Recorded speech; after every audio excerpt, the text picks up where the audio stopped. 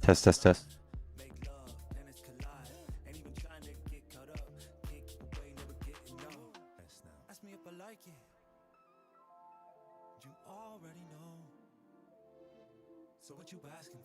Shh.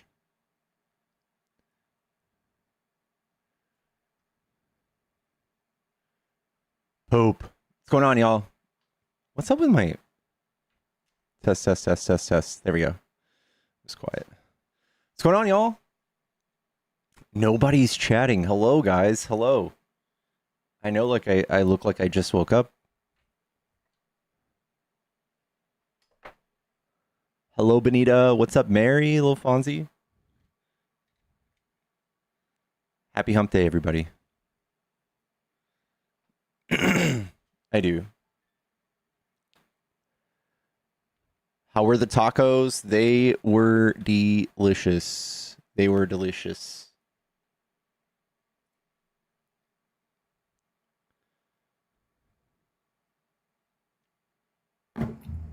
Hello? Hey, is that Pickles? Hi, Pickles. What's up, man? I don't know if you remember me, but I'm in my car. I'm not driving. I do. I'm waiting for glasses. You're not going to believe what happened. I know it's just frivolous. I don't want to argue politics right now. Yeah, see? Now, you know, last night, I have glasses like that. They're Gucci. Nice. They're black. Everybody has their favorite glasses. But guess what happened? I paid out of pocket, unfortunately, for them. And I sat on them last night. Oh, no. So, hold on. I'm at right here at the getting them repaired. They say if they can't repair them, we have to issue new ones. And I bought insurance, and now they say that they can't find insurance. And I said, well, I bought insurance. They go, where's the receipt? You know the receipt you always need?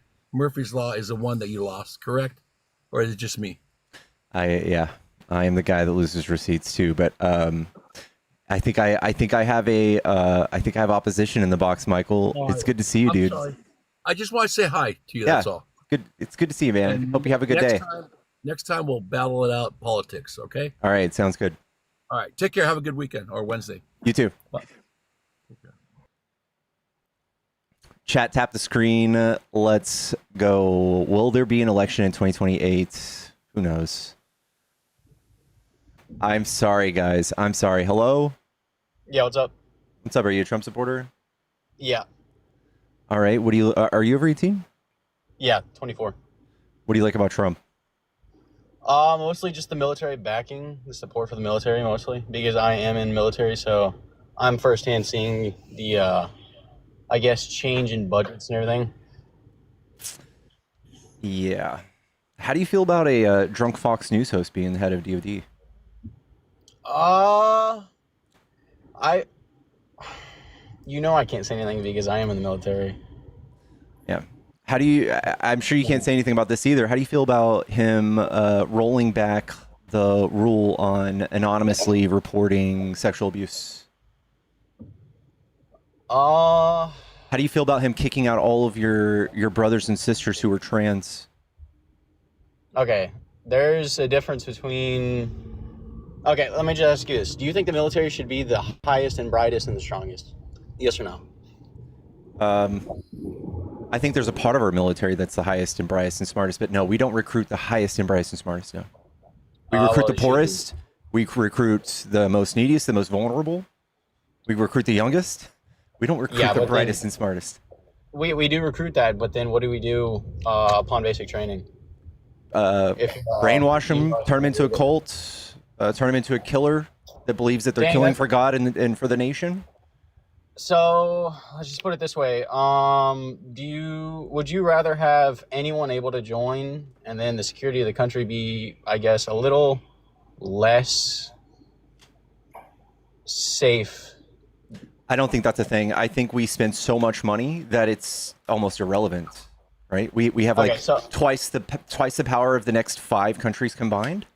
Like, I think it's stupid. I think it's irrelevant. I think you're othering people. I think it's causing people who are trans extreme problems in society. I think it did absolutely nothing but hurt us. And I have friends who were in the military for like 13 years that got kicked out. And I think it's horrible. I think it's absolutely horrible. I think it's really shitty. I can't speak for anybody particularly, but I think that when it comes to the military, it should be the strongest, brightest, and the best. It shouldn't And just what be makes a anybody. trans person less bright, less strong, and not the best? I'm not saying they're less strong, less brave, but the fact that you can't follow orders down to a dot, I mean, that's the whole point of the military. You have to be very They do follow strict, orders. very- What makes them not follow orders? So, if you put it in perspective, the fact that everybody should be inclusive to everyone, that's not something that should be followed in the military, because why would anybody above you have to bend backwards just to say something or call you by a certain way that you want? When you are intern, no, you have, like, I can tell you right now, I have. So this is about just for pronouns? That's how soft No, the military I'm is? just- They can't do pronouns? It's not about pronouns. It's just the fact that why should decades of training have to be uprooted and changed a certain way? They weren't. it's They were there worked. for 13 years. So if it's worked for generations, why should we have to change it now? Exactly. Why did Trump change it? It's because it's getting more softer. I have seen when it comes I thought to it was basic training, working. I was going through basic training, and the requirements were pretty fucking easy, if I'm being honest. I didn't even have to try. It was lowered substantially. So they're not recruiting the best and the brightest. They're just recruiting whoever, right? During COVID in the last administration, no, because that's when I went in. Well, here's the thing. I think that Trump is using the military and grooming them for like a takeover. I think that in his statement, even in his own project or Agenda 47, page 16, I think it's paragraph 2, he talks literally, it just says that he's going to fire all the Democrats in the military. And I think this is just an excuse because he wants blind allegiance from them. Just like you said, follow orders to a dot. They want you to follow the president, not the Constitution. That's what I think. I can tell you right now, I don't follow the president. I follow the Constitution down to a dot. Whatever the Constitution upholds is what I uphold. That is the whole oath I took. I didn't uphold an oath to swear and live my life. How do you feel about the president using the military against its civilians? Okay, explain how. Sending the Marines into California, sending the National Guard into Chicago, to California, to all the blue states that Trump doesn't like to make political theater. I mean, until we see active, I guess, killings. I mean, at this point, what's the point of them just sitting there as a precautionary?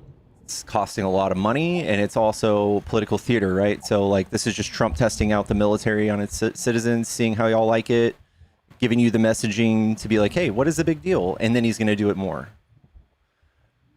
Okay, so let me ask you another question. If Trump isn't the greatest option, who else would you put? Literally anybody. Trump is the most controversial person that walks the earth. How is this? Okay, then how is this hard? Who? Kamala Harris would have been fine. Who? She would have been fantastic. I can tell you right now, while I was in during the last administration, it was a shit show. Everything was disorganized. The budget, I mean, it was horrible. I literally witnessed it because I work firsthand with budgeting, and it was horrible.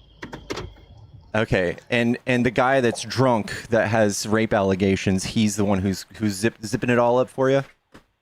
I'm not saying it's a lot better. It's a lot neater. It's more clean and understandable, but I'm not saying Trump is funding the absolute fuck out of the military. That is true, but we already do that. And I know that maybe you get to like have a better life maybe for a little bit when we fund the military, but the nation's budget is dying. We're fucking dying. He put $2 trillion into the military last time he was in office, and now he's doing military parades and all sorts of shit.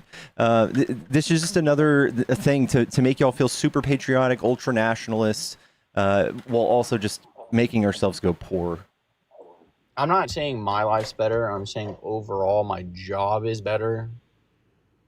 It's simpler. It's easier. It may be the wrong option, but I'm just saying as to why I view it a certain way. Do you feel like you'd be stoked to go take over Greenland for Trump? Do you think the military would be stoked to do that? Your brothers and sisters? I mean, it's hypotheticals. If it happens, I mean, that's the whole cause. I mean, the whole clause of us being able to, I guess, back out. That's Do the you think whole. you would be There's able to back out if clauses. they sent you to Greenland?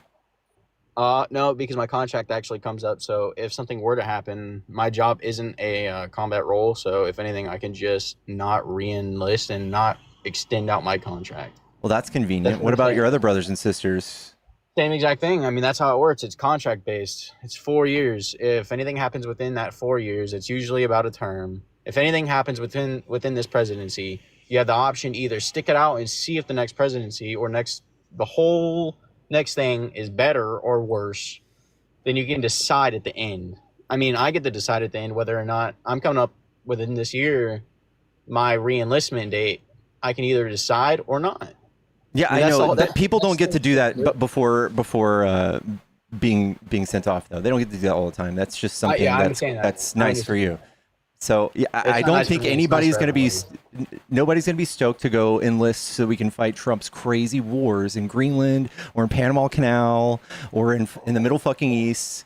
Or in Russia, where he's dropped the ball. He is literally shitting bricks about Putin. He has given Putin so many deadlines that Putin has just fucking gone all the way past. We are not looking that tough right now, in my opinion. And I can't Okay. believe So that people don't see it.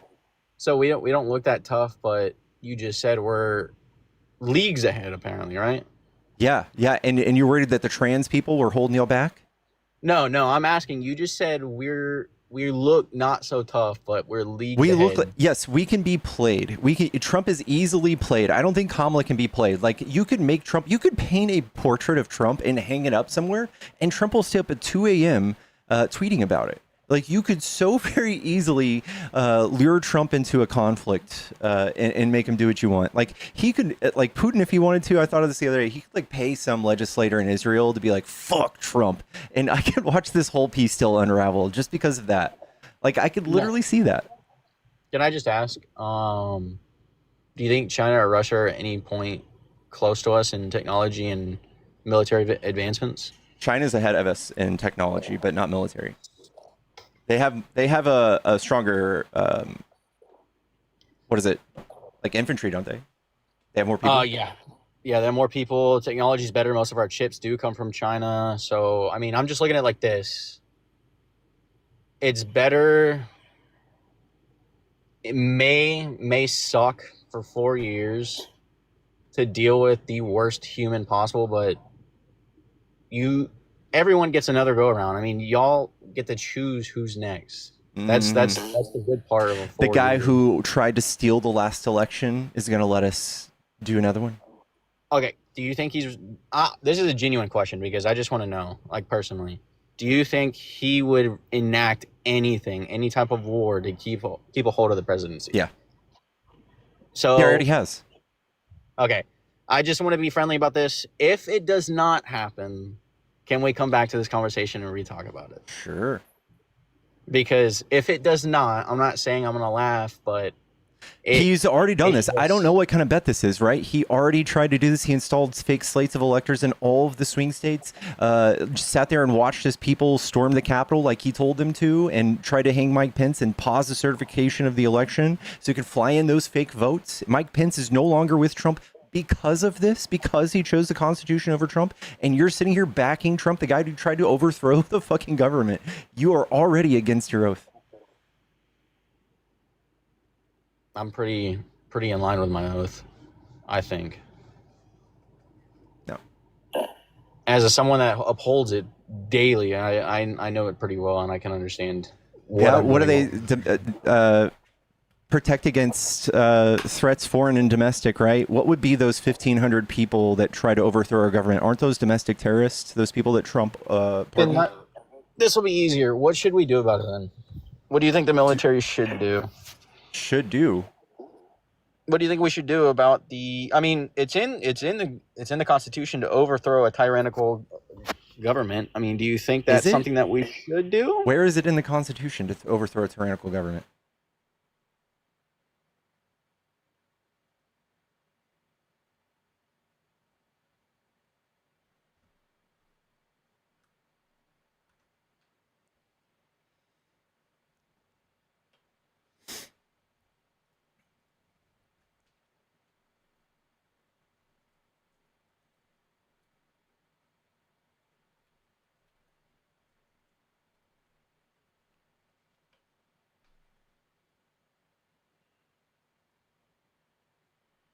I don't know what constitution you're protecting, but that's not in mine.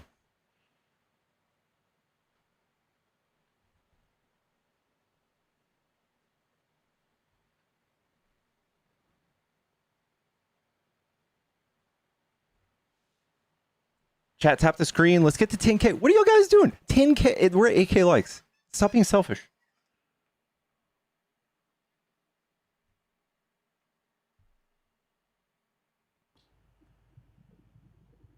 Hello? Hey, can you hear me? Yeah. It's in the Declaration of Independence.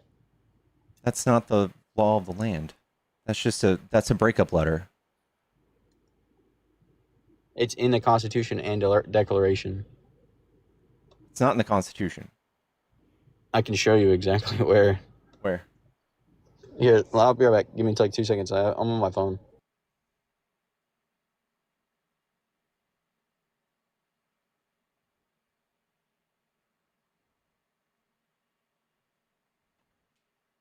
What's up, Marcus? It's U.S. Code 2384. USC 2384. Legal Also known as seditious conspiracy. That's a law against seditious conspiracy. That's what Enrique Ontario, that's the law he broke and Trump pardoned him for. That's the head of the Proud Boys. That's the guy you're backing.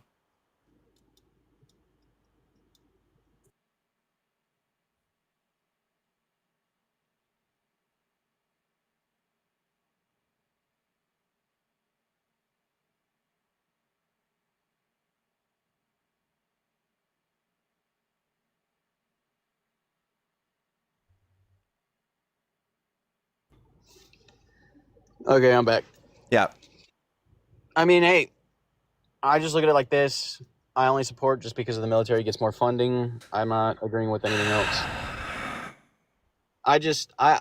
So you can be easily bought. You can be against the Constitution for a little bit of money. So if you can point to me in one direction that I personally am against the Constitution, then are you for a guy that pardoned people that were convicted of seditious conspiracy, which is literally trying to overthrow the government? I'm personally for my personal and my career to be taken care of, I guess. Biden gave you all the biggest raise in like 20 years. Did you know that? That's crazy because I never saw any of it. I never witnessed any of it because I work on equipment that deals with the budgeting specifically. We would see it directly, and now he gave a 5% raise. It was like in 2023. Okay, so if you can point to me how that even directly affected any of us, that'd be great. He also gave you all the PACT Act, the biggest veteran healthcare bill in decades. My brother was a Marine, and he was exposed to toxic burn pits. He was one of the 1.2 million veterans that benefited from that. Yeah, I'm not a veteran, so I can't benefit from it just yet. Biden does care about our soldiers. And he wouldn't be sending them to some bullshit war like in Greenland. Or what about Ukraine? He didn't send anybody to Ukraine. He sent money so that we didn't have to send our children. He sent money and didn't politicize it. And now that Trump's in office, now he knows we have to fund Ukraine, just like Biden did. It just took him a little time to figure out that we can't negotiate with somebody like Putin. I know a few people that worked in the private sector that did end up going over there. Yeah, I know private sector. Like people can go. That's still no, because you can still have someone that's a head of a private sector that still works coincident with the president. You can be a private contractor. We did not deploy U.S. troops. We did not do that. Okay, then yes, you're right. We didn't deploy U.S. troops, but we did deploy U.S. private sector troops. They're everywhere. They're everywhere. They're all over the world. That's why I'm asking, like, what exactly do you want to happen? I want Trump to stop taking $400 million jets so we don't have to so we can stop second guessing all of his peace deals that he's making and all of his geopolitical affairs that he does. Like he got 10 million from Egypt, and then he got like the $400 million jet from the people who fund Hamas. And now they're doing Air Force training in the United States. Like how are we supposed to trust what he's doing? How are we supposed to trust anybody who has a meme coin where you can just openly donate and get a meeting with him in the Oval Office? Okay, this comes to my next point. If he is the worst, I don't know how to word this. Why hasn't anyone actively put out a petition or vocal about impeachment? Al Green's put forward papers. Nobody on your side wants to, because their job would be over. He literally has threatened them openly that he will primary, same with Musk, that they will primary anybody who doesn't vote alongside them in Congress. And that's what happens. They're all rhinos. The second they step out of line for Trump, they're rhinos. Magically. It's so tribalistic. It's disgusting. And that's why the military is Republican. It's just tribalism. It makes no sense. Makes no sense. So, they do y'all so dirty. They voted against the pact. It was so bad, dude. Every chance they get to actually help y'all, if it's us that's spearheading it, they don't want to do it. In fact, the 3 times that we proposed legislation during Trump's administration and passed it, the only people who voted against it were Republican. There were 3 instances that this happened. They hate y'all.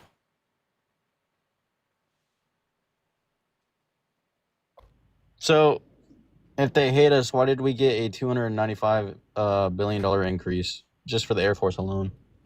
I don't know, because supremacy of the military is a fascist tenet that Trump is following tooth and nail.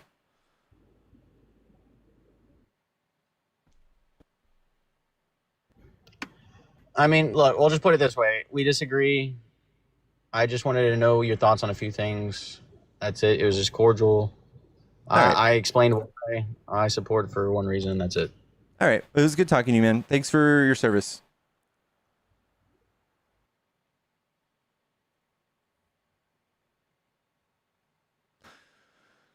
Oh, tap the screen. Let's get to 50K.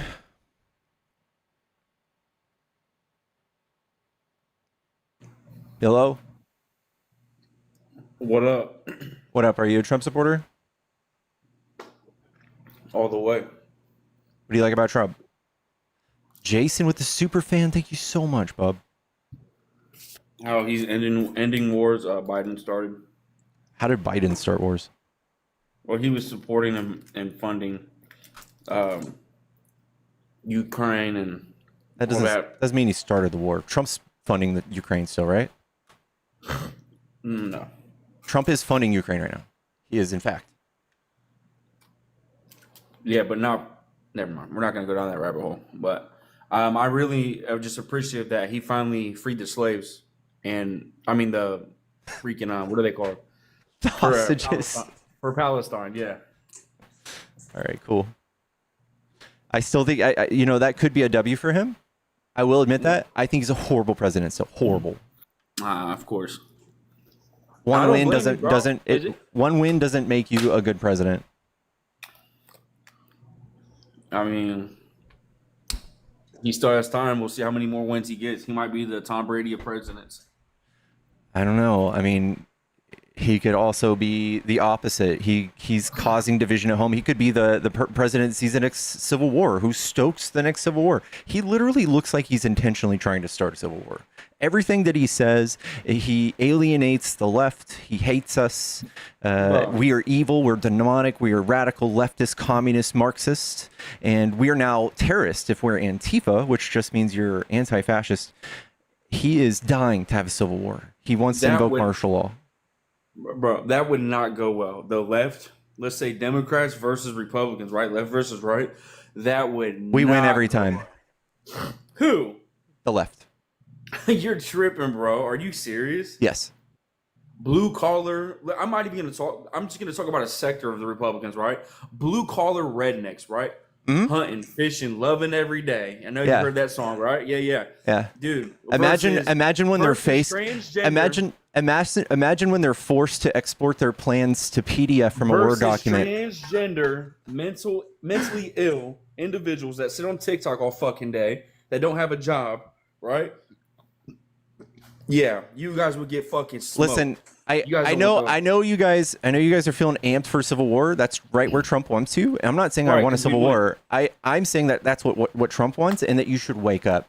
That you should see everything that Trump says where he demonizes us as much as possible, and you should pay attention because that's what he wants. Well, maybe the result of that, we'd be more united, right? Because there'd be less of a... That does not cause unity. Can you tell me how demonizing one side... Less of a disturbance from the left, you know what I mean? That's not how that works. Sit down and that's not how that works. We don't go away and we don't sit down. We're about to have another rally, like the biggest one on Saturday. While everybody's working and making money, you guys gonna be standing outside of a building? Fucking you mean on Saturdays? Whatever, dude. You guys do it Monday through Saturday, so. Okay. Do you know that most of the red states have all of the unemployed people?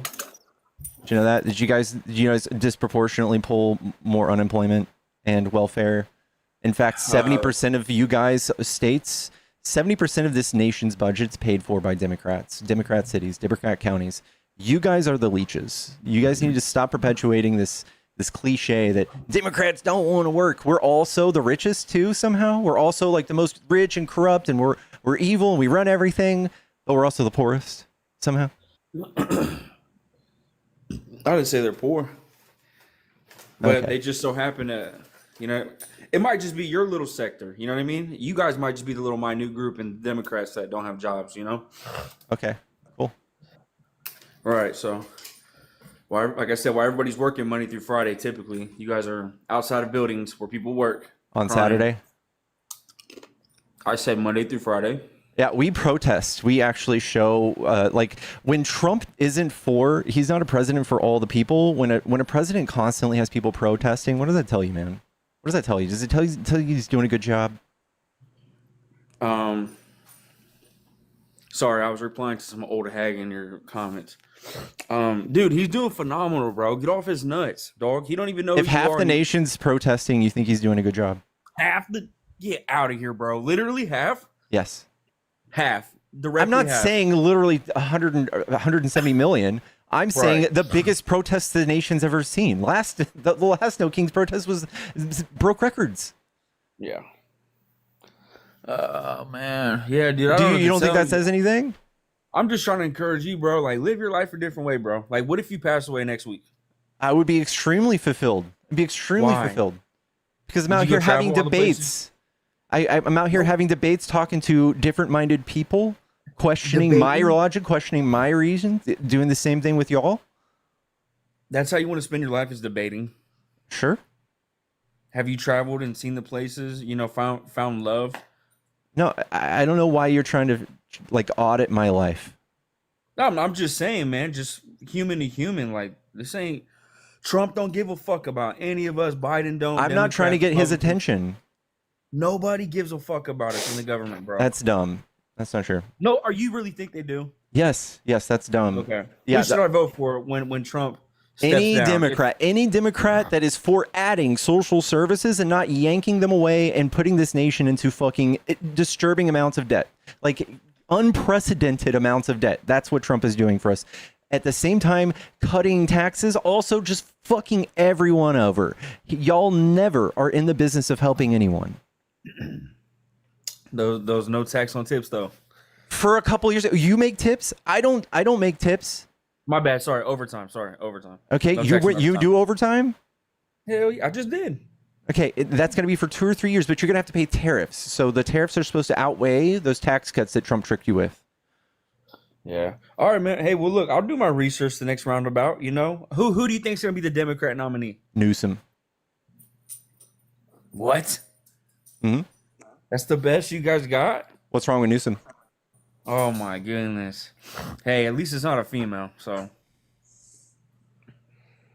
Because we all know how that works out. You got a better chance with a male. Straight up type shit. Yeah. Yeah. So like I said, man, just enjoy the ride, brother. He's going to be having more victories. Just fucking chill, man. Why don't you support him? Like, just for one line. Because he's a horrible, horrible person. He's a horrible person. He's the worst thing that's happened in this country. It's great. What? Yeah. Wow, that's pretty bold. Yeah, we are more divided than ever. You literally just like with joy talked about civil war. Who, me? Yes. Don't twist my words, bro. No, I did not. Half of the country is in the same spot, bro. Don't act like they're not. They are so ready. All of the heads of the Democrats, all the head Republicans are on Twitter right now crying, like hoping, praying for the opportunity for 2A. You know how I know it'll never happen, especially, well, I don't know about never, but I know it won't happen because the left is all talk, right? We're all talk. That's right. You guys are violent. You guys are 70% of all of the domestic terrorism, and you guys are not afraid to do more. Yeah, I know. Trump wants more. He pardoned all of y'all when he did it. He wants more of it. He's giving y'all the green light. Yeah. Republicans tried to take out Trump, Charlie Kirk. That's right. Republicans did try to take out Trump. A non-political person took out Charlie Kirk, it seems. Non-political, but he took out a political person. Makes sense. Yeah, you don't have to be political. You don't have to be on either side to see how Charlie Kirk was a fucking shit person. No. Yeah. You just, bro, okay. Ah, man, dude, whatever. Charlie was a white nationalist. You have to be on either side to say white nationalism is bad. He was not a white nationalist, dude. He liked black people. What do you? He likes black people. Why do you guys do this shit, bro? Why do you guys do this shit? All right, I'm gonna read you a Charlie quote. You're gonna tell me what it means. All right? Bullshit. All right. Democrats want to see this nation become less white. Right, I agree. Are you okay? And you think there's a panel of us that secretly we're like, we hate how white this country is. We want it less white. That's what you think? Maybe not you in particular, but I've been on a ton of left-wing lives, right? And they're all about fucking white people, this, like, they hate their own kind. Like, it's weird. Like, it's weird as fuck. No one hates their own kind. That's called white fragility, dude. White people have been responsible for a lot of bad things in this country, and to call out the oppression of minority groups is not hating white people. That's not hating white people. We don't want to see it less white. That is a white supremacist thing called the Great Replacement Theory. It is a neo-Nazi white supremacist ideology called Great Replacement. He's literally said this too. He says, and I quote, "Great Replacement Theory is not a theory, it is a fact." He has said this in a tweet, and then he just posted a picture. That was it. That was the tweet. Hinting that the left or whatever is trying to take over the white people, right? Get rid of white people. No, Great Replacement Theory is a theory that, yes, that we want to try to make this country become less white. It is literally what, like, the Nazis fear. It is the greatest fear of white supremacists and Nazis, that the country is becoming less white. No, I mean, I don't agree with that. I don't think that's the case. Okay, that is the case, that the Great Replacement Theory, that's what that espouses. I know, I understand. I'm just saying I don't agree with that. Like what he said. Okay. And Charlie Kirk is saying those things. He knows exactly what that means. He knows exactly what the dog whistle is. He knows. Those are the people you're standing in a crowd with a fucking mask on. You stand next to some pretty crooked people too, I'm sure. Like who? Mr. Jones. We don't like Mr. Jones. I don't like Mr. Jones. You did. I actually never did. No. Okay, sure. Anyways, I'm just saying, bro, nobody's perfect, so I don't know why you're fucking putting everybody on a pedestal. Like, just let nobody's perfect. Listen, hold on. He's falling way short of perfect, bro. Why don't you hope and just wish for the best for our president? Like, this is the most like culted-minded thinking I could ever hear. Like, why can't you stop criticizing? Why can't you stop criticizing our leader? Why can't you just love him unconditionally? Why aren't you just a cuck for this man? Why aren't you just looking up him and calling him daddy like we are? No. What? What rights has he taken away from you? First of all, women in my state, if they're raped, raped, excuse me, I have a sister. I'm sorry. I have a mother. I have female friends. Okay, I have a grandmother. I have aunts. This is something that affects me. I'm sorry. I think for other people, not just myself. I'm not a selfish Republican. But if you're in Texas and you get fucking raped, you have a $10,000 bounty on your head if you want an abortion. And they're trying to follow you out of state now. They just used 80,000 cameras to track one woman who allegedly might have done that. Texas government? Yeah. Oh, so why aren't you mad at Texas government instead of Trump, dude? Get off his dick. What? Trump is the one who did this. The Texas government won't even allow us to vote on this. Trump is the one who did this. How? The Texas government will not give us a referendum for us to vote on abortion. How did Trump do that? He put 3 Supreme Justices into the fucking Supreme Court. The Heritage Foundation handed him the list of these justices, and then they pushed forward the fucking case for Dobbs' decision, and they reversed Roe v. Wade. Brother, he left it up to the states, right? No, he didn't. No one believes the state sovereignty thing. Trump is putting his hand directly into states with the National Guard right now. He doesn't care about state sovereignty. That is such bullshit now. We can see that. He's trying to control law firms and colleges directly. He's not about states' rights. I forgot. Chicago is just heaven on earth. That's not what I'm saying. Trump is... what happened to state sovereignty, right? Chicago's number 26 in the nation in violent crime. Why isn't he attacking number 1, which is in a red state, or number 2, which is in a red state, or any of the top 7, which were all in red states? It's on the way, bro. It's on the way. Sure it is. Chicago's just going to be an example. How about that? Yeah, I know. It's political theater. It's very expensive political authoritarian theater. It's called being a leader, you know, taking responsibility of your country. Taking responsibility of your country and can you tell me a time Trump's taken responsibility for anything? He said, you know what, that's my fault. What? Have you ever seen Trump say that? You know what, that's my fault. I'll take the heat for that. Have you ever seen Trump do that? That's accountability. I said responsibility. Yeah. No, he's trying to make a meme out of this. We're since the 1990s, we're like at 80% low. Like we have an 80% dip in violent crime, and now is the time we need the military. This is when we need it. You said since the 80s, right? 90s. Since the 90s, okay. Yeah, and I bet you, literally, if you look at it on a graph, it does this. When did it and start you going are down? here, dude. When did it start going down? After COVID, after Trump left. What year? So it happened. Okay, so we're gonna give that credit. We're gonna credit Trump for that. No, it was at a high when Trump left. He was in office. It was at a high when Trump left. Dropped. It was at a high when he had to clean it up, dude. It's not going to happen overnight. So you're telling me after Trump became president, can you tell me a thing Trump did to resolve crime rate? Exactly. Can you tell me a thing he did? His fucking presence, just like a cop. Listen to me, stop before you cut me off again. Absolutely like a state trooper on the highway, right? You slow the fuck down because you see who's on there, right? Nobody's going around being like, "Hold on, I'm about to murder somebody." Wait, Trump's president. Never mind. Okay, you're taking it to the extreme. Nobody's doing that, dude. Okay. Crime was at an all-time high when he was in president. When he left, crime peaked when he left. I'm so curious, dude. What are you gonna do with yourself when Trump is not president? What are you gonna talk about? Trump, probably. I'm gonna still be deconstructing y'all. I'll probably be deconstructing whoever's next, probably too, Vance. But Trump is the loudest and most disgusting and most perverse person who's taken this country through the turn of the worst and has normalized horrible behavior and racism and bigotry. And I think that's why so many of y'all are so proud to come out and not be scared of like Charlie Kirk's like white supremacy talk and stuff. You guys have normalized it so much that you're just like, whatever, dude. Everyone loves Charlie Kirk. Yeah, that's what Trump has normalized. I don't know why you keep bringing him up. I never even said that. So you brought up Charlie Kirk.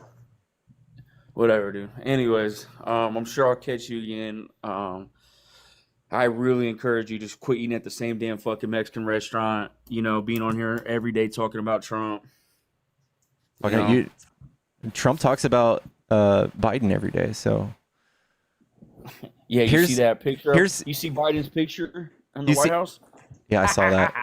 Yeah, I know. Yeah, Trump is petty, dude. It's so petty. This is crime, bro. This is crime. Since '93, we went from 747 per 100,000 to 380. It's literally in half. It's in half, and it peaked right here during Trump.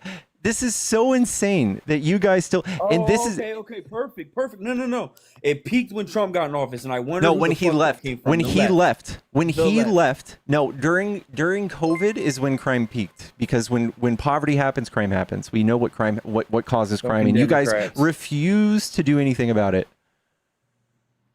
I mean, sorry, we don't have enough therapists for the Democrats and their transgender. You know. Yeah, they're like 1% of the population. But keep going with your bigotry. Oh my goodness. Whatever, bro. Like I said, change up the Mexican restaurant. Fucking, I'm so curious, dude. I cannot wait to come back in a couple years and just. I think yeah, dude. Like, what is he gonna be talking about now? Politics, just like anybody else. When Trump wasn't in office, I'll be talking about politics, man. It just won't be as bombastic and as crazy, like as talking to people like you, explaining away how Trump called Kamala not black, or talk about how Tylenol causes autism. We won't be fighting over that shit because no fucking dumbass is going to come out and say it. Yeah, she is, and you can be biracial, man. Her dad's Jamaican, her mom's Indian. So, but what is she? She's biracial. She's black and Indian. A Jamaican Indian? Yes. That's not a race, bro. That's not a race. That is biracial, bro. Yes, you can be black and Southeast Asian, dude. Yes, you can. Yes, you can. Well, your side thinks different. I promise you. I've been on some panels, and they only want one fucking answer. So, yeah, you guys are confusing as fuck. Trust me, I know that same face you made. Dude, you guys have no interest in actually learning any of this. Trump has made it seem so stupid and gross and icky to y'all. Any sort of studies on gender or race or anything sounds fucking stupid. You would never go to college and study gender studies or race studies, right? Why? You just laughed, right? You would never do that. You would never be right in a conversation against a liberal about these things, ever. Why don't you go to school to like find a cure to cancer instead of studying? We can do both. We can do both. Why don't we learn why? Why don't we learn why men like you tend to think illogically, and why masculine men who have so much like testosterone, who anger easily, vote right all the time? Maybe we can start figuring those things out. I don't know. You seem pretty fired up. Are you on the right? No. You simmered down. It's all good, man. Hey, look, I don't know about you. I care for you, brother. You know, if you're ever down and out, I still got your back. You wouldn't have mine. Why would you say that? You just said that you're stoked about a civil war. You know what I mean? But it's all good. I am the only political debater that comes up here and has genuine conversations with y'all. You can stop it, dude. No, that is true. I'll give you that. Facts. Type shit. Hey, you have a good night, man. You too. Not to S my own D chat, but follow my stream. We're the coolest. Artemis, are you still trying to come up?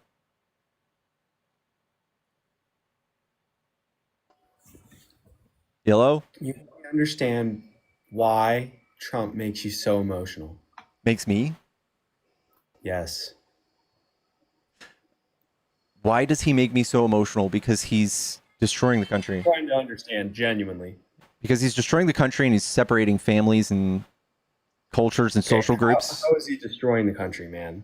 Like, come on. Well, first of all, he's spent more than any president ever invoking pretty much just political theater in the form of ICE, in the form of God knows what else. I don't know, alligator Alcatraz. He's kidnapping people at birthday parties and outside of courthouses, spending $140 billion doing it. And also yanking people off of their health care. He tried to steal the election in 2020. He has 34 felonies. All right. He's great. You gave me enough to work with. Okay. The ICE thing is particularly dramatic for no reason. I think, obviously... For no reason? It's not ideal. Like, it's not ideal that ICE is doing what they're doing as far as just picking people off. Why is this so necessary? Why is it worth so much money? What? Why is it worth so much money that we do this? I think it's worth it to do it. I think we do need mass deportation. For? But I don't think that we should be prioritizing one certain group. We have been. I don't. Why think we do you should think be it's picking important? off individual people. Why do you think it's important we do mass deportation? I think the country is full. I think we don't have the resources to be able to keep up. It's full, man. We're not full, dude. Yes, we are. If you take the whole world's population right now and shove it into Texas, it would be the same population density as New York City. We don't need any more people here. The resources yes, we do. We are in population decline. $36 trillion in debt. That's not the thing. No. That's not true. We're in population decline. This hurts us. We are $36 trillion in debt. No, we are. Actually, but... We are in population decline, so this hurts us. Yeah. Why is the population in decline? Because now, we don't have universal health care. Because no, it has nothing to do with that. Yes, it does. You know why? Because liberals like you aren't having kids. So guess what? It's because nobody can afford to have kids. Yes, that's not the true birth either. rate has been declining for years. It's not because of finances. It's not because of finances. Yeah, we study this. Okay, so you think people are going to have more kids when they can't afford them? Yes, that's actually objectively true. That makes sense to you, and you that's have what you don't think that makes up. sense. It does not make sense. You don't think that poor families have like 5 kids? That people that don't know, that don't have sex ed, they absolutely do. They absolutely do have tons of kids. Yes, they do. Okay, yes. My mom was poor and she had fucking 3 kids. My mom was poor as fuck. Why is the birth rate declining? Because we are becoming more. Yeah, because. Oh, hey, let me no, finish. Let me finish. Hey, let me finish. Because. Hey, first of all, man, we're not going to make fun of people with stutters. First of all, let's not make fun of people with stutters. Stop. We're becoming so our standard of living has become so high that we don't want kids. We don't want kids. Like we don't want kids. So yes. how are you going to roll the country? How are you going to take the country back?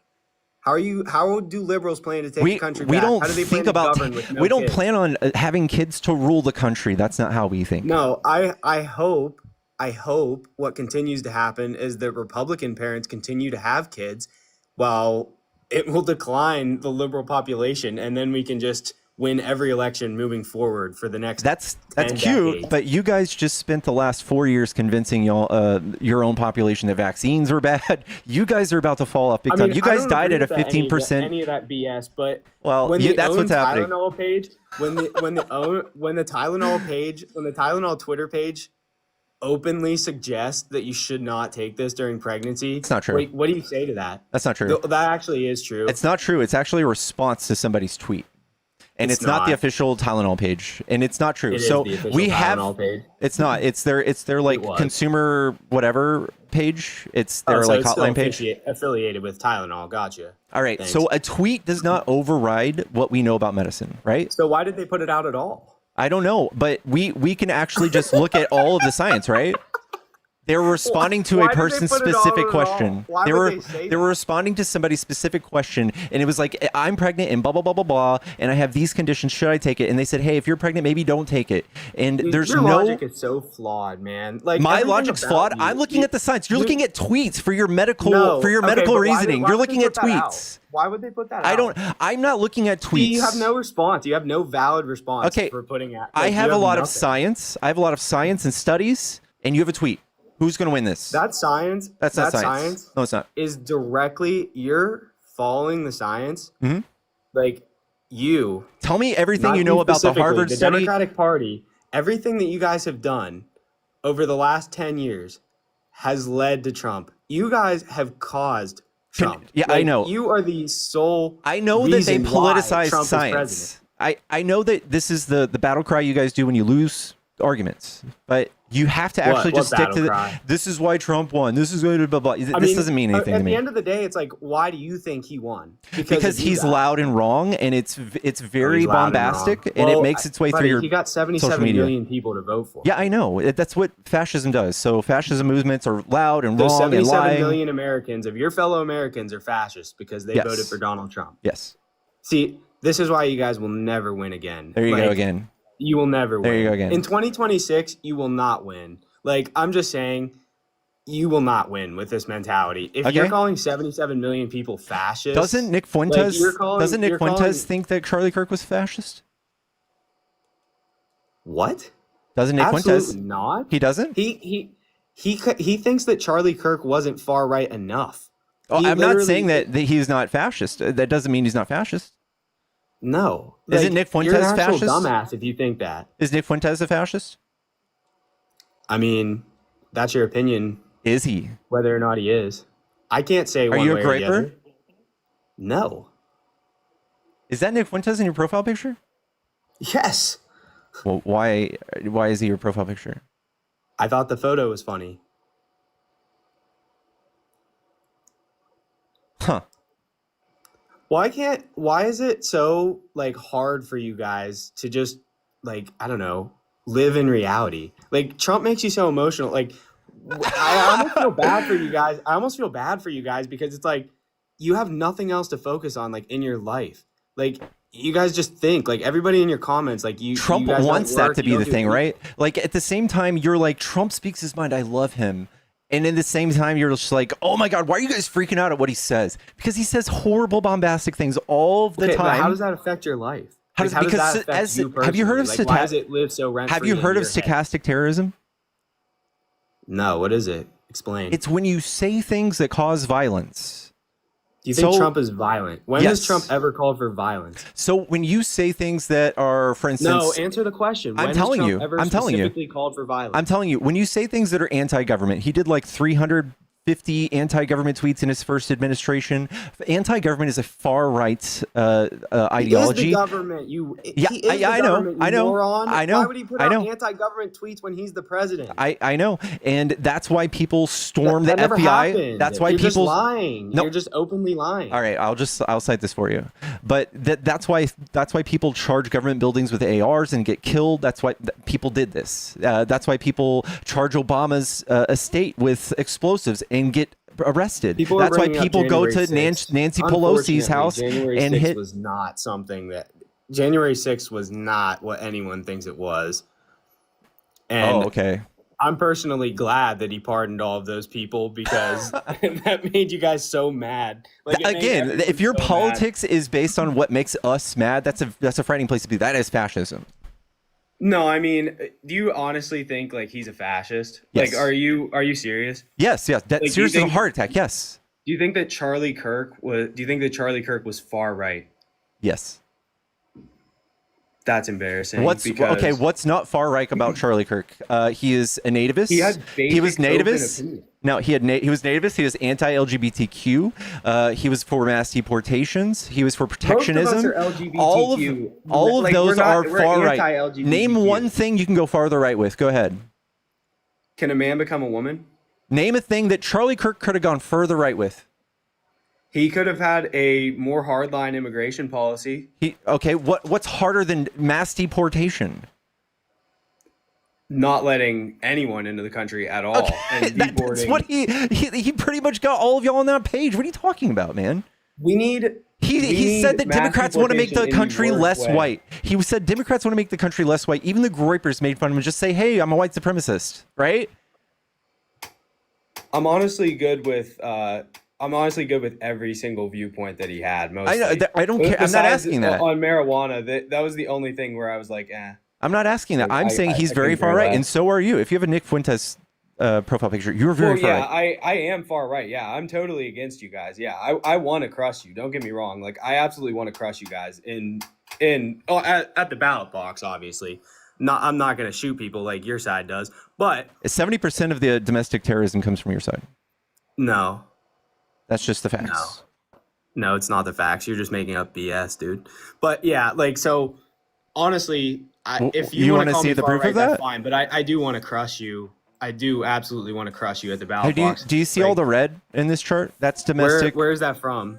This is from the prosecution project. These are all things resulting in a guilty leftist funded. Show me a right think tank. Show me a right side. Just show me your version of what you think the right's like representation of domestic terrorism is. Go ahead and find me a graph. How can you tell based on like individual cases? Like you should be able to.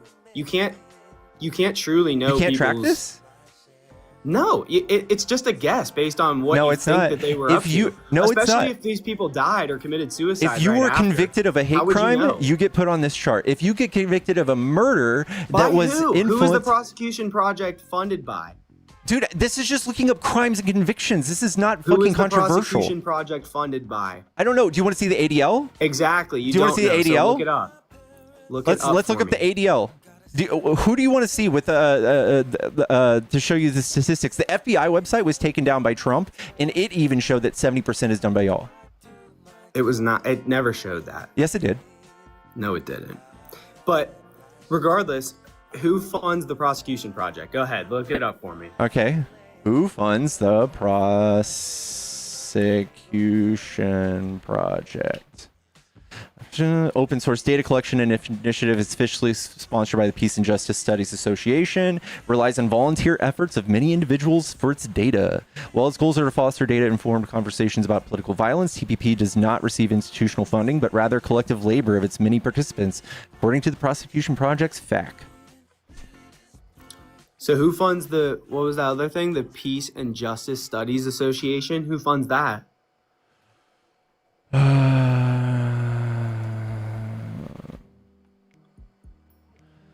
Primarily funded by its members through membership dues and donations. As a member-supported association, does not have extensive funding for individual presenters or attendees, provides limited financial support for some.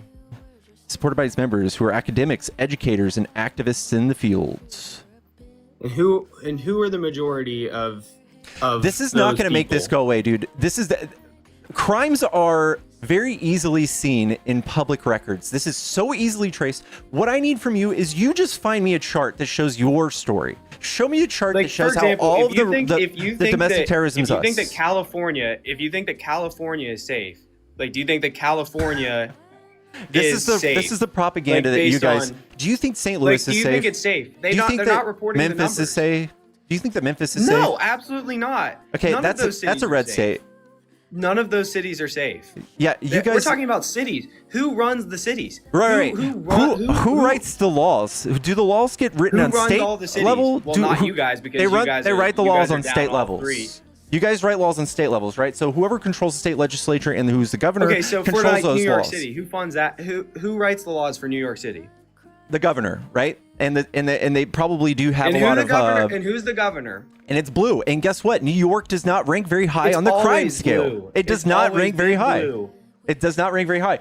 What you got? Yes, what you have because to look they're at not is reporting it because they don't have the funds. They don't have the funding necessary to report that. You don't need funding to report crimes. When there is a victim, yes, you report. Absolutely do. No, you don't. You don't know how any of this works. No, you don't. Absolutely do need funding. No, you don't. You have no idea what you're talking about. No. I'm going to help you out. I'm going to help you out. When you call and report a crime, that's reported. When you resolving a crime is different. That's what takes funding. How that works. Yes, it is. No, it's not. Yes, it is. It's not. It's not. How does it work? Tell me. How does it work? You have to file a. Just because you call in something does not mean it automatically goes down as a crime. You actually have to file a complaint, a criminal complaint. That's not true. That is how it works. That's not true. Yes, it does. So if somebody gets murdered and nobody stands around to file a criminal complaint, doesn't go on the murder record? Every murder would have a criminal complaint. Oh, okay. So those are all tracked, right? No, because let's think here. Let's think here real quick. In Chicago, when they have shootings every day amongst the gangs in Chicago, does a criminal complaint get written up for every single one of those? There could be a few that fall beneath the radar, but I don't think that's a few. My ass, dude. You're talking through your ass. You literally believe me. When somebody dies, do you think they just like hide the body and it's never found? Do you think that all crime is reported in those cities? I think most of it is. I think that what you're alluding to is dangerous propaganda, that crime will never be down if you keep thinking like this. No matter what crime reports, you're going to be like, well, this still justifies we can send the military in. Crime is still bad. It's a Democrat city. I hope that Trump sends the military into places like Philadelphia, places like New York. It doesn't do anything. It doesn't do anything. It's just the most expensive. Yes, it actually does. There were no murders in D.C. for the first time in a decade. I know. But when they leave, what happens? It's going to happen again, right? The murder goes back up. Okay, so why wouldn't that permanent military presence for the military then? So because we're not an authoritarian country. If that's what it takes. All right, Joanne, thank you so much for the $40. Support racist guest. Thank you so much. Yeah, if you are advocating for permanent military presence in your cities, you're conditioned for authoritarianism. Just hire more police, change laws. Hello?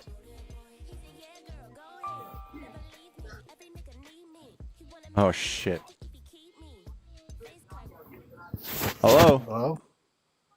Hello, is this are you a Trump supporter? Am I on? Yeah. What's up, brother? Are you a Trump supporter? Oh yeah. Cool. What do you like about Trump? Pretty much everything he's doing right now. What's your favorite thing he's done?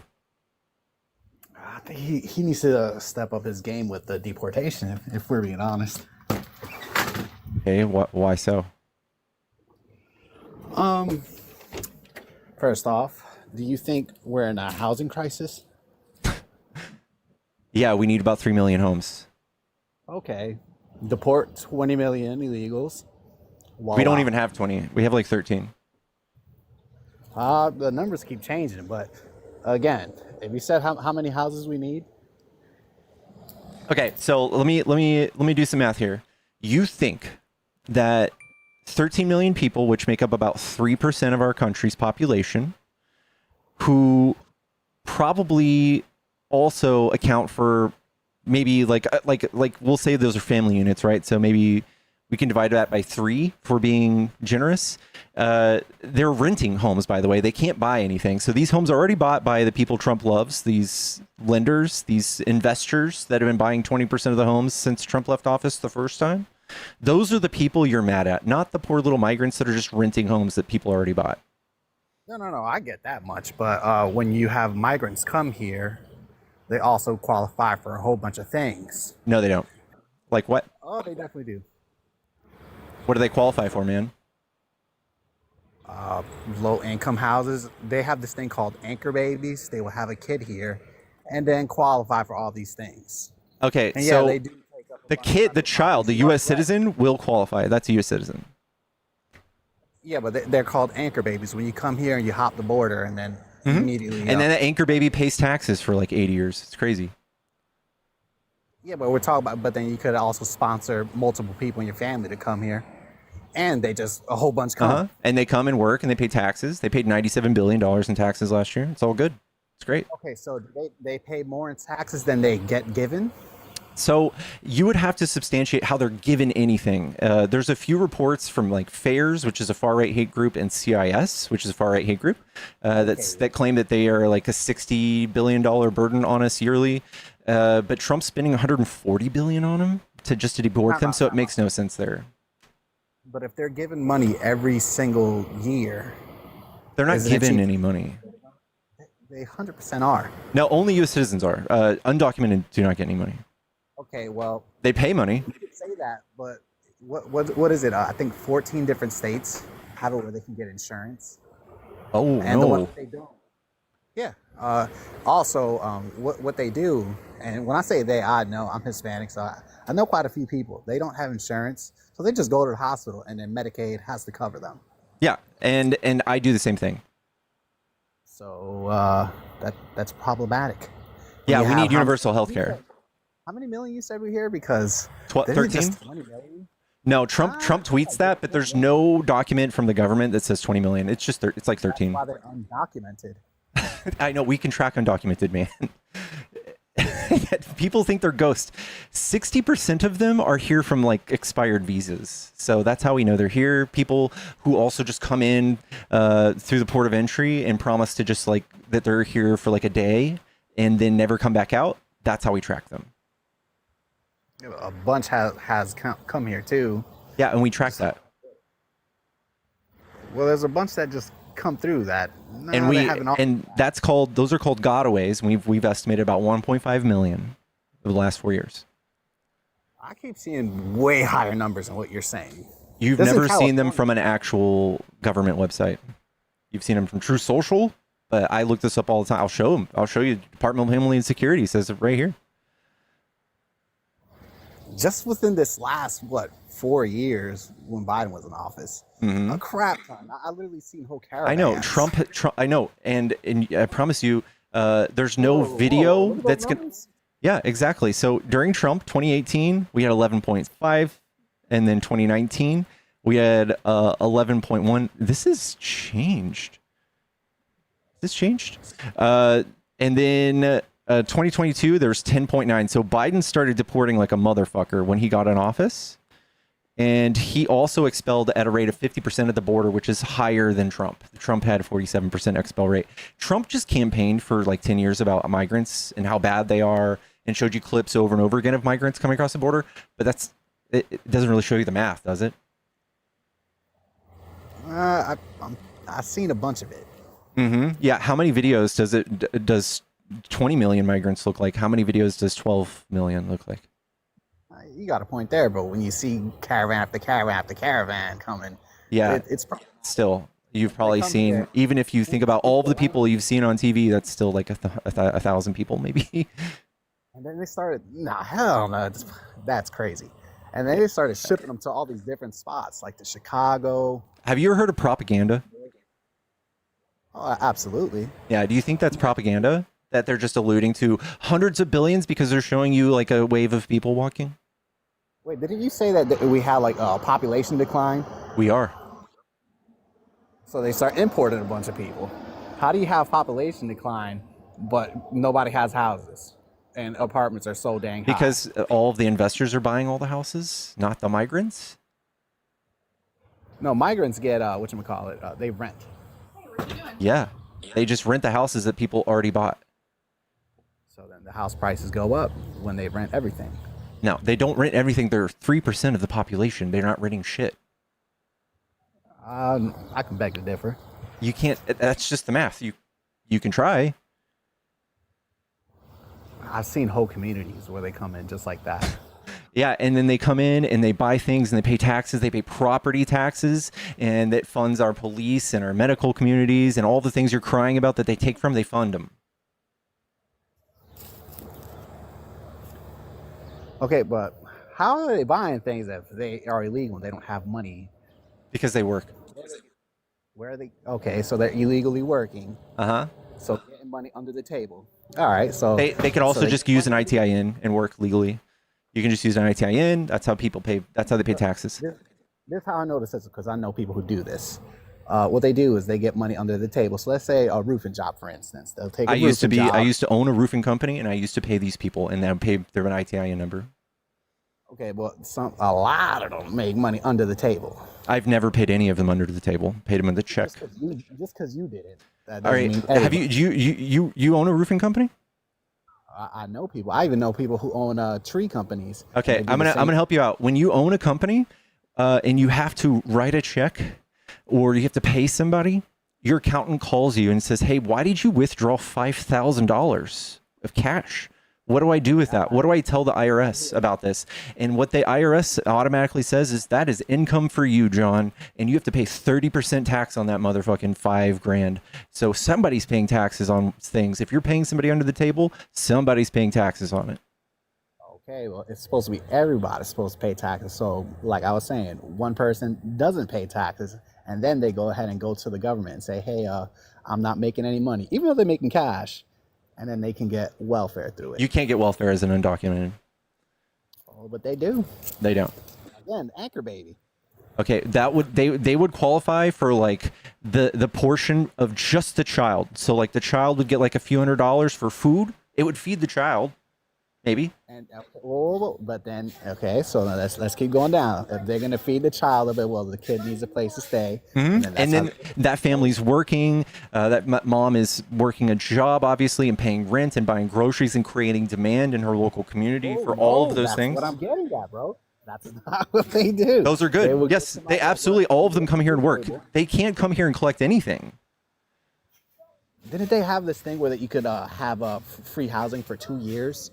No, if you're an asylum seeker, which is a legal process, and they show you guys videos of those people all the time, those are the people that were on buses. Those are all legal. And those people do get some sort of help for a few weeks, and then they get a work permit after 6 months, and they stay here and they pay fucking taxes. But that's the thing. Why, if we're having a housing shortage, why are we bringing others in here? It makes no sense. Supply demand. If you kick out all of the people who build the houses, what happens to housing prices? What happened in Florida when they did that? What happened in Florida when they kicked out all of the migrant laborers? What happened to housing? It went up 7%. Housing prices went up 7%, bro. They had the highest inflation in the country. How much do people's houses? How much do people start getting paid more now? Yeah, it's still bad. They had projects just abruptly left. They were just done, like entire apartment complexes just left. So the only alternative is to hire undocumented people. No, this is what you're asking for. You're asking for this dumb solution that causes all these problems. I'm just pointing them out. No, I'm America first. So that's not America first. You're hurting America by letting Americans get jobs. That's not. They're 3% of the undocumented migrants. How many of them do you think are working? It's not all of them. Well, last I seen, it said like almost 40% of them were on welfare. No, you can't collect welfare as an undocumented. You don't have a social. There are systems that they can do. Then crack down on that. There's not a system. They're not doing that, dude. Like the whole asylum thing you said. Yeah? People could come here and just say, hey, they're persecuting me for being whatever. They would just automatically approve and then give us some BS court date.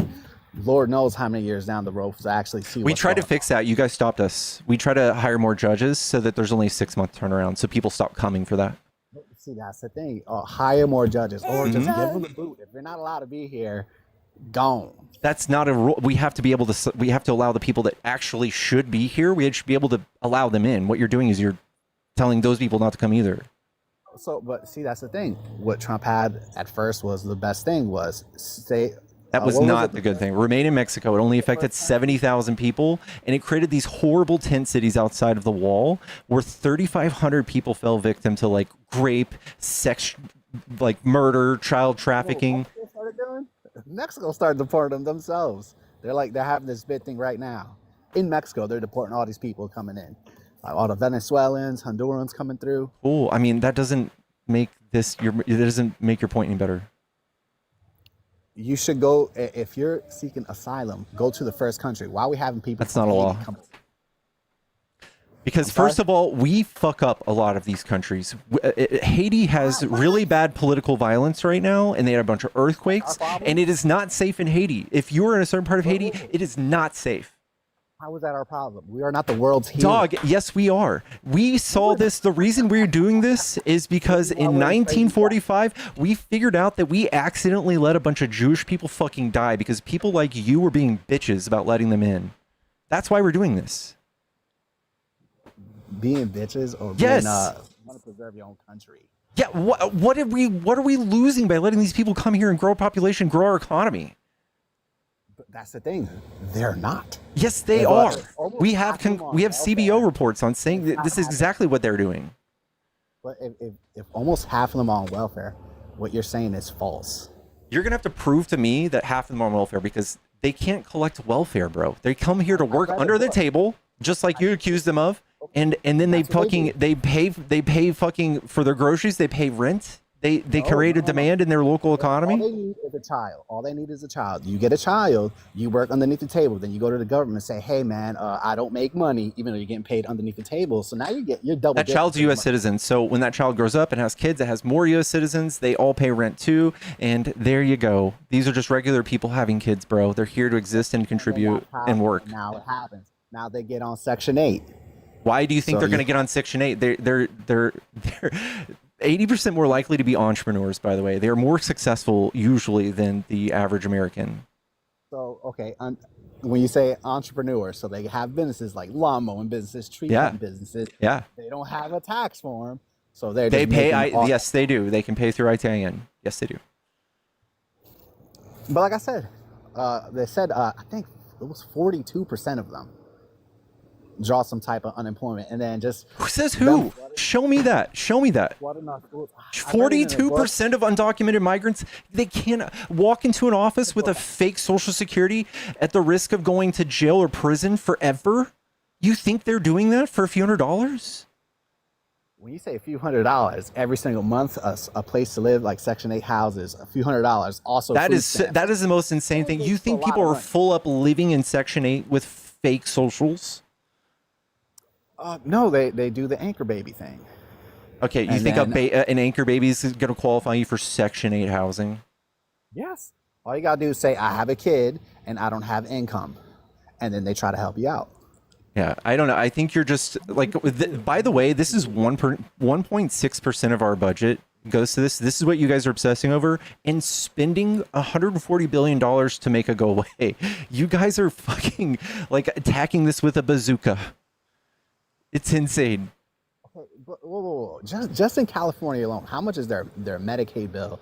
Just for all the It's literally solvent. The undocumented migrants literally pay so much that they can have their own Medicaid. Pay so much in what? Where? And How taxes. They're undocumented. Yeah, they pay taxes. It's literally like when you go buy Subway, you have to pay sales tax. You gotta be kidding me. Yeah. What do you think pays for these programs, dude? Who have work. And what tax programs pay for them? Property taxes, right? Income tax. Income pays a lot. tax, property tax, sales tax. Those would pay for local programs. Okay. And that's what migrants pay. It's like inescapable. When you pay rent, you pay property taxes. When you buy food, when you buy goods, you pay sales tax, man. I'm sorry. My bad that I just knocked myself out here. You hear me? Yeah. My bad. California pays this whole country's bills. You can't go around telling California what to do. They can do what they want. No, but they also get grants too because the Medicaid is so bad over there. They always have to ask for federal funding. No, they get less federal. They pay more than they get from the federal. So like they for every $6 they pay, they get $1 back. They pay this whole country's bills, bro. You can't tell California what to do. Sorry. It's a little more complicated than that. No, it's not. I don't understand how you're saying how they pay all this taxes when if you don't have payroll, you don't have money coming out of your check because they get cash under the table. Listen, if California is the only state paying this country's bills, you can't go around telling them how they need to run their state. If they see that, if they did the math and they figured out that having migrants in a Medicaid system for them is good, then that's what they're going to do. Because they get federal grant. They don't need federal anything. If they get federal anything, it's because it's from their state. They pay $6 or $8 for every dollar they fund every other state. Until you guys start fucking having solvent states, you can't tell any Democrat state how to run like their budget. All right, this is what y'all look like on a map. All of these red states are insolvent. That means you can't pay your own bills, can't keep your lights on without Daddy California, get Daddy Newsom paying your bills. So California, all these blue states pay your bills. All of these red states can't do fucking shit, and they try to tell us what to do with the economy. What is it that California produces that makes them so important, that pays all our bills? I don't know, Silicon Valley, Hollywood, all these things, yeah. They're also like the port of all of our trade with China and all of those countries. Oh, and then that's the other thing. Being the port, the tariffs. Which Trump has slowed down the trade of those ports with tariffs. You're right. But that has reduced our debt. No, it's only 10%. Trump has exploded our debt and then told you that the 10% income from these tariffs is going to fucking pay our debt, dude. He exploded our debt by like $5 trillion. And this is supposed to bring in like 10% of our budget each year. It's nothing. It's something. And then I keep seeing deals being made too. There's literally only been one deal, and it's already almost fucked over. He's already in like a war with them, threatening 100% tariffs on China. He can't get along with anybody. They're over there. Trump has treated them so badly, like he does in business, that they have gone beneath, like under the table, and tried to do something sneaky behind his back and pissed him off. You talking about China? Yeah. What, is China our friend? They could be. They were. Nah, they're not our friend. Okay. They're our friend. They have taken all of our industries. Pretty much we just had a bunch of dirty ass politicians send all our jobs over there. That's just called free trade capitalism. Like Republicans finally figured out how bad it is that they're whores for free like unfettered capitalism, and then they went around and like pointed at us. So like, look how bad this is. Even Reagan was against this. Clinton was against this. Everybody was against this. I agree with that, but it is problematic. So how do we offset this stuff? Okay, Tariffs. not with Trump, not with tariffs. No, tariffs are dumb. This is honestly just Trump doing a mafia racket, like shaking up all of the countries, saying, "Hey, you didn't pay your protection money, buddy. What are you gonna do for me? We buy all your shit. What are you gonna do for me?" If we don't pay our protection money, but at the same time, you're saying we're supposed to protect everybody. We're not. They already have NATO. We're NATO. That's its own thing. And I think we should get out of that. I'm sure Putin loves you. I mean, does he hate us? Yeah. Why? What has Putin done to me? Or you? What has Putin done to you? He is a vicious dictator who kills his political opponents, who have his people starving, who has such a bad HIV crisis in his country. They stopped reporting the numbers. They're attacking their neighbors constantly.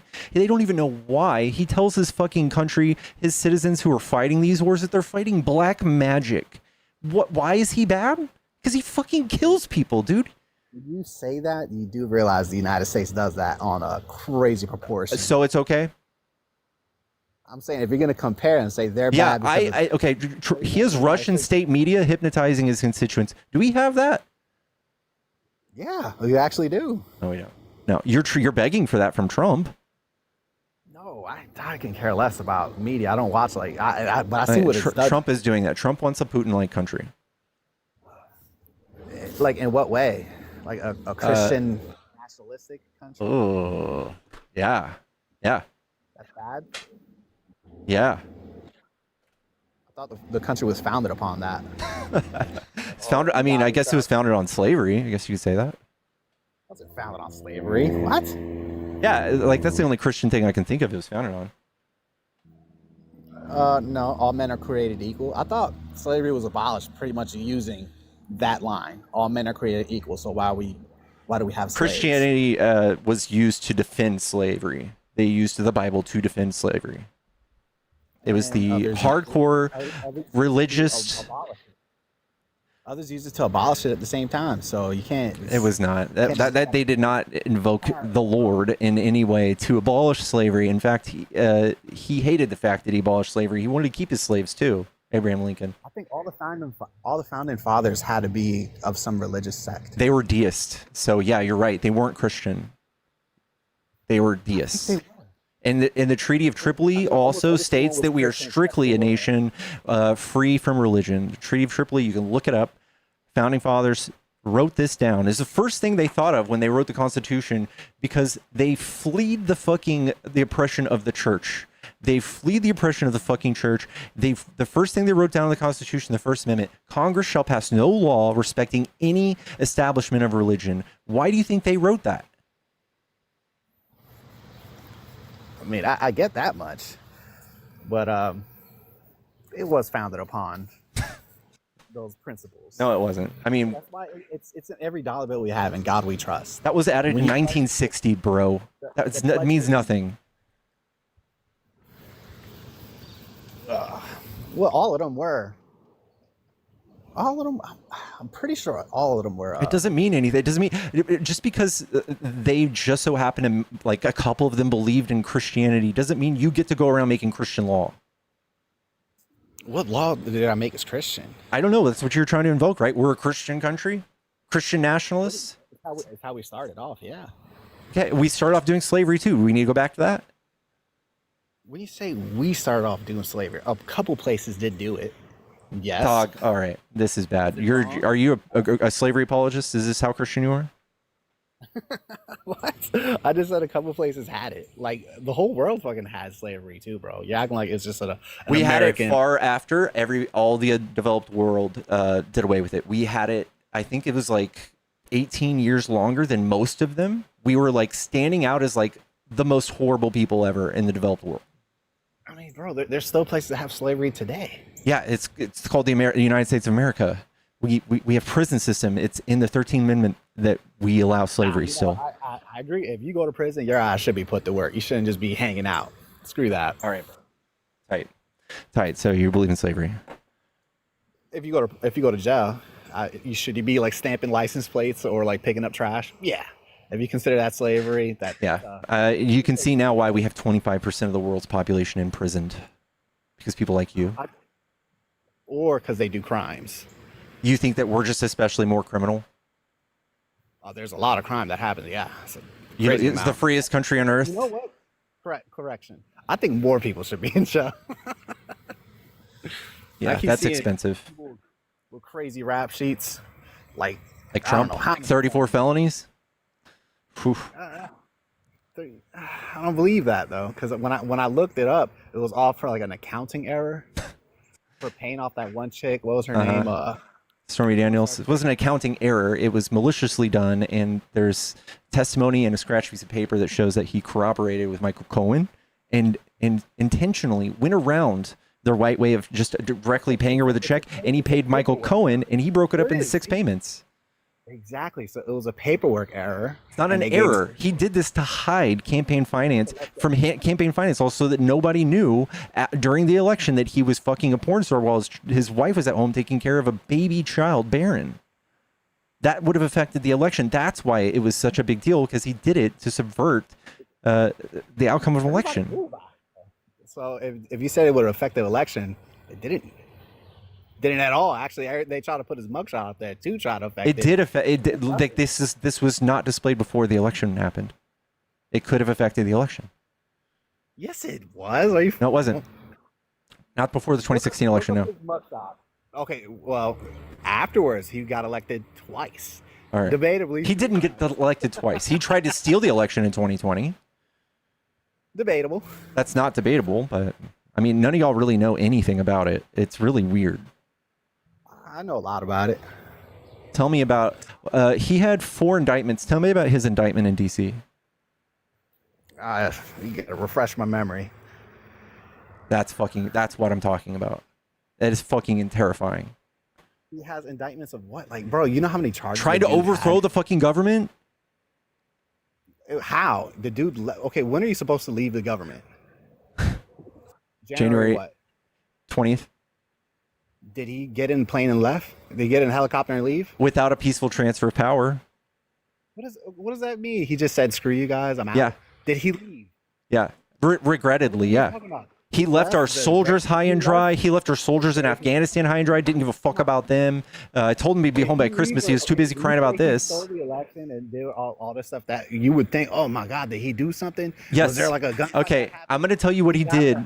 What he did on January 6th was he installed fake slates of electors in all of the swing states. He had them sign fake letters of ascertainment. He called the state legislatures. That happened with Al Gore. No, he didn't. Al Gore did not do that. That's what you do. No, he didn't. He followed the legal process. Al Gore followed the legal process. And actually, Al Gore's election was stolen from him. He should have won that election. Whoa, so you could steal elections. Crazy. But anyways, as you were saying, he followed the legal process. No, Trump did not. Trump was indicted because he didn't follow the legal process. He put fake people unelected, just random people in place of the electors. Okay, so there's a process. All right. He sent and he made them sign fake letters of ascertainment, fake seals on these letters of ascertainment. He called up people like Rusty Bowers and he said, hey, don't worry about these electors that you have. We're going to send you new electors. The election was stolen. We'll send you more information later. Just trust me, okay? And Rusty Bowers like, no, I'm not doing that. Okay, that's cool. Then he took it to court. No, he didn't take it to court. He told Mike Pence to delay certification of the election, and Mike Pence wouldn't delay it. Mike Pence, he literally saved democracy that day because he didn't do what Trump told him to do. Well, I believe he should have delayed it for the simple fact that there was a bunch of weird stuff going on. Okay, all right. What he was trying to do was delay it so that he can get those fake electors' votes flown in. That's what was happening that very moment.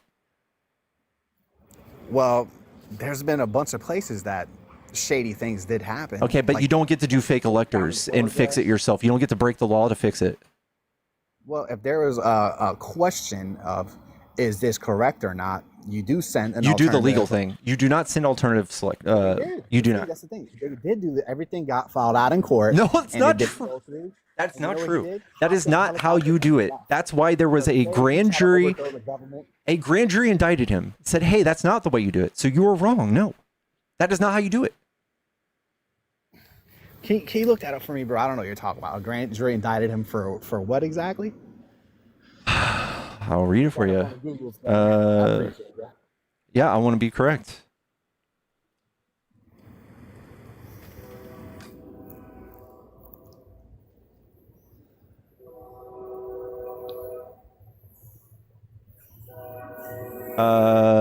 Conspiracy to defraud the United States, conspiracy to obstruct an official proceeding, obstruction of an attempt to obstruct an official proceeding, and conspiracy against rights.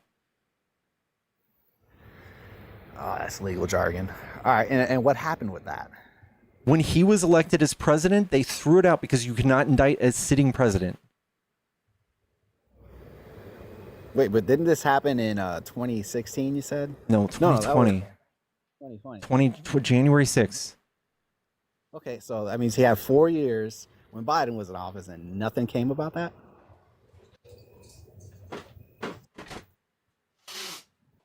Yeah, it's almost as if Biden didn't persecute his political opponents. It's almost as if Jack Smith took a long time to gather all of the information on this. He was so criminal that he had 88 felonies that we had to figure out, that we had to track down.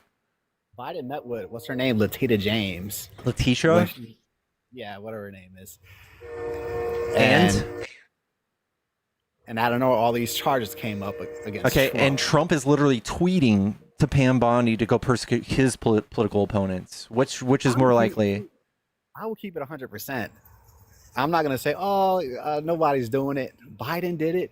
Biden didn't do it. There's no evidence besides you just like speculating about a meeting between like.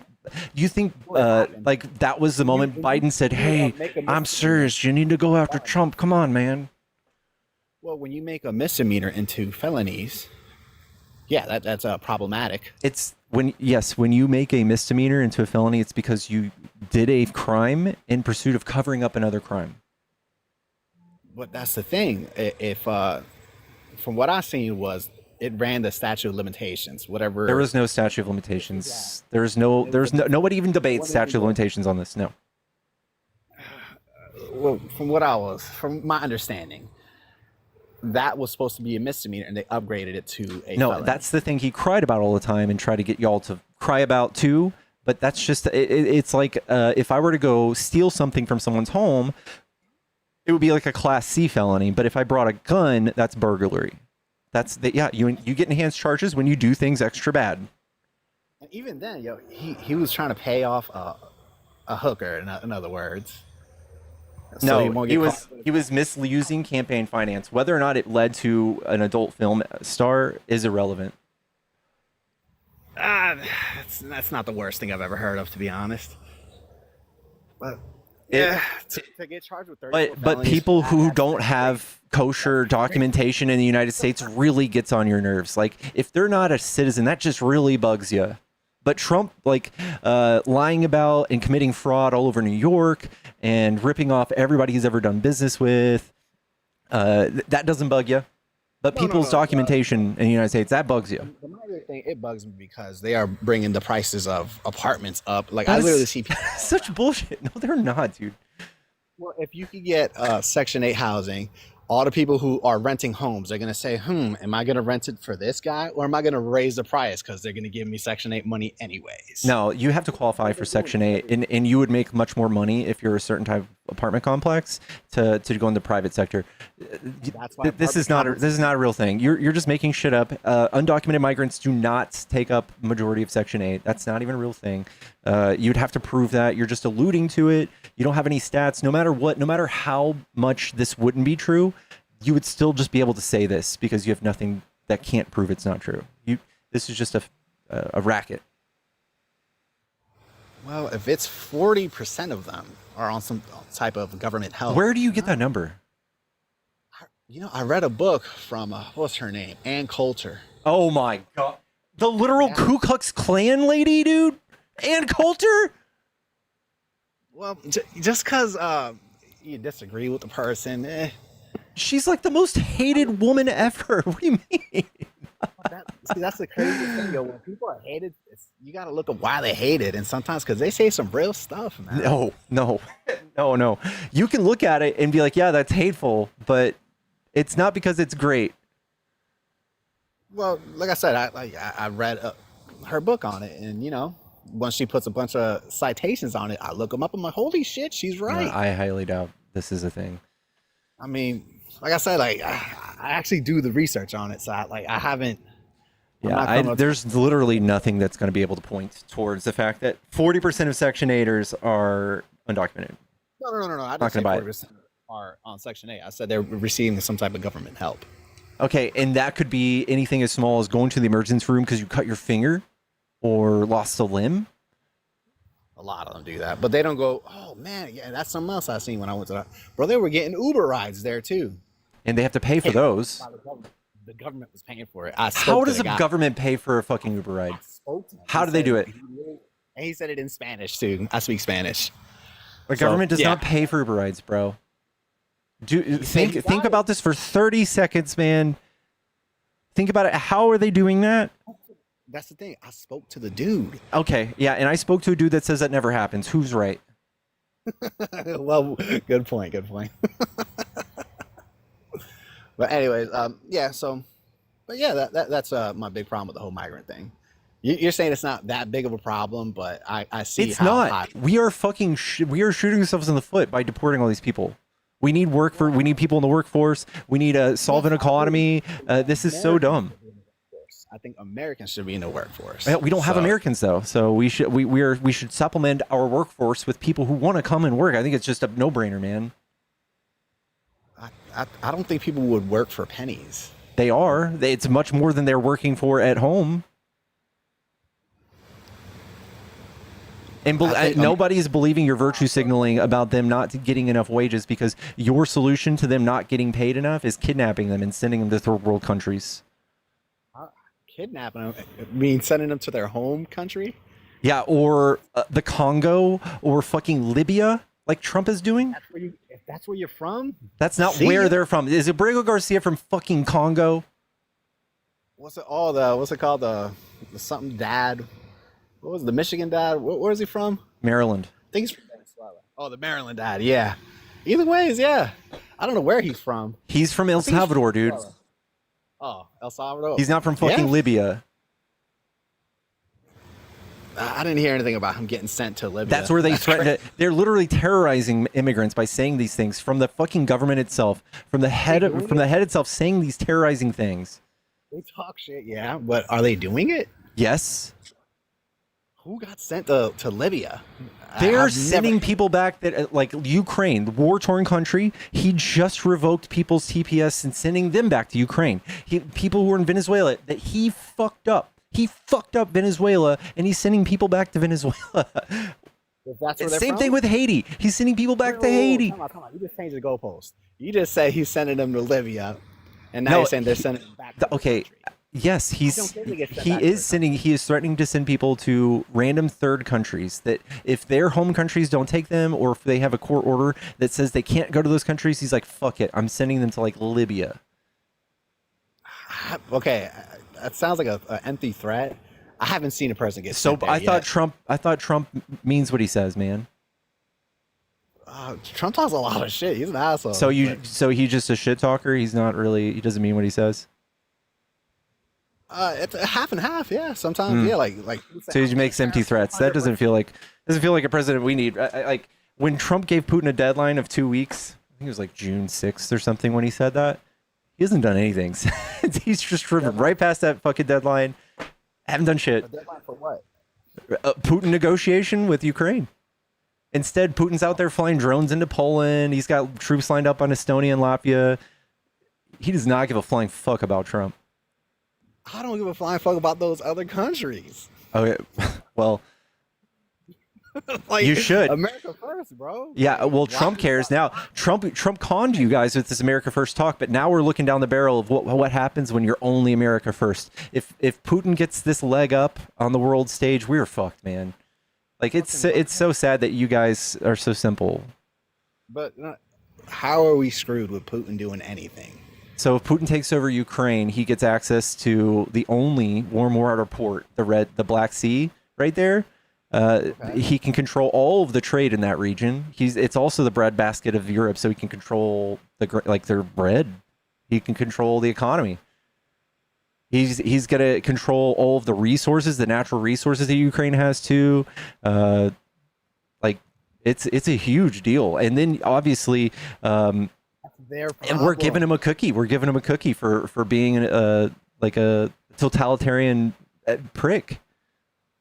But okay, you're talking about other countries. I don't care about other countries. We have our own. But we pay for that ourselves. Like we are going to have to. We're going to have to pay for that eventually. Our kids will go fight that war. Your kid will probably go fight that war, just because you want to save a few bucks. You're doubling down for me, man. Yeah, I don't want to pay for that shit. I don't want my kids to go to that war. I don't want to go to that war. You don't want to go to that war. So that will comes to your doorstep. That war comes to your doorstep eventually. That's what I'm saying. That's what people say. That's why we had to invade Iraq and all these countries, because you fight them there so they don't come here. No, that's propaganda. That's the propaganda y'all fell for. That was the right? That was the right once again. I don't know if it's right or left. It was. They fooled everybody with it, bro. Yeah, $40 billion to Argentina is not America First. Sending more money to Ukraine is not America First. Trump turned around on that, right? He just told y'all that to vote for him. He's now funding Ukraine. He's now funding other countries. Because the hard truth is, we have to operate as a world. We have to operate and keep peace. I agree with you on some of the things you're saying, bro. Like, I don't agree with them sending money to Ukraine. I don't agree with them sending money to Israel. I don't agree with it. Can you just accept the fact that maybe there's a little more context that you have to learn? You can't just be like, no money anywhere. Like, that would have repercussions that you might not have thought of. Such as? Like in cutting off USAID. That was $9 billion a year that we spent, like, helping war-torn countries, like feed kids, helping them develop, saying, hey, look to the United States, we're good guys. And when we pull that funding away, China swoops in, Russia swoops in, says, hey, we're the good guys. Look to us. And in 20 years, those people who grew up to be maybe T groups for those ideologies, they look at us and we have to bomb them. We have to spend $20 trillion bombing them again and convince them that we're not the bad guys. That was a jump from feeding them to bombing them in 20 years. Yes, it's called soft power. Yes. Nah. Just because we're not feeding people doesn't mean we're going to have soft power. It absolutely does. It means they are looking to China, and they might do communism, like China, or, whatever flavor of economy they have. They might do all of that, and they might disagree with the West completely in 10, 20 years. Well, that's the thing. You could dislike us. Who cares? If they don't like then us. we have to figure out how to disarm you when you start building nukes. We have to figure out how to tell you not to fight our neighbors. We have to figure out how to tell you. Multiple places have nukes, bro. We don't have to fight everybody that has a nuke. You can have a nuke. Google. Have a nuke. We have nukes. Yeah, it's PR. It was the cheapest PR that you could possibly do. $9 billion a year is nothing. What's up, Artemis? So I got So I decided to track down some of these claims about 40% of undocumented immigrants are on government assistance, the Section 8 stuff. So I've come up with a couple different sources here, guys, because this is ridiculous. So you cannot qualify for Section 8 unless you're LPR, which is a legal permanent resident status. LPR, sometimes refers to as a green card holders, do not have full access to all public benefit programs and are subject to limitations before being eligible for federal means-tested benefits, including Medicaid, the Children's Health Insurance Program, CHIP, TANF, SNAP, and SSI. Such limitations include the Hold on. Such limitations include the 5-year bar, which requires the individual to have maintained LPR status in the U.S. for 5 years before being eligible for these benefits. They cannot get Section 8 housing.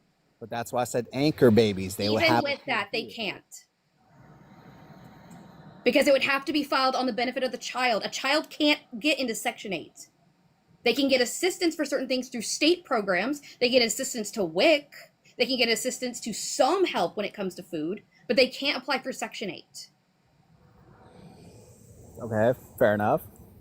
Okay, so what you're referencing specifically is because this is from the National Immigration Forum that looks at this. Are undocumented immigrants eligible for federal public benefit programs? Generally, no. Undocumented immigrants, including DACA holders, are ineligible to receive most federal public benefits. That includes means-tested benefits such as SNAP, regular Medicaid, SSI, and temporary assistance for needy families. Undocumented immigrants are ineligible for healthcare subsidies under the Affordable Health Care Act, the ACA, and are prohibited from purchasing unsubsidized healthcare coverage on ACA exchanges. So, okay. Do you know what EMTALA is? Honestly, no, I do not. Okay, this is a great opportunity to talk about this. So this was put in under the Reagan administration. It's mainly to protect uninsured individuals in the country. But to be completely honest with you, this is something that exists in a lot of other countries under different names. So essentially, you can go to the hospital, whether you are here as a person who is undocumented, whether you are traveling here, whether you are a citizen, it does not matter. You can go to the hospital, and if you are uninsured and you have no way to pay for it, they cannot turn you away at the door. Yeah. I know about that. They have to treat you, and I would expect this in any other country I go to that I'm like traveling to. I would expect that if I'm in danger, if I go to a hospital there, that they're going to help me, even if I am not a citizen of that country, even if I don't have insurance that works in that country. So that is what undocumented immigrants are allowed to access. Is that, and even then, it's still very it's really emergency based. Very rarely is it anything else. Yeah, but they do go to the emergency room for everything. Because they have to. So then that becomes a burden on the taxpayer. No, because American citizens do the exact same thing. Pickles does the exact same thing. That's right. I'm writing out a $2,200 bill right now from the ER. Y'all can pay that for me. Social Security number. And once you give that Social Security number, they're going to be like, okay, well, here's a fat bill for you, buddy. But Americans can't pay these bills. Yeah, I don't. It doesn't go on my credit, so I'll never pay it. Yo, some people could. Do you know how many times, like a percent, like I can pull it up for you. So many Americans have to file bankruptcy because of medical debt. I know. So you might want to pay. Problem? Yeah, absolutely. They pay $100 billion in taxes every year. So until you can quantify that they cost more than that, and that it's also still not worth like the fact that they add to our economy so much. There's so much net gain from them being present, having kids, helping us with population decline and the workforce, and having a flexible labor force. There's all of these things they help us with, but you just don't like that the fact that they might cost us a little bit of money. Well, we spend hundreds of billions of dollars trying to grow our economy and GDP at the rate that they do, and it doesn't even come close. It doesn't even come close. Trump spends $180 billion each year trying to grow the economy with his tax cuts, and they grow by like 0.4%. These people grow our economy by like 1.7% every year. It's like $1.7 trillion over a 10-year period. I don't understand where these numbers are coming from, man. It's a lot. Congressional Budget Office. And I'd also like to say Arizona and Florida have both run studies on this and found that in Arizona, the state's immigrants generate $2.4 billion in tax revenue per year, which more than offsets the $1.4 billion in their use of benefit programs. And in Florida, it was estimated that on a per capita basis, immigrants in the state pay nearly $1,500 more in taxes per capita than they receive in public benefits.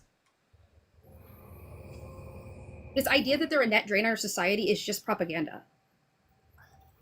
I mean, there's just too many that came. That you're saying one thing, but it's like I don't believe it.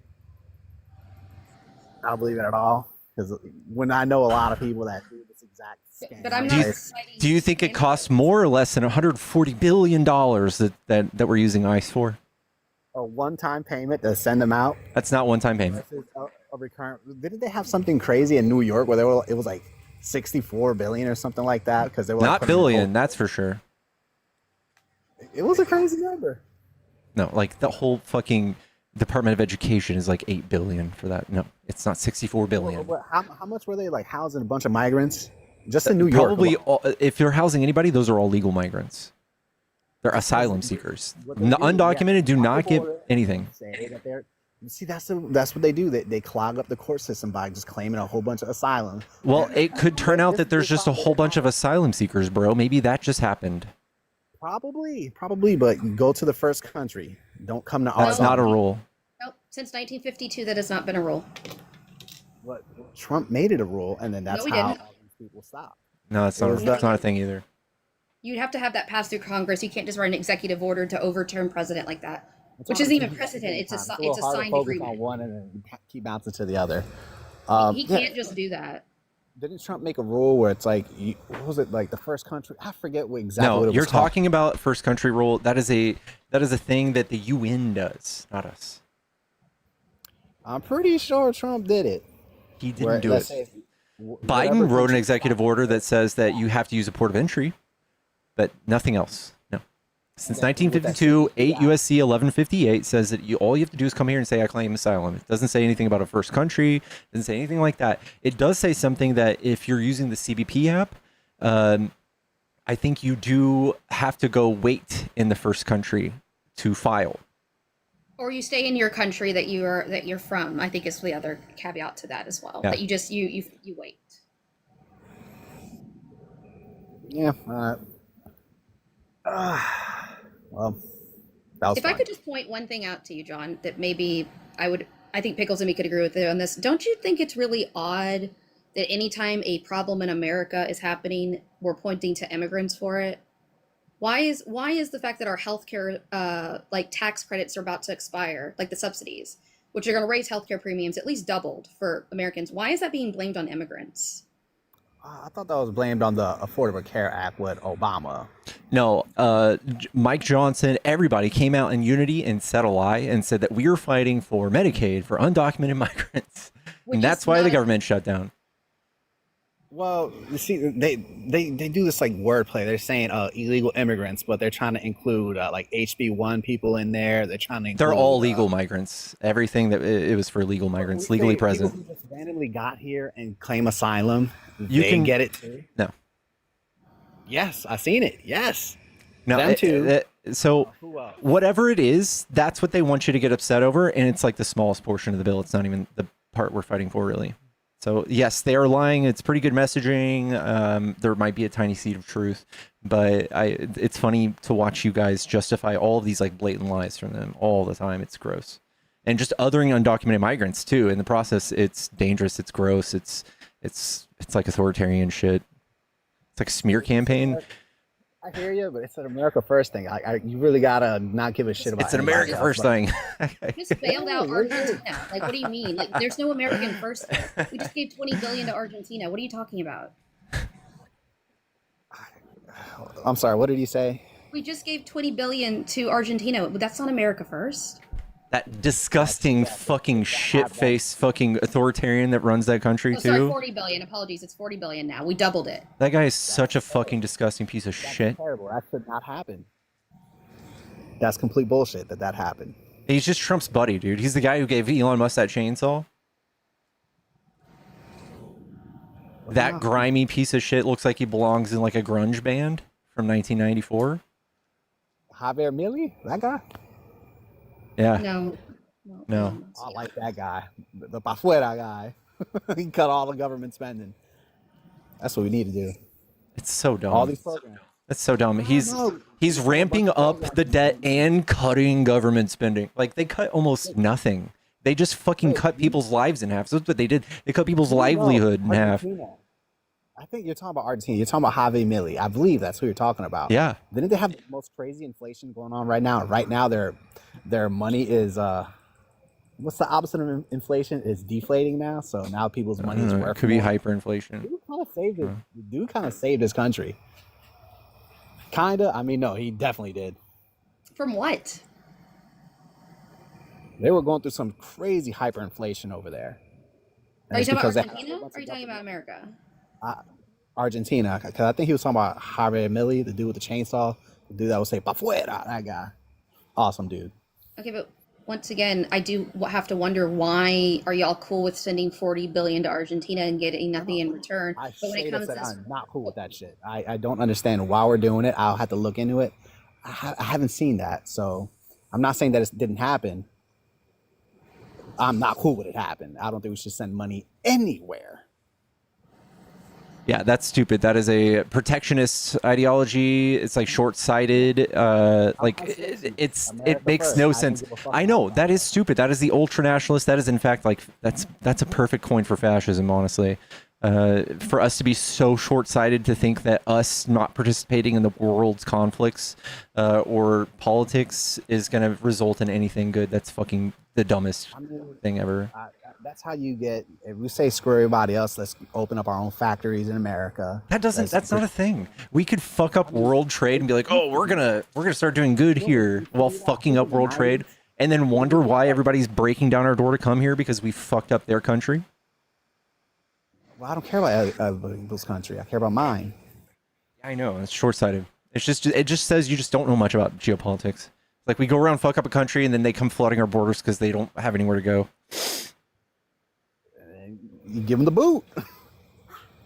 Okay, and then they have T groups and then gangs and then all sorts of horrible things pop up. Their economy fails, and then we have to worry about their neighbors coming too, and then actually having legitimate reasons for asylum, and then we have to fund a government to do a coup to retake over that place, and then we're looked at as bad guys, and then they have T groups for tens of years that fucking hate us because we overthrew their government, and it just goes on and on and on. It doesn't matter if people hate us; they could hate from the outside. Well, that's just not what happens. They start doing things. Well, then that's why we need a strong military to stop that. All right. This is where, okay, so you just want to pump full of trillions of dollars in the military rather than just spend a few $1 billion keeping the world peaceful. Got it. I mean, unfortunately, yeah, I'd rather have a strong military and all the factories here rather than us. That's not how that works. We're better when the world economy is better. We are richer when the world does better. No, see, it used to be that way. Our country used to have, I don't know how many factories, and all our factories have left. Why are you obsessed with factories? You're not going to get to. You want to work in a factory? Yeah, I don't mind. I actually do work in one. Okay, the thing is, like, this is not going to be long term. Like, we're going to have AI and robots working in these factories. Like, this is. I don't know why everybody's dream is to work in a factory. I don't want to make Nikes. Yeah, but there's more factories than just a sweatshop, brother.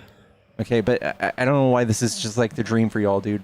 I'd rather sell computer services. I'd rather be in the tech industry like we are. I mean, yeah, you could be white collar. Yeah, there's nothing wrong with that. But, factories was what used to be our economy back in the day.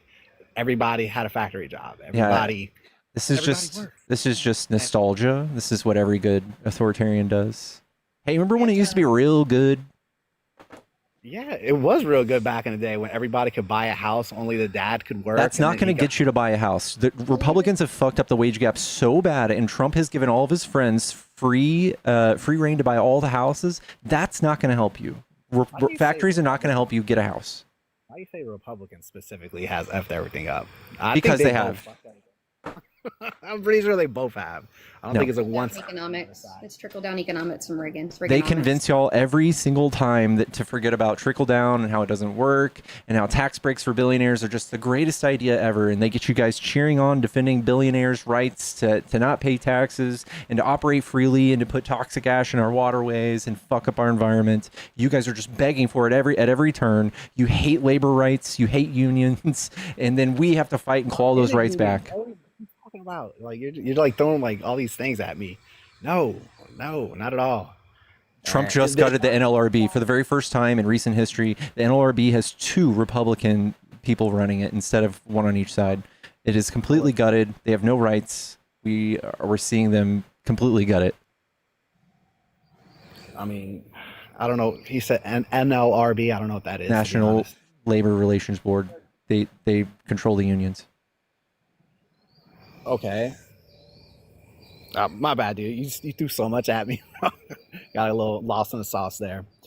But what I was saying is, dude, America used to be full of factories and everybody, literally you had a one person working and families were actually growing because of that. Now you need both people to work. It's the factory thing is not the missing piece of the puzzle. It is the wage gap. It is the rich having so much more money than the average person that there's almost no middle class anymore, and factories are not going to solve that. The rich people are going to hire people, pay them as little as possible. They're not going to be giving you, they're not going to give you pension. They're not going to give you retirement anytime soon. They're not going to pay for your fucking paternity leave. They're not going to pay for any of that. But that's because they shipped out all the jobs. Okay, bringing them back is not going to change any of that, is it? You give people jobs, it changes a lot of things. So you don't have so many people dependent on the government for everything. I know, but what makes you think just like, if you think that making jobs is so good, why don't you just vote for Democrats? We're the ones who make all the jobs. We make 50 jobs for every one job y'all fucking do. Historically, that's the data. We make 50 jobs. There have been 51 million jobs made since the Cold War. We've made 50 million of those. Y'all have made one. I don't know if that's true or not. It's literally the stats. It's the data. When you say you're creating jobs, like what? Like the fucking wind farms and all these environmentalist jobs? Whatever they are, we're creating jobs, right? Does it matter? If it's a good job and it pays well, why does it matter what job it is? You know what? You're right about that. I just want jobs over here. But for Americans. Yeah. Trump's creating unemployment right now. It's going up right now, right? I think for like all these government workers. That's only a few 100,000 people. We have a country of 350 million. And Trump did what? How did he do this? Tariffs. Oh, yeah, well, I thought you said he wasn't really going hard with the tariffs. He kept backing down on them. So is he going hard with them or no? Depends. He's got the whole world tariffed at least 10% blanket tariffs. And a lot of it, I thought it was reciprocal tariffs. Not a single one of the tariffs are reciprocal in nature. If they were tariffing us and we weren't tariffing them, and then now we started. That's not a thing. So they tariff their own citizens. They don't tariff us. Well, whenever we send goods, it's tariffed. Yeah, and their citizens pay that tariff, not us. Yeah, all right. Well, it's been fun. We got to go inside now. All right, bub. You have a good day. It was good, man. Take care, brother. You too. All right, I was trying to come up here and do a mod thing earlier, so I'm going to do it, and then I'm going to hop down. So real quick, if y'all could double tap the screen, we've been really slow with likes tonight. We're only at 111,000. I think we can get to 150 with there's almost 700 people in here. So please double tap the screen, or Pickles will be sad, and we don't want that. Yeah. Please hit the share button. Share it with your friends, your frenemies, your enemies. You can also just do a repost, and you can copy the link as well. And please send in your heart me's if you're new here. Pickles does have a Discord if you'd like to join it. We do movie nights all the time. And yeah, I think that's the end of my spiel. Thank you for having me up, Pickles. Love you. I'm going to drop on down. And thank you. Thank you, Artemis. Love you. Love you too. What's up, Joe? I wanted to talk about like the job growth thing. I don't think that's true. Okay. What do you got? Well, the first thing I want to say, nigger, nigger, nigger, nigger, nigger, white power, nigger.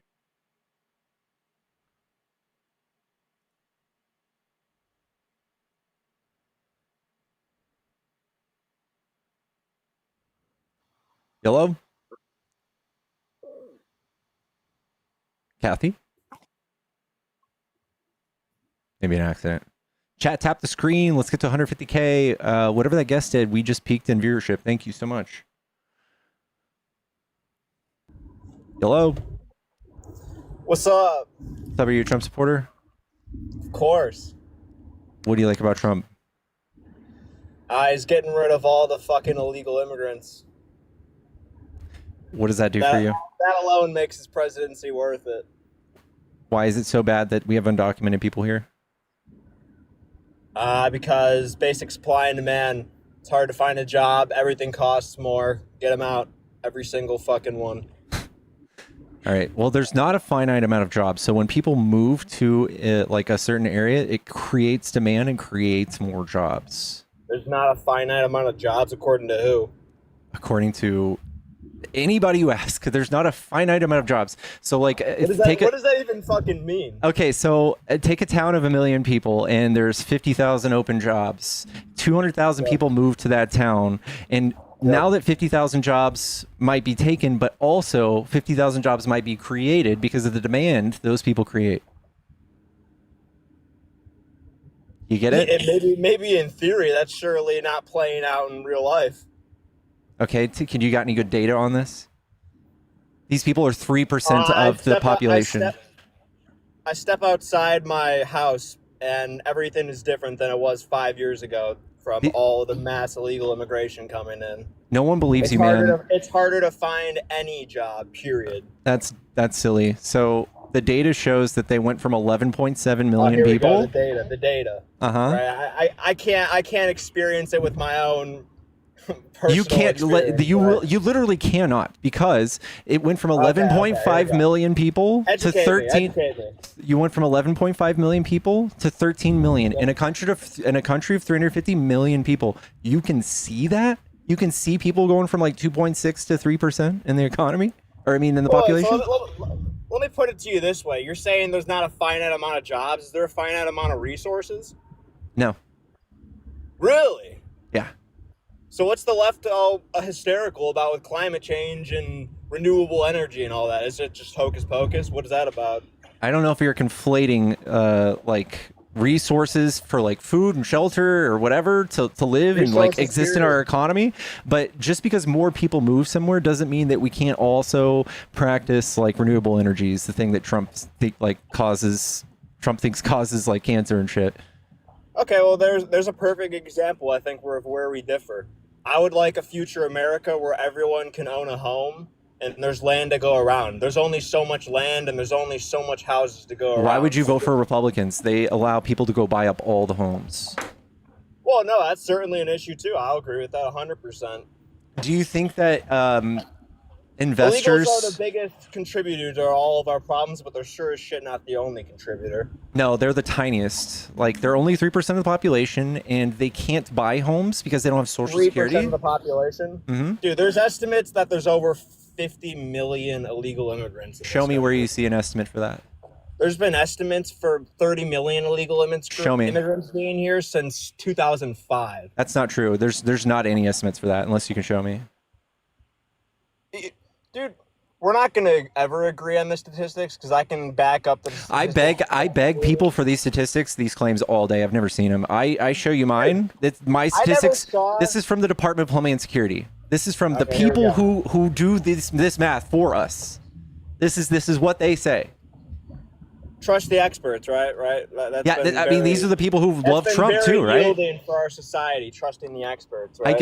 I guess what you're saying is we shouldn't trust any of the experts because you're alluding. No, 100% not. We should always be skeptical of everything. So you just want to make up a number now? Who you're talking about? I'm assuming you're against corporations, right? Yeah. So does that mean all like data that corporations put out is wrong? You're just poisoning the well here? No, it's certainly skewed though, and you should look into why they're making those numbers. So up, I'm just going to say that for your numbers then. I'm just going to say that for your numbers. I trust mine. All right, yeah, I trust mine. Whoop-de-do. Like the thing is, I've never seen y'all pull up the numbers.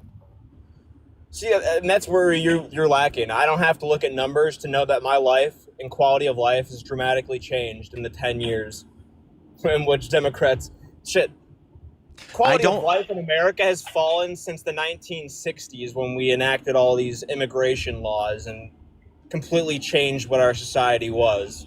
I think it's more the 80s. I can't relate to my neighbor the way I used to be able to, hypothetically, in the 1960s than I do now. How old are you? Half of my neighbors now are Pakistani. Are you 20? They live 30 to a house. No, I'm saying hypothetically, if I was back in the 1960s, my neighbor would have a lot more in common with me than they do now.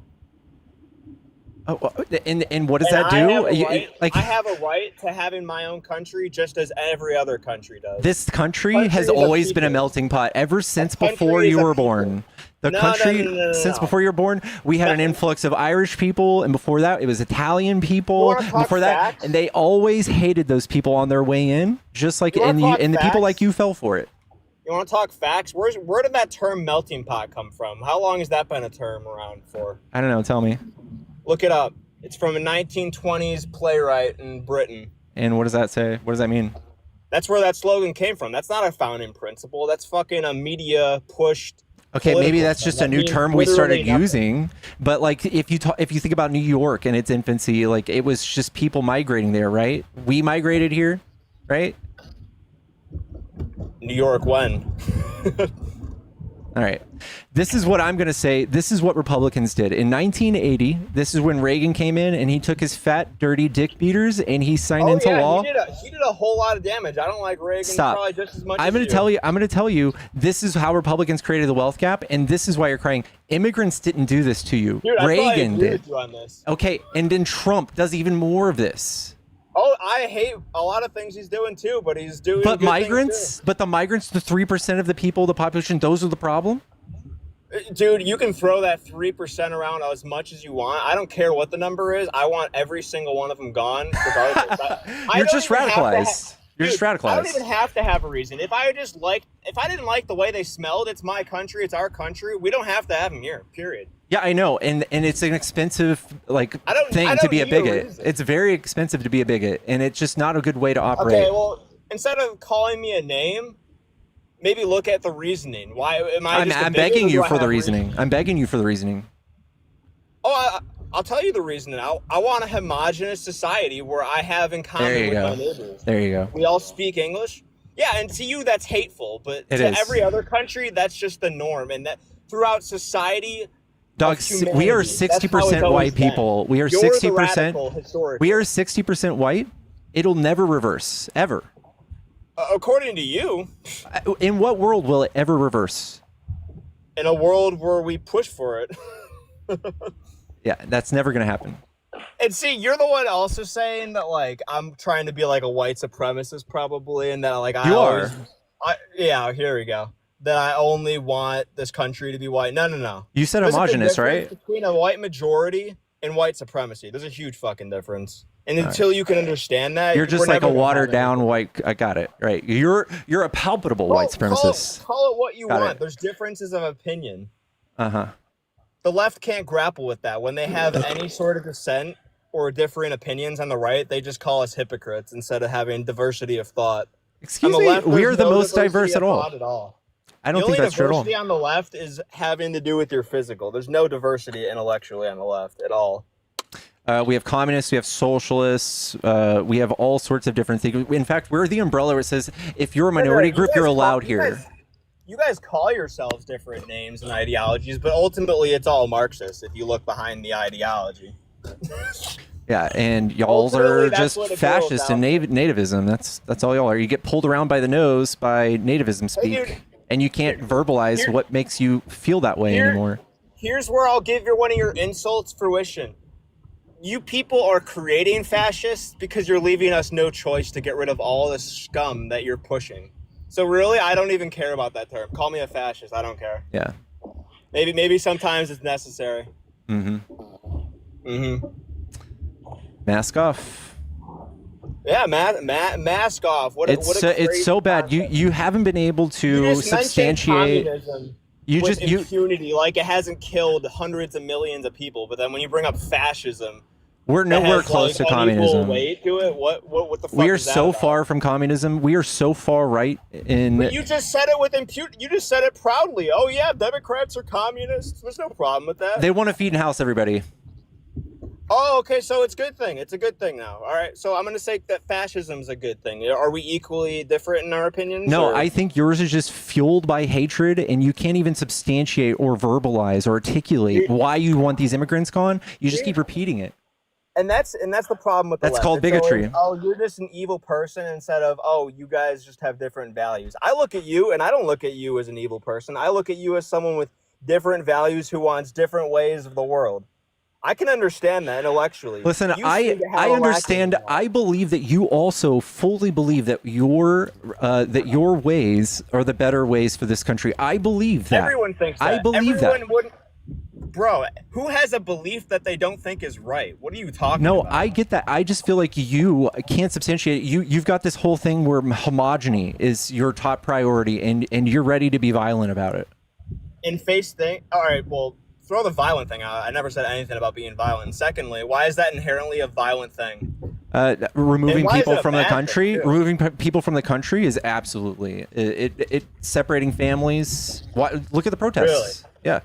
If I go get a DUI, I'm sure as crap going to get separated from my family. If I commit a crime, I'm That's getting gross separated negligence. From my family. Yeah. That's gross They negligence. committed a That is crime, violence. They get separated from their family. That's violence. Don't weaponize this empathy against me. That is It's not going to violence. work. If you are a violent person, you should be separated from society, but these people aren't inherently violent. That is a false dichotomy. Who's violent? People, drunk driving results in deaths. 48,000 people die in car crashes every year. 29 people were murdered by migrants last year. It's not even close. Okay, so what's this violence I'm confused where you're drawing the violence. What's the violence that's being perpetrated? You don't think that physically removing people from their homes or workplace is violent? I don't think that there's any time that you get arrested with dignity. Yeah, there you go. Oh no, you get arrested and that's automatically a violent thing? That's what you're saying? Really? Yeah, I absolutely do think that what Trump is doing with mass deportation and the messaging he's pairing with it is causing people like you to come out, mask off, and be like, fuck these immigrants. I don't give a shit what we do, however much money it costs, however culturally damaging this is.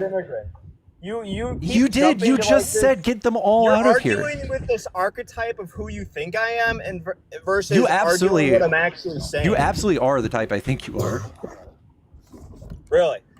How about arguing what I actually say instead of arguing maybe who your 10 past guests were? You just gave me this fuck it moment about having a homogenous America and that there's going to be a way to have a white. And you never had me explain it. You majority presence. Chalked it up to white supremacy. Go ahead and tell me your nice little palpable version of white supremacy. Go ahead. All right, well, I'm not going to answer that. You just set me up for failure. I defend my white supremacy. I'm not a white supremacist. Okay, what's the difference between you and a white supremacist? I don't believe we're superior. That's pretty innate. You don't think that you're superior, although you have a favorite type of culture? I have a favorite type of culture. Yeah, I never said you have a favorite type. I have a culture in which I want to live amongst. I want people like me to live amongst. You have a preferred type? Is that wrong that Saudi Arabia does that? Is that wrong that Mexico does that? Really? Yes. Yeah, I think it's gross. Okay, well, I think you're going to need to have a talking to with 180 of the countries currently in the world.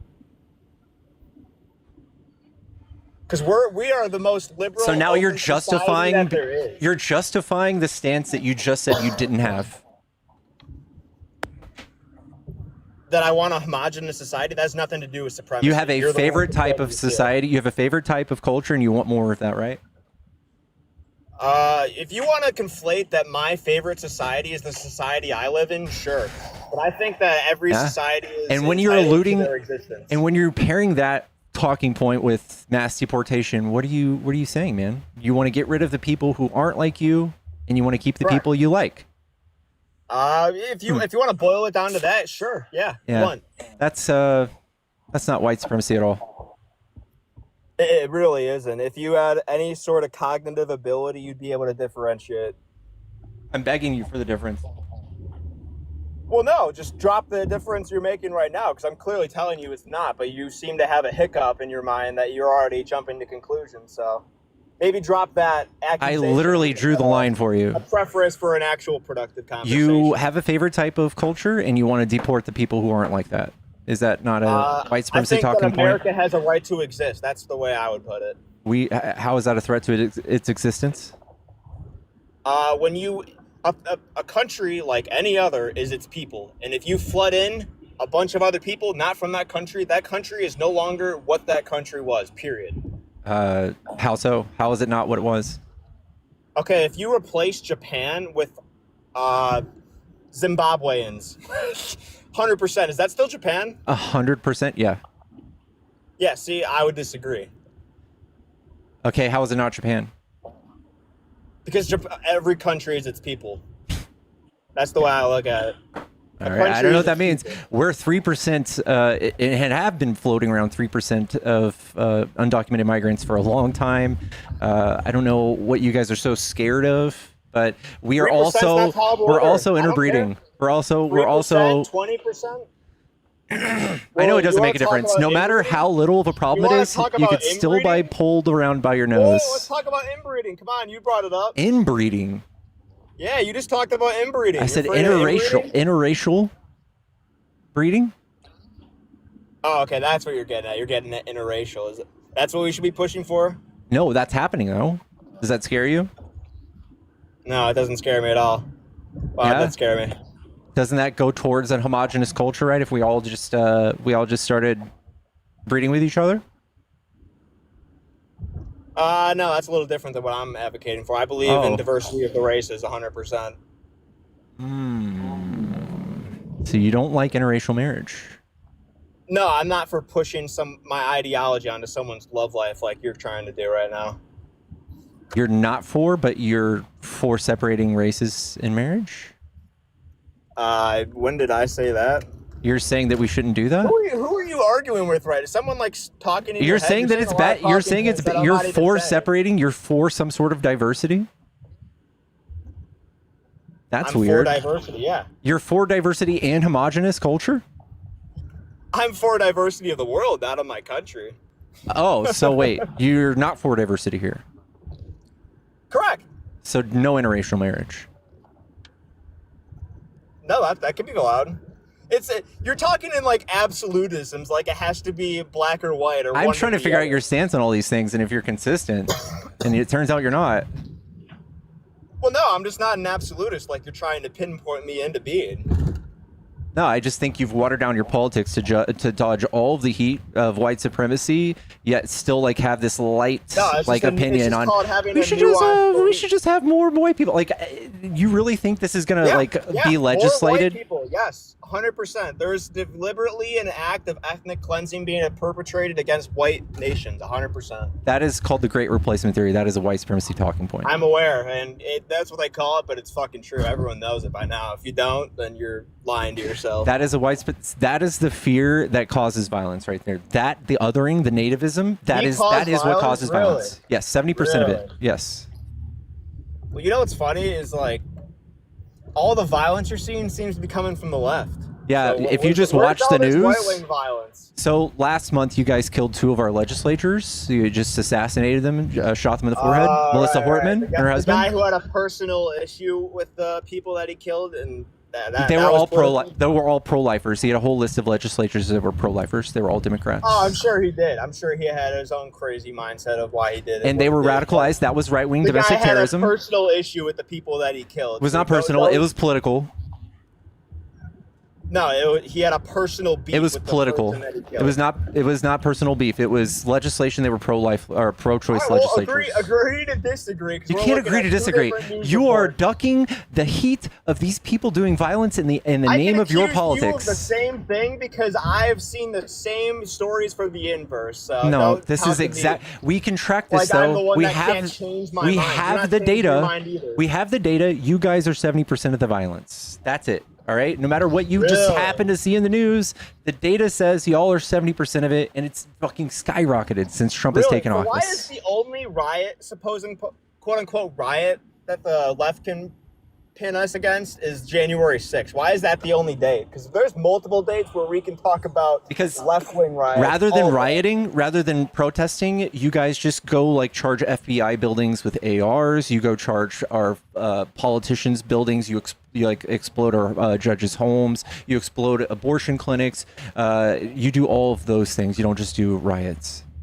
I'll even concede. Maybe some of that is true, and that is because what you can articulate this as is the left is much more willing to be violent. The right is much more. That's not what the data shows. You guys are literally killing more people and more violent. Here we go with the data. Where's the data? Let me see the data. Yeah, sure. Let's hear the data. So can you have an opinion or a belief without data? I think it's pretty weak too. Like you should look at data to check your opinions. Sure. What makes an idea or belief system correct? Data? Is that what makes it correct? it's a good indicator, sure. Because I argue in the real world where I see the implications of what I believe, and that's what I base my opinion That's on. called anecdote.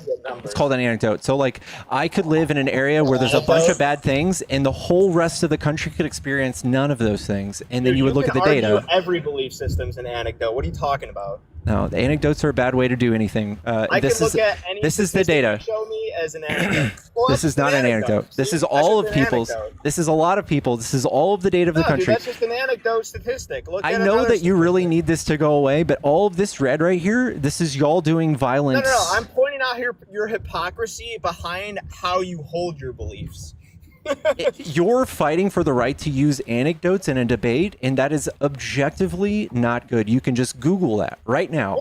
Are anecdotes good for debates? No, they're not. I'm throwing your semantics right back at you. I'm calling what you're showing me an anecdote. So. No, you're trying to conflate data with something you can't use in an argument, and data is absolutely something you should bring with an argument.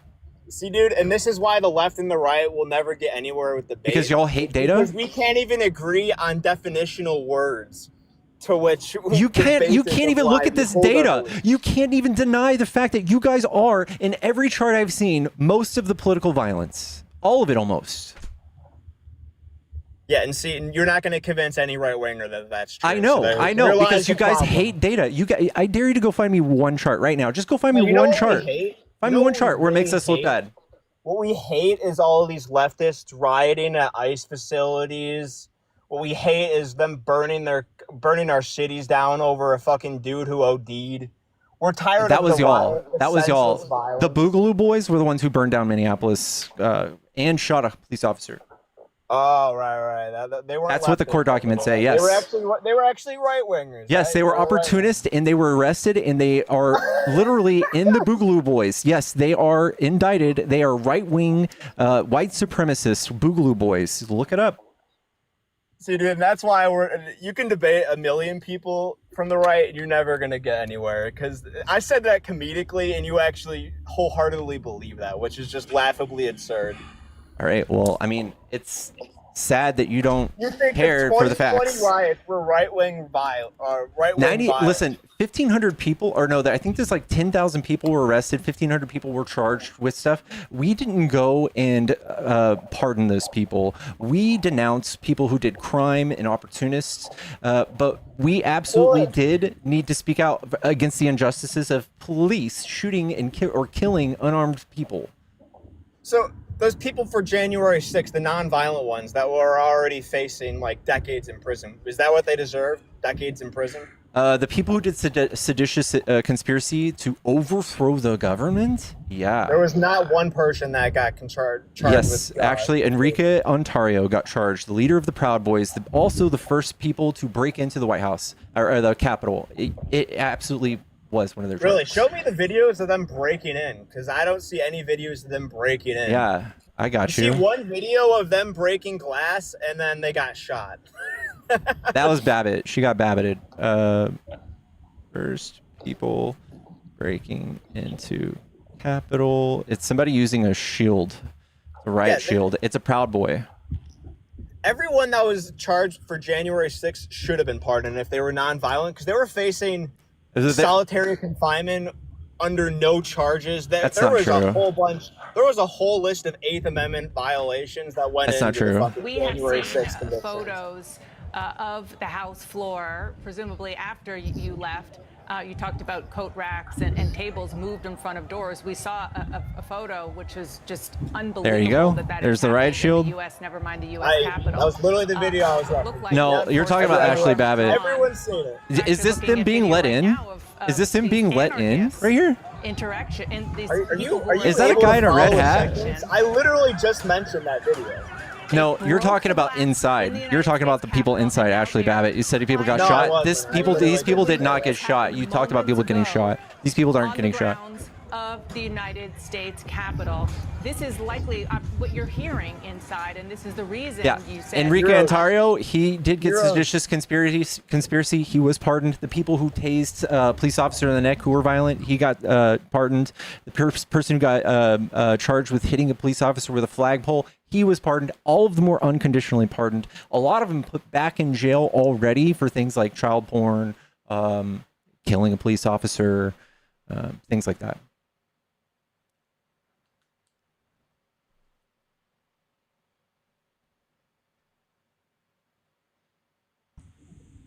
Is that what you're saying? I can't hear you while you're out of the app. Do you hear me? Yeah. Wait, you're just trying to say they all deserved it. They're all bad people. They all commit crimes. If you try to overthrow our government, you should be put in jail forever. Yeah. That's what they tried to do. So what would you say to Nancy Pelosi taking personal accountability, saying that it was actually her failure for not sending in the National Guard like Trump requested? It seems like Trump has full control of the National Guard, doesn't he? It seems like that's what he's doing right now, right? It turns out he does have full control. Look at the fit that they're throwing for him doing it too, right? You're telling me that the first place he did it was D.C., where he had no problem doing it. That's crazy. Oh, 100%. He should be going all out. Do you believe Trump when he says that the Joe Biden White House put 270 FBI agents on January 6th, even though Joe Biden wasn't even in office? It was Trump who was in office? Oh, dude, are you kidding? The government's been infiltrated by Obama appointees and beyond. Chris Wray, the head of the FBI, was appointed by Trump. Chris Wray was appointed by Trump, dude. Who's Comey? Who's Comey? Chris Wray was appointed by Trump, the head of the FBI. Oh my God. Both feet behind his head, chat. Both of them.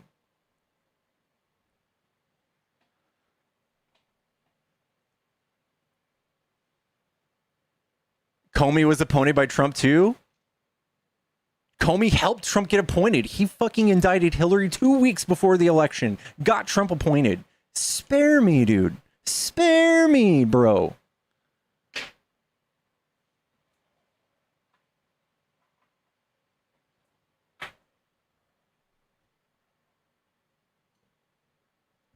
Chat, follow the stream if you enjoy debates. Also, it's $40 to kick. If you guys, there's Cash App, Vimeo in the bio. If you guys are trying to buy me tacos, that's how you do it, baby.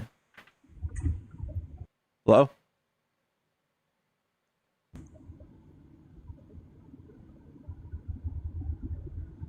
Hello? Yep. I can't hear you when you minimize the app, by the way. So if you said stuff, I can't hear you. Yeah, sorry, my bad. Yeah, dude. Honestly, I think the time for debate's gone. I think Charlie Kirk ended that. I don't see any peaceful solution to this, unfortunately. Wow. It sucks too. Like no one wants. I think that's really the. When a podcaster gets shot, that's the breaking point. A white supremacist podcaster gets shot. You guys got to do civil war. See, and the fact that you just minimized that someone getting killed is nothing more than a podcaster being shot is actually the ultimate. Dude, you are going against Charlie's own words. He is just a number, and if you are talking about, you just dismissed him as nothing more than a podcaster who was murdered. That's just despicable. And if you can't see that at face value, what was he? Proves my point even more. He had 3 million followers on YouTube. What else was he? He was a podcaster, but the way you're saying it is completely dismissive. Like, oh, why do we give a shit about it? He's a white nationalist, Christian nationalist podcaster. And you know what? The thing that's different about the left and the right is we actually have morals and we believe something. If that were to happen to Joe Biden, Kamala Harris, there wouldn't have been celebration like there was in the left. All right, that's fun. What about when Nancy Pelosi's husband was attacked by a guy with a hammer, and instead of disavowing that, Trump made fun of him and even talked about Charlie Kirk even talked about raising bail money so we can get this guy out. Yeah, I saw nothing about that. Don't believe it. Okay. Well, he did that. See, bro, proves my point. The right wing always wins anyway, so don't stress. Doesn't matter. Wait, y'all lost the last Civil War. Yeah, bro, we got the farms, we got the guns, you guys got the cities. Those cities are easy to surround. All right. We don't even we just starve you out. That's all we got to do. Yeah, California makes all of our food. Oh, yeah, and look at how much of it is actually red besides the cities. I think you'll be surprised. Don't worry, dude. The right wing always wins. Not arguments. That's why you guys have to resort to violence. No, I'm saying we're not even hearing each other. That's why the point of debate is over. Like, it's pointless. I think you're just hostile because you lost this debate and you have to resort to violence. If you looked at this debate as if you won, you need you need help. Okay. Is there anything else you want to say? See you on the battlefield. All right, bud. Bless his heart. YOLO? Hello? Are you a Trump supporter? I am. What do you like about Trump? A lot of things, but how is Charlie Kirk a white supremacist? He espoused the great replacement theory a lot. Do you know what that is? Great replacement theory? Mm-hmm. No. Let's Google it.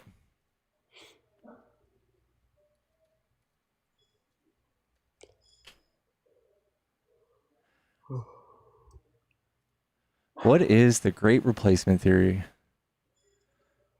Dates back to the 19th century, argues that Jews and Western elites are conspiring to replace white Americans and Europeans with people of non-European descent, particularly Asians and Africans. It's pretty much a white, it's a white nationalist movement. I never extremely heard problematic. Charlie Kirk spew anything about this, but even if I got he you. said anything about this, it's not technically racist. Oh, it's absolutely racist. How? Because it's pretty much putting one race above others. It's basically saying, I'll just show you. I'll show you what he said. He says that Democrats want to make the country less white. Well, I mean, I'm guessing this is like the issue happening in England right now. Well, this is the rhyme. Like, yes, you can see the same politics taking place over there. It's very popular because it gets votes. What am I reading right now? Immigration. America's great at its peak. We halted immigration for 40 years. We dropped foreign-born percentage to its lowest ever. We should be unafraid to do that. The American Democrat Party hates this country. They want to see it collapse. They love when America becomes less white. The Great Replacement Strategy, which is well underway every single day in our southern border, is a strategy to replace white rural America with something different. Okay. He is espousing great replacement theory. It is literally a white nationalist thing. Yeah, so he's talking about the... I know who he's talking about. It's a white nationalist thing. The illegal immigration crisis that happened during the Joe Biden administration. Mm-hmm. I know what he's talking about, and that's what he's talking about.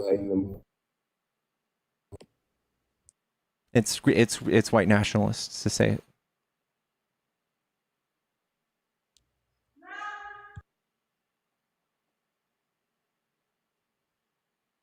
Right? No. How's that? How? There's white people coming through the southern border every day. There's white people coming from the northern border every day. Yeah. What percent of our country is undocumented migrants? What is it, like 2%? Yeah. Are we on our way to being erased? With undocumented migrants? No. Yeah. Okay. Yeah. So I don't understand. Yeah, I don't either. Why would Charlie Kirk say that? Why would Charlie Kirk say that? Well, I think the whole replacement theory is like, for America itself, it's kind of expanded. I don't think that's necessarily happening. Are you over 18, by the way? Yeah, I'm 22. Okay. Yeah, but I mean, when it comes to like England, yeah, that's definitely fucking happening. Look at what's happening over Charlie there. Kirk is not in England. I mean, that place is a shithole. I don't even know what you're talking about. Charlie Kirk's not in England. He's talking about here. I know, but I'm just saying, I mean, he has every right to think that. Look at what the Democrats were doing. I mean, absolute immigration What were we crisis. doing? Letting tens of thousands of people every day come through the border illegally. It's not true. It's not true. No, Trump gave you guys this magical little graph that saved his life once. It just showed merely all of the people that crossed the border illegally, illegal crossings. And without any context or knowing what the fuck that means, yeah, I don't blame all of you for thinking there's just people flooding through the border just nonstop. No one's stopping them. It's a wide open border. And what that number really means is that's how many people were stopped at the border. Those are encounters. That's how many people were stopped. And when they were stopped, they were asked, hey, do you belong here or not? And if they didn't belong, they were kicked out. Biden kicked people out at a higher rate than Trump. As he fucking should, because way more fucking people came in. No, that's not how that works. At a high volume, if you're kicking out more people, that means you're twice as effective. Dude, like if you have more things happening for you comparing to somebody else, you're probably gonna do more with what you get rather than the other guy. So was the border open? Was it wide open or was it not? Was it wide open? Yeah, it fucking is. Look how much it's not wide open. That doesn't mean it's wide open. No, I mean, like Border Patrol wasn't even doing their job. It was just horrible. Were. That doesn't mean they weren't doing their job. We have the numbers that show they were effectively. Okay, so when the lead of Border Patrol says something like, "Oh, we weren't even doing our jobs. We were like Uber drivers for these illegal immigrants, and they just drop them off at bus stations and like airports." That's doing their job. You don't understand anything if that's what you think is happening. If you were here and seeking asylum, I didn't say that. That's what seeking asylum. Border Patrol yeah, said. I know. And if you're seeking asylum, that's legal, and you would not get a ride anywhere unless you're here legally. Okay, seeking asylum has nothing to do with coming here illegally or not. Yes, it does. You guys point to all of these people seeking asylum like they're all undocumented. Look at New York. Look at Chicago. Those are all asylees, dude. Okay, you can get asylum and you can come here the wrong way. Okay, there's no correlation there. I don't know why people keep on. How do you come here the wrong way and seek asylum? You can jump over the border, go under the border, swim here. That's still the correct way. Oh, jumping over the border is the correct way of entering our country? Yeah, for asylees, yes. Oh, for asylum. Right. So for asylum, the law doesn't really say anything about that. You just have to step on land. But when we talk about the correct way, do you want them hopping over the border or do you want them to come here from a port of entry? I don't care. If you're fleeing your country from violence, you just get over here. That's fine. Yeah, so you're for open borders. That's not an open border. Yeah, it is. Now, if you manage to get here, that's fine. And you report yourself, say, hey, I came here from Venezuela because Trump fucked up my country and he gave me TPS status. I'm here. What's up? So you're for open borders. No, I'm not for open borders. Like we can keep borders funded. We can keep our personnel at the borders. We can enforce the border all you want. I'm not for open borders, but Trump has convinced everybody that he's the only person that can close the border. Nobody else knows how to close the border when it's just a matter of balancing a budget and saying, hey, maybe we need more technology to track the F drug, or we maybe need more judges and stuff. These are what the actual Border Patrol agent said. This is what the actual Republicans said that we needed at the border, not this insane shit, this crazy scheme that we now find out that Tom Homan, he received 50 grand from an undercover FBI agent to pretty much advocate for a contractor to get all sorts of jobs, like building things for like prison, like for these immigrants to be detained in. We find out that this is actually probably just a big money-making scheme for Trump. His campaign was funded by millions of dollars from a private charter plane group. These are also being used to deport people. I don't see how y'all don't see it. There's no use in actually doing this. It's shrinking our economy. It's fucking things up. We're fighting about it. There are protests. Nobody wants this. Okay, so you can run from it all you want. You're saying you're all for open borders because you don't care how these fucking guys open borders. Yeah, you don't give a shit. They can fucking blow a hole through the fucking border. You don't give a shit. No, I'm saying there's no way to stop it, and you're crying that they are illegal, and I'm saying they're not. I'm just saying they're not. I'm sorry you lost that argument. It doesn't mean I want open borders. Their physical presence in this country is illegal, yes. No, it's not. Yeah, it is. How so? What law are they breaking? The way they got here law is wrong, and due to that, their body is not supposed to be in here. What law is that? Their body is illegal. What law is that? What's it called? Fucking Sorry, I forgot what it's called. There's no law that they're breaking other than entry without inspection, which is a $250 fine. And a misdemeanor. That's what I'm looking for. Misdemeanor. And Class that's C. the same thing. Sorry? Class C misdemeanor. Yeah. Yeah, it's a crime. It's a misdemeanor. It's a civil offense. It's a crime. It's the same thing It's a as stealing. crime. It's like speeding. Yeah. There's more people. Speeding is far more dangerous, far more deadly. Far more people do and it. It's at the same level. Look at that. So it's a fucking crime, right? It's a crime. Yeah, I know. I don't obsess over those things. Mm-hmm. The people speeding all day by my house are committing crimes at the border, and you're just saying, "Fuck it, let these guys in." No, I don't want to focus. I don't want to spend hundreds of billions of dollars stopping a crime that doesn't hurt anything. Right. So you want open borders and delete all the fucking borders and just say, "Hey, no, we saved I money. think we should do reasonable things and not in." political theater. You guys are spending a fortune. It's not black and white. Like we could just spend way less than every country's military doing this, not this insane shit that y'all are doing. This is crazy. This is Where fascism. do you want to put the money instead? Judges. You said it earlier. We would not need $140 billion worth of judges. You'd be surprised of how expensive you said. You named 3 things, not just judges. Yeah, I know. And the bill for this was written last year. It was far less than $140 billion goddamn it dollars, dude. It's insane. It was like 15 million or something. It was like something small. Yeah, and countries pay more for their border than we do.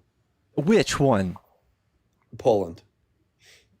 Okay, y'all are obsessed with Poland. It's weird, but yeah, Poland fucking borders Germany because they're fucking they have a fucking 60-year war with them, dude. Well, here's the thing. We're obsessed with Poland because it's a great example of how we aren't doing anything fucking crazy. You know what they do at the border? Do you even know anything about Poland? I've actually read into this. Yeah, and you guys somehow think that they No, they don't. On site if you try to cross the border. That's not true. That's not true. Yes, no, it is. No, it's not. I've already looked this up. It literally is. They will shoot you. No, they don't. They have just deportation. Yeah, for the people already fucking in there, they'll shoot you. Of course they would. No, they don't. It is not true that people are killed on site for illegal entry in Poland. However, recent legislation allows Polish border security forces use firearms, including live ammunition, in specific situations, as in self-defense or to repel violent attacks on the border. You don't just get shot, dude. You're insane. So that Polish, what's it called? I don't think he's a congressman, whatever the fuck he is, just came to America and to the UN and just started fucking saying, "Oh yeah, we will." A politician started lying and shit. I don't know, man. No, that sounds wild. I'm just saying, dude. It's not a fucking joke. Yeah, I know, and I'm reading it, and that is a joke. That's read, but it's probably fake. Oh, okay. You're right. People just get shot in Poland for illegally entering. Yeah. No, they don't. And we don't need to do that. There is nothing that warrants that. We don't have anything that's happened recently. We haven't had a domestic terrorist event. Nothing. They commit almost no crime. They're coming over here to work, dude. Oh. Poland has to worry about people actually coming from Russia and doing horrible things. Oh, okay. So they're here coming for work until they're not here coming for work and they do something fucking evil. Yes. Right. Yeah, that's why Trump does the snake poem for you, that like very Hitler-esque snake poem. Like, listen, it might be a nice, peaceful, but you never know if there's a snake in the grass that come up and bite you. Like, this is the very disgusting rhetoric that he espouses to get y'all very interested in national security, which is what you guys are obsessed with. Came here for anything bad for our country whatsoever? I haven't seen anything like that. No, majority of them, 99.9999999% of them come here to just work, bro. All right, well, they haven't done a domestic terrorist event. Right now, Burger Meat says you're fucking wrong. All right. That shit's... Since 1970, find me a domestic terrorist event that was related to somebody coming through the border that they illegally. Why does it have to be terrorism? Okay, well, then tell me what's bad. What's so bad? You don't think there's some weird pedophile that came in here and started fucking doing things to children? You don't think that? Okay, I don't think that these people are a group of people you should use to start looking for that, because in history or in the data, they don't represent a large portion of those Doesn't people. matter if they fucking represent 0.1%. They still fucking did it. All right. No, and this is you're just demonizing. This is an arbitrary thing that you're just trying to reach for. There are more of those people in the church or in the Republican Party. Statistically, we could start there for those. For who? Pedophiles. Why? Because it's predominantly white people? No, because 12% of them are done by clergy of the church, and 65 in the news, 65% are Republicans, including the last person who was just arrested was Trump's spiritual advisor, and the other guy who tried to legislate Trump derangement syndrome into law. He just got caught trying to talk to a 16-year-old. What does this have to do with illegal immigrants? I don't know how we got here, but we're just looking at data. No idea how we got here. Yeah, we're looking at data and how we could find and stop bad people. And it's not migrants. It's not migrants who are doing any of this stuff. Nothing. Almost none. Yeah, they wouldn't be the group. In fact, they're the safest group of people in probably the world right now. 13 million of them committed 39 murders. 29 murders last year. It's the safest population of people. 39 fucking murder? Dude, like, what are you talking about, man? Like, kick these guys out of our country. Like, why? I don't understand Why do what's that? up with all the fucking We had riots 17,000 murders last year. They did 29 of them. Why would you kick them out? Illegal immigrants? Yeah. Killed how many people? What? 29. There were 17,000 murders in the United States last year. Why are you obsessed with that? So the fact that they're here has made the crime like lesser in the areas that they're in. That doesn't mean anything to you? No, it means that you should get the fuck out. I don't know. It just sounds like bigotry. You just like aimlessly hate them for some reason. Okay, I mean, you can call me a bigot all you want. I'm just saying they're not supposed to be here. Okay, and on You're top not of even that, supposed to be unalived here. American citizens. Yeah, so and then it's a double whammy. 13 million of them didn't, though, and they were here contributing to the economy and being our neighbors and being great people that we don't know. On top of the crime, we can see all of the crimes. We can see all of the crimes they've committed yearly, and it's like nothing. It's like nothing. Doesn't matter if it's nothing. The crime they mainly committed, and the most important one, is they came here illegally. Rot. Enjoy some tacos. Thank you so much. Thank you so much. Again, this is just a red herring. Just like you said earlier, these people are the scapegoat for Trump and his illegal activity in the White House, him grifting the American people and fucking you guys over and taking huge $40 million jets and bribes and having a Trump coin and doing all of the most illegal things I've ever seen a fucking administration do out in the open. They're scapegoating these people who literally do nothing bad. They do almost nothing. They contribute so much. Barack Obama was a bad person because he deported a lot of people. He didn't politicize it.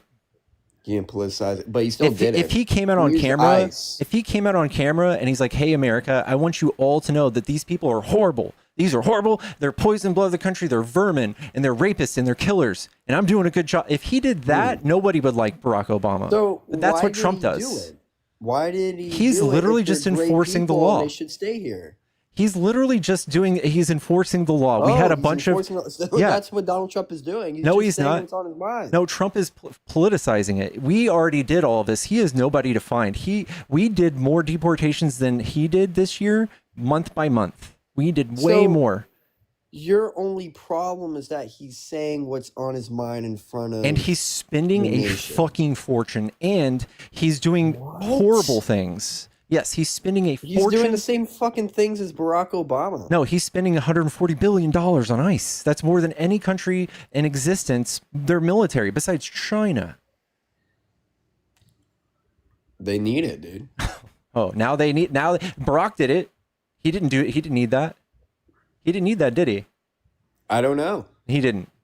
Well, ICE wasn't really publicized, like you said. So ICE. Yeah, he didn't have Dr. Phil go filming all this shit. There's fucking vigilantes that try to like unalive these people. Do you know there's like bounties on ICE officers for like 10 grand? They need fucking equipment, dude. Yeah, there is. In Chicago, there is bounties for these fucking guys. All right. Yeah, they need fucking shit to protect themselves and to catch these guys that came here illegally. Yeah. Kimberly, I don't understand. Thank you so much for the $10. Have a cold beer with your tacos. Thank you. I don't drink, but thank you so much. No, the Trump has made it so politicized, and he has divided the country so much that he wants us to be against this. He is antagonizing us with military. He is showing up at peaceful protests with military in hopes that this escalates. And that is what all the judges have pointed out. This is what all of the governors and all of the mayors have pointed out. And this is what the governor who just did an injunction, I'm sorry, the judge, a Trump-appointed judge, just did an injunction on his deployment to Chicago, I believe, last week. He said, are you just trying to invoke martial law? Because it just looks like you're trying to do that. Yeah, Chicago's a fucking shithole. And this is the common enemy thing. Chicago's number 26, man. They're 26. You know what is really bad? The red states. Y'all are number 1 through 7 in the top most dangerous states. That's not true, and I know that. Yeah, which ones are? Well, definitely Michigan. Michigan? Yeah. No, let me help you out. Memphis, Tennessee, St. Louis, Alabama, or St. Louis, motherfucker, Missouri? I'm sorry, Louisiana. Louisiana, St. Louis, Louisiana. Fucking Oakland, California is in there. And then where else? I'll just look it up for you. Detroit's not in there. Chicago's not in there. Chicago's not top 10 at all. They're top 26. What about Detroit? Detroit's probably in there. Top 10. If it's not in there, I know it's a fucking leftist propaganda, dude. Cities in America, leftist propaganda. Yeah, Detroit's second. Yes, Detroit, Michigan second. Consistently cited high. I don't know how St. Louis, Missouri. Baltimore, Maryland is in there. Oakland, California. Cleveland, Ohio, though. Albuquerque, New Mexico. New Orleans, LA. Alabama is Birmingham. Missouri, Kansas City, Missouri. 3 blue states. Yes, 7 out of 10 are red. Oh, it's not 9 out of 10 anymore. It's 7 I said 7. No, you didn't. Yes, I did. No, you didn't. Yes, I did. I said top 7. You didn't, dude. I literally say the same statistic almost every day. Yep, and you fucked up this one time. Look at that. Stop it. I did not say 9. But you guys do crime worse than blue states. Who's you guys? They're conservatives.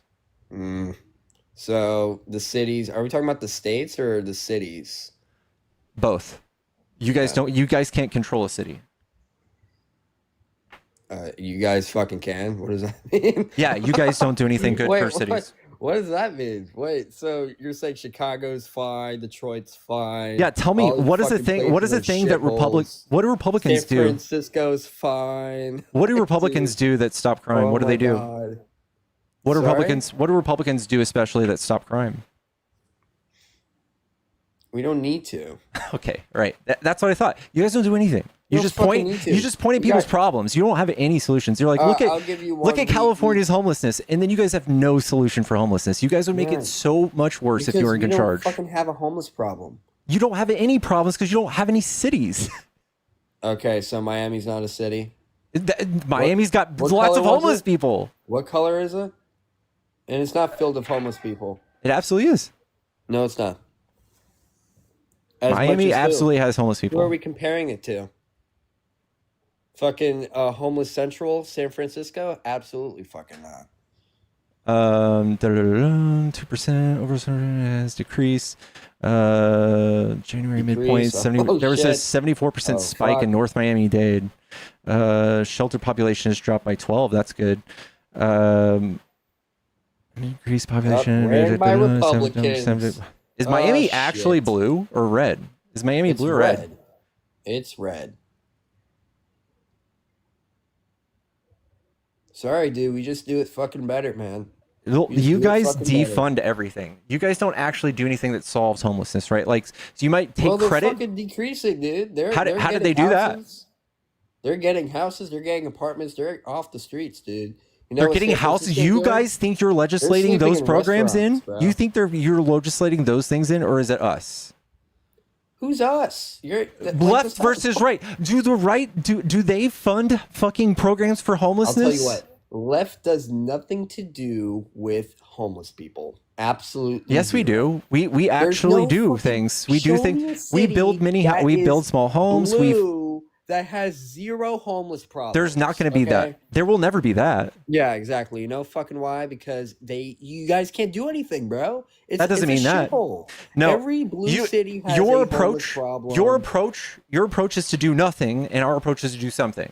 Yeah, and our nothing is doing something. Okay, your something is doing the worst possible thing ever is having more homeless people. No, we just How looked do you at do something and there's more homeless people because of the nature of California. Because when there's a huge market, when there's a huge economy, there are more people at the bottom of the economy because your wages have to meet a certain threshold versus the standard of living or the rent in a certain area. So California, which is highly populated because it's the fucking temple of the American economy, there are more people who cannot participate effectively in that economy. That's how that works. And in shitty red states, nobody fucking hangs out in farmlands doing nothing, where nobody fucking roams, where they can't panhandle, or where it's not fucking climate fucking prohibitive to fucking live without a home. Yeah, well, I gave you a perfect example, Florida. Okay, and you saw there's not as many homeless people as these fucking blue states. Okay, Miami's blue, by the way. When?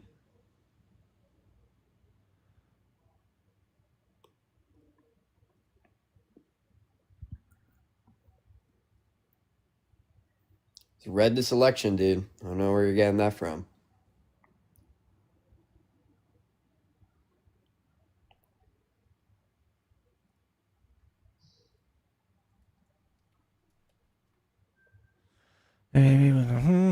They did vote for Republican in the 2024 election. The state went red, but cities went blue. It's probably going to switch from red to blue. Miami-Dade, 43% Harris, 55% Trump. Yeah.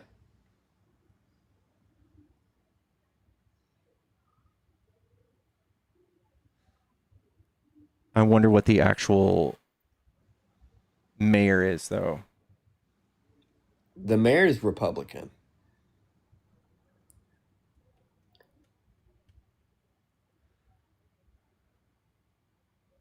He is Republican. What about the legislature?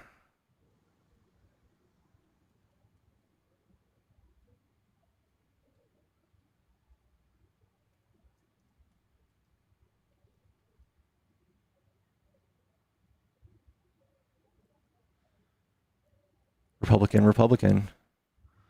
Wow. Has a huge homeless population.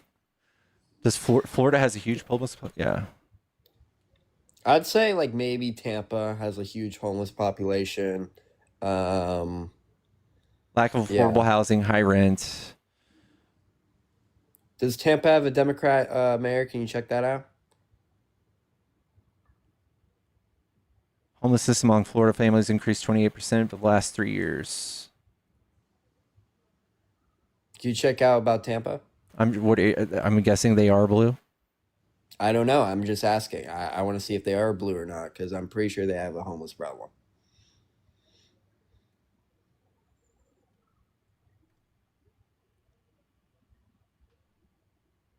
She's Democrat. Yeah. Here's the thing, though.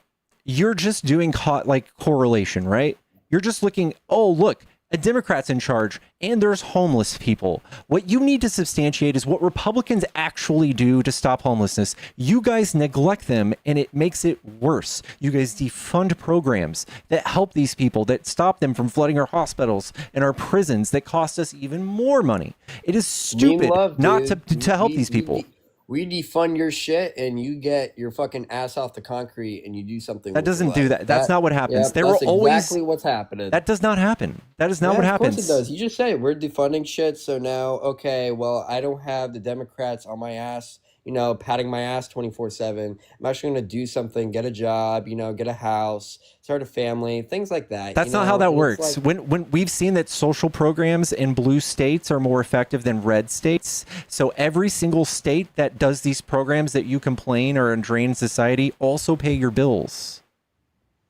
Okay, but what is that? There's a pattern. There's a pattern recognition here. Okay, of these blue states, blue cities doing absolute like horribly when it comes to homeless people in general. Miami is the largest homeless population in Dare County, and the mayor is Republican. Oops. Thank you so much, Shakuna, for the $10. This is the pattern I see. All these red states are mostly Republican. They can't pay their bills at all, and we have to continue funding y'all, like the homeless people you're crying about. Should we stop funding y'all? We're teaching y'all how to be dependent on us. What are you talking about, dude? Every single one of these states is insolvent. They can't pay their own fucking bills. California has to come in and pay their bills. 70% of this nation is paid for by Democratic cities and Democratic counties, and they have to come and fucking wipe your little bubbling fucking lip and fucking pay your bills every fucking month, every year. Yep. I'm seeing more blue states than red states on this map in the green, 100%. Yeah, green is good, red is bad. Oh, red is bad. Okay, just making sure.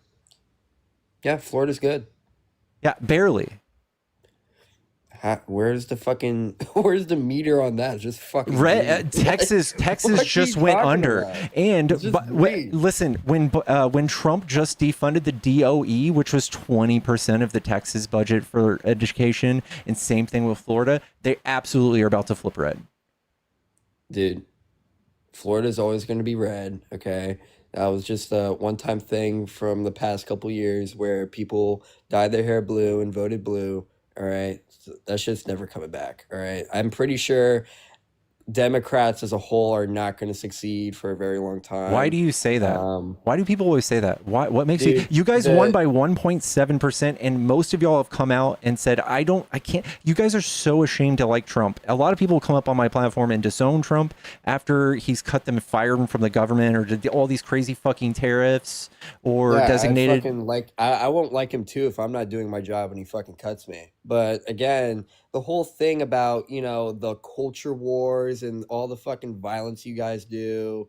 And it's like, it's not great rhetoric you guys push out to the American You guys people. are 70% of the violence.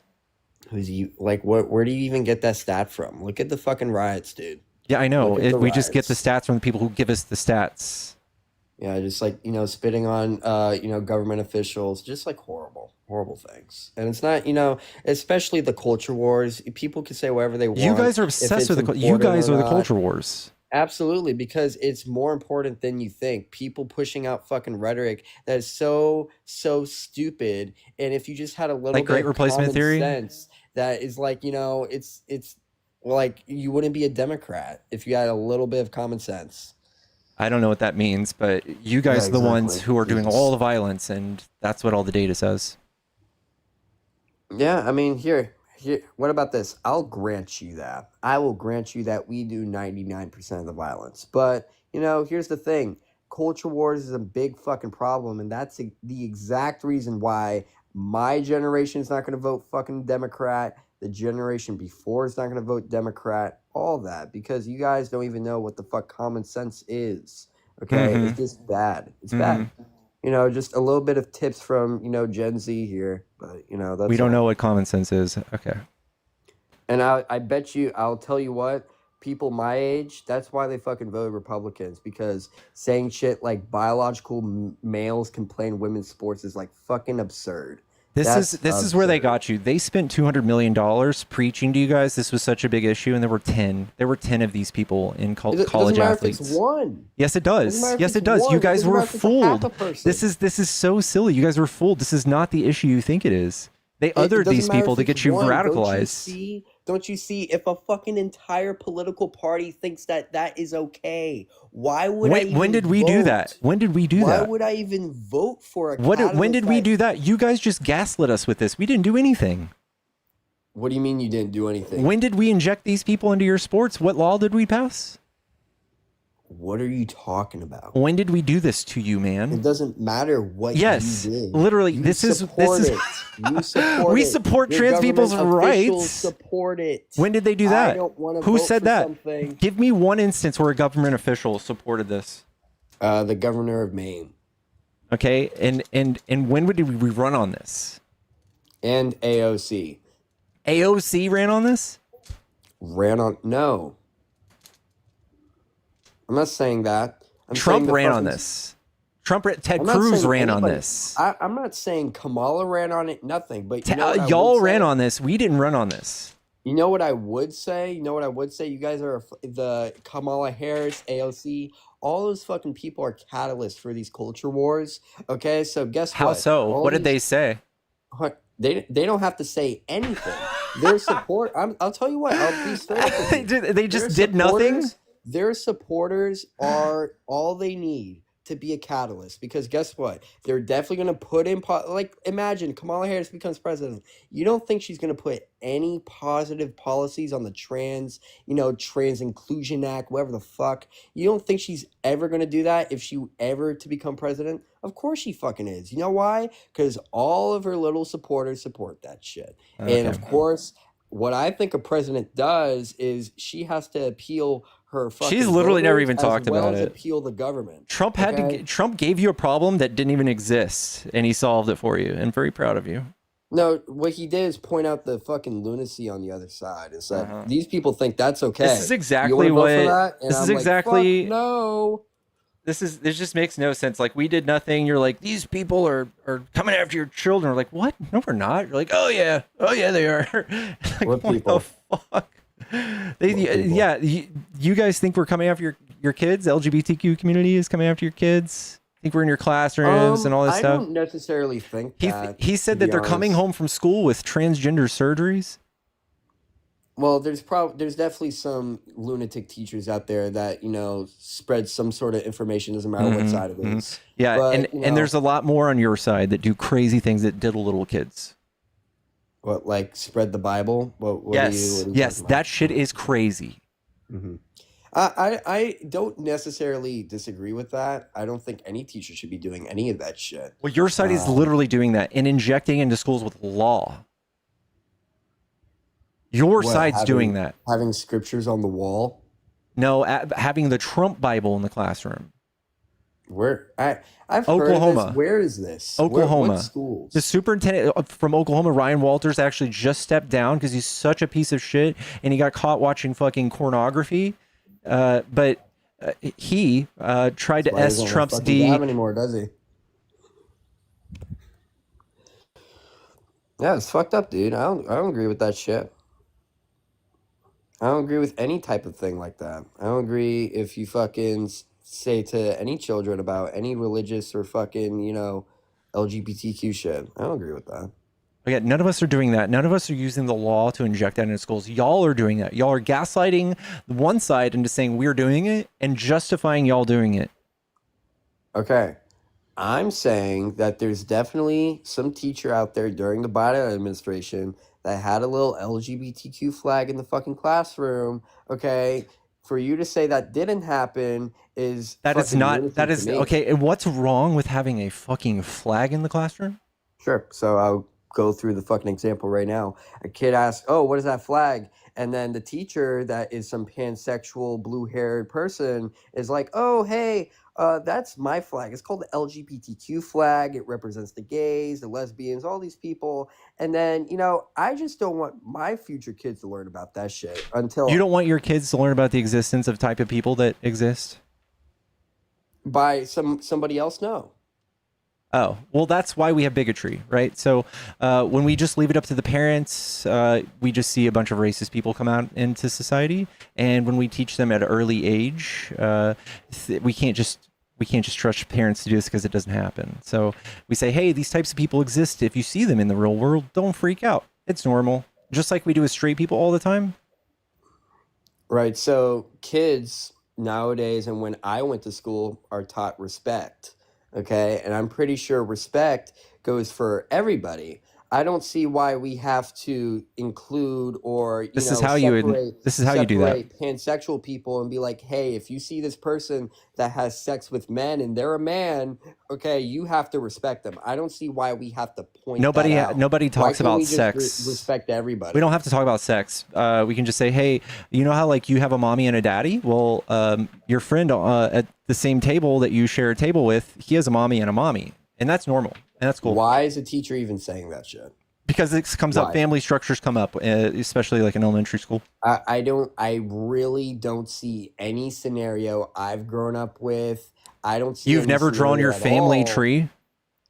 Yeah, okay. I don't see my teacher coming up to me and talking about some other fucking kid's family tree. Yeah, you Like, do. what are you Everybody talking comes about? up in front of I class don't and says, care this is about my some other family kid's tree. This is my family tree mommy. after This is grade. my daddy. This is da-da-da-da. Yeah, you know what I was thinking at second grade? I wasn't thinking about some kid's fucking family tree. I was thinking about being fucking Batman. All right. Okay. I don't see why that has to do with anything whatsoever. Well, family trees are part of curriculum in elementary school. I don't know what you want me to do about that, man. Okay, but what is the teacher? What does that kid's business have to do with mine? Why are you saying the teacher has to say anything to me? Normalizing things as a society causes things to, it de-radicalizes people like you. It de-radicalizes them at early age, so that like when you're 8 and you see your first trans or your first gay person, you don't have this like knee-jerk reaction. Or maybe when you're 20 and Trump feeds you a bunch of anti-LGBTQ propaganda. I'm sorry, when you see your first LGBTQ propaganda, you'll be like, oh, that shit's fucked up. I'm not listening to that. That's why this is important. This is why Trump doesn't want you to see these things in your classroom at an early age, because he wants to be able to use this and politicize this against you in the next 20, 30 years. He wants to be able to say, hey, these people, they're not like you. You should vote against them. Okay, so my problem is that you're saying a teacher has to come up to my future kids and say, okay, look at that kid's business. He has 2 parents that are men. I don't like that, because you know what that can lead to? Indoctrination. I don't care what you say. There's definitely going to be some indoctrination teachers out there that don't go along with just those words, and they're going to say something more. And I don't think that's okay for anything when it comes to religion. What about all of those people? They're definitely doing that. Anything. They're definitely doing that with religion more than LGBTQ stuff. Doesn't matter what they're doing. It doesn't matter. I disagree with it all. So you guys are actually doing it with religion. We're not doing this with LGBTQ. I don't think you want your kids to learn about that either. What if I told you that a teacher is teaching your kids about religion? Okay, I'm in Texas. That kid's religion is Christianity. I am in Texas, and that's what they're trying to do. That's okay. That's what they're doing. That's what y'all are doing. But we're not doing that. I don't think any of it's okay, and I don't see that barely anywhere. The second we try to pass a law that forces you to like learn these things like at an early age, you have no ground to stand on. We're not doing that. So if some individuals are doing this, that is not our fault. Dude, this is just something organically coming up through. Alone. I'm not even adding on anything. What you advocated for is not good. I don't like that. What am I advocating for? A whole bunch of other parents. What am I advocating for? At all? What? That you're saying teachers should talk about other children's business so they can respect LGBTQ plus members more. Yes, it would reduce violence. That is not okay, because number one, why does my kid know about another kid's fucking business for no reason at all? I don't because think you have to. You have to live amongst your peers, man. How the teacher has any right to tell any other kids about another kid's business? Explain. Dog, it's just learning family structures. Right. So another kid that could potentially be a bully to the other kid should learn about that kid's, gay parents. I mean, when do you see how problematic? Like this kid has a mommy and a mommy. This guy's a mommy and a daddy. No big deal. Next question. They should all get along. You know, like how rude little children are. No indoctrination included from any parent's side.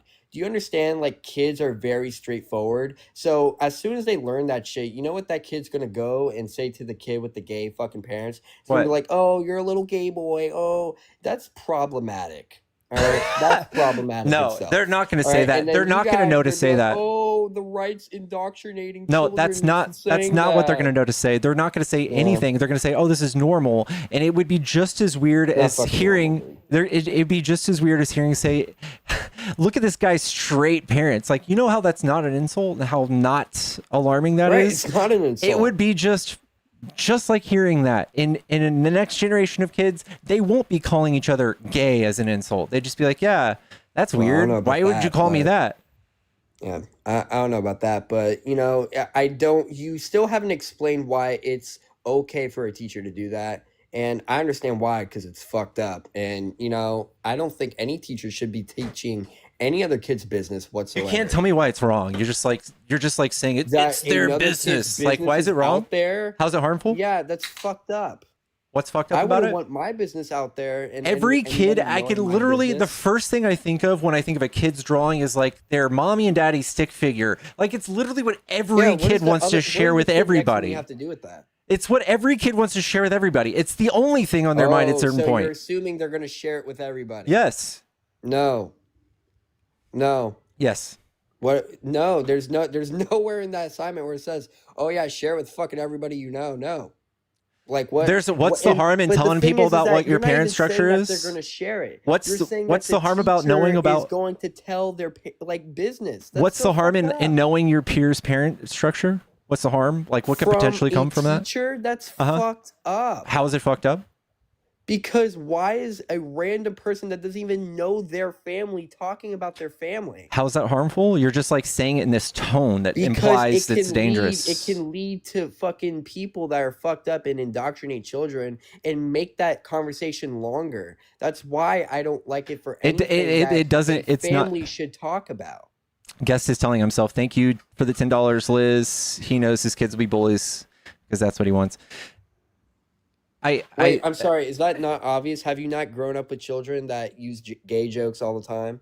I absolutely did grow up being one of those people. Yes. Did I say something that's not obvious? No, I grew up being like that because I wasn't taught about this in elementary school. Oh, you grew up like that? Yes. Okay. So I'm just, again, is that not obvious? And let's say you, when you were a little kid, that, you know, made fun of gay people, if you found out somebody's parents were gay, would you not use that on one of your victims?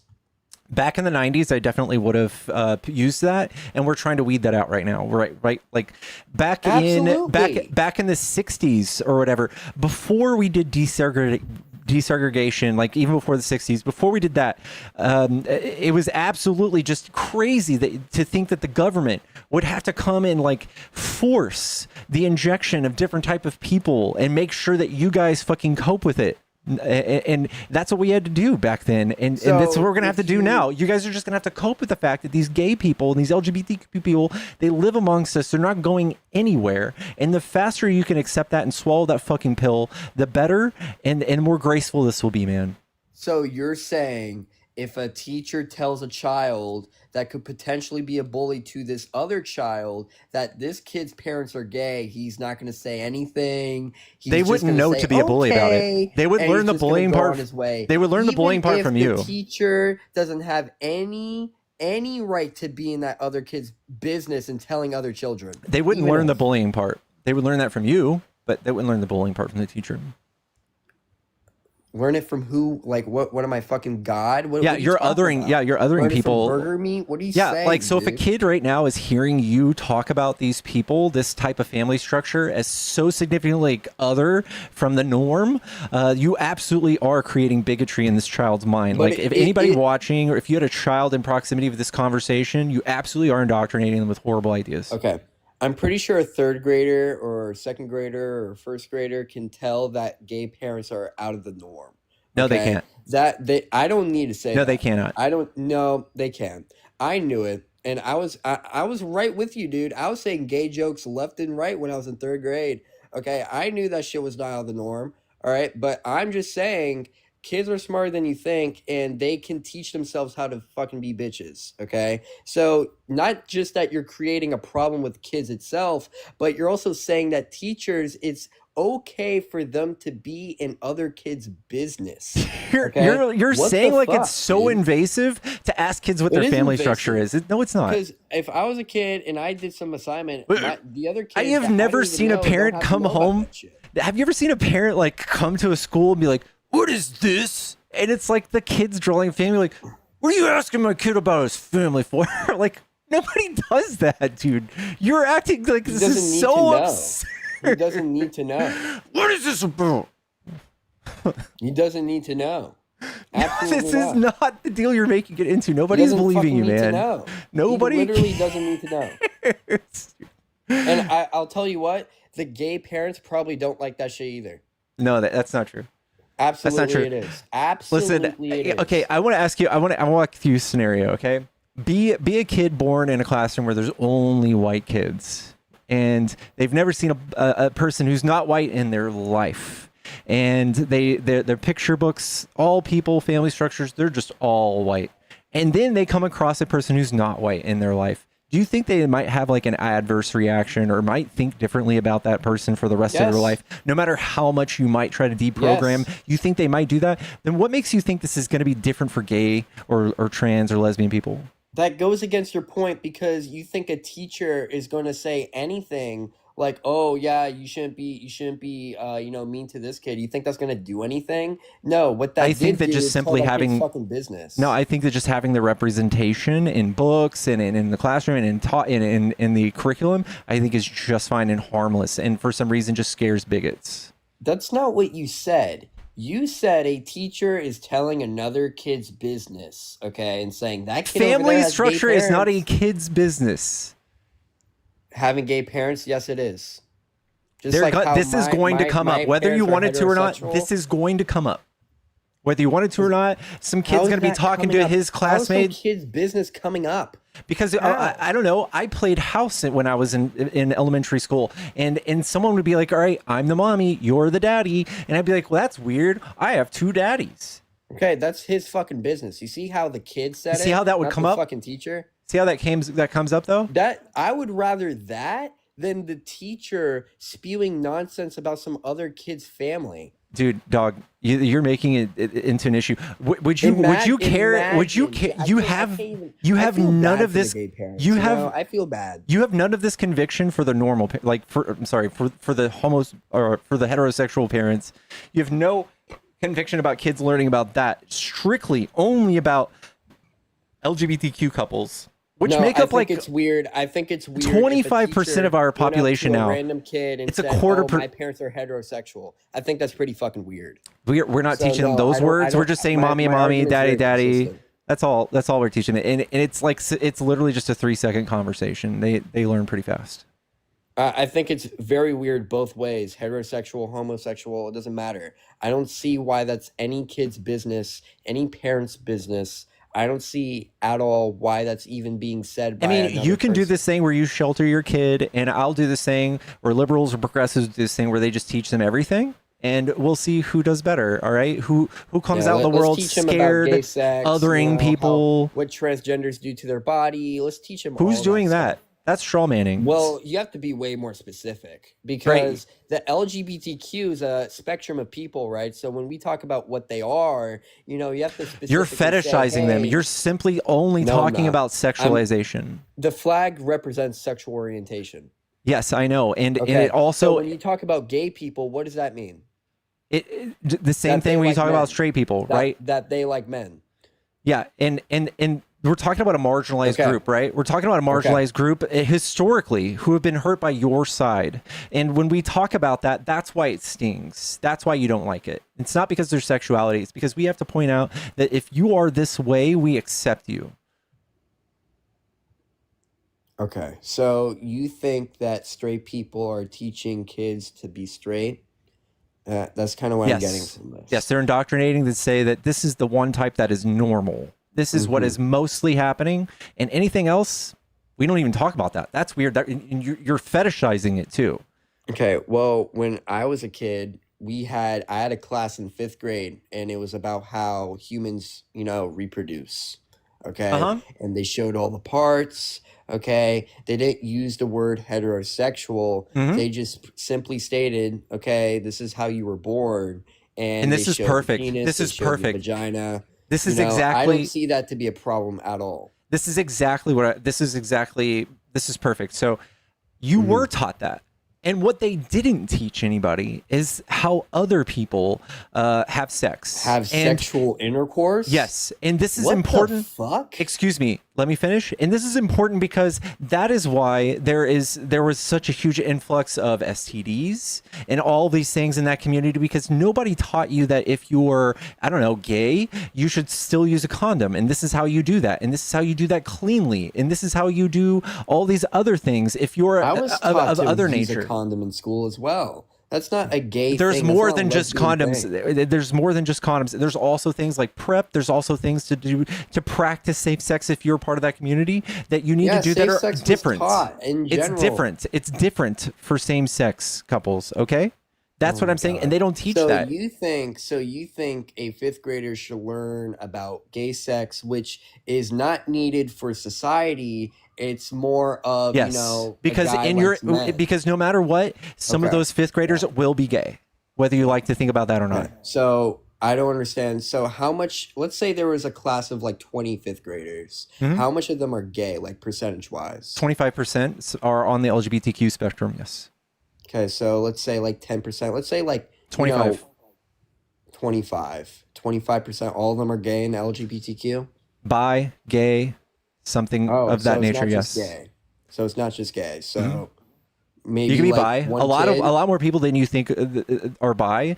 I think people are just very homophobic and like have historically not wanted to come out as bi.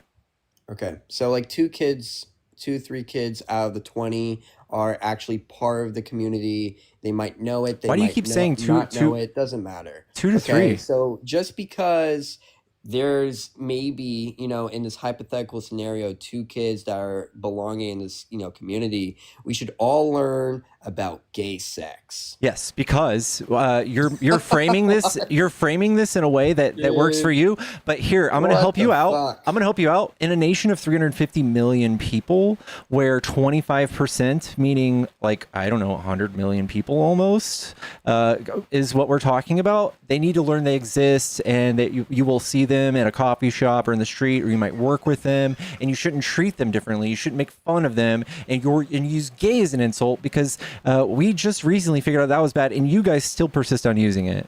But you don't have to point out somebody's gay to use respect. I find a very hard time understanding that. Kids are taught respect in general. They're not taught to specifically respect these guys more. Okay, is there a level of respect you could teach somebody to not be bigoted? Is there just a level of respect people adhere to that equally? I don't see that. We don't see any of that. None of y'all do that on the right. None of y'all exhibit that on the right. Kids are taught that. I was taught that, dude. I was taught to fucking treat everybody equally. The absence of the representation of certain types of people throughout learning and your is enough. That's not enough. No. Treat this guy with more. That's not enough. We have people that have historically been oppressed by your side, and we need to actually give them a little more. So we need to point people out in public. But, again, it's like, I don't understand the whole lesbian sex thing, and, little children have to see that on the board. I don't see any. Do we explain heterosexual sex on the board? For a reason. I can during age. I believe in age appropriate sex ed at every level. Nobody's arguing that. I'm just saying we should include all the types. What does gay sex have to do with any? What is that benefiting? What is that benefiting? It's public health. Public health. What is benefiting seeing a gay guy going public down health. on another gay guy? Knowing how to do things safely. Dude. What's the use of seeing a straight woman go down on a gay on a straight dude? To see how to do it.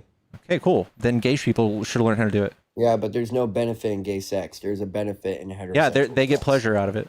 Of course, there's benefit. Wow, so you're teaching kids pleasure. Okay, yeah, how to do it safely. Yeah, because they're going to participate in it whether you like it or not. Okay.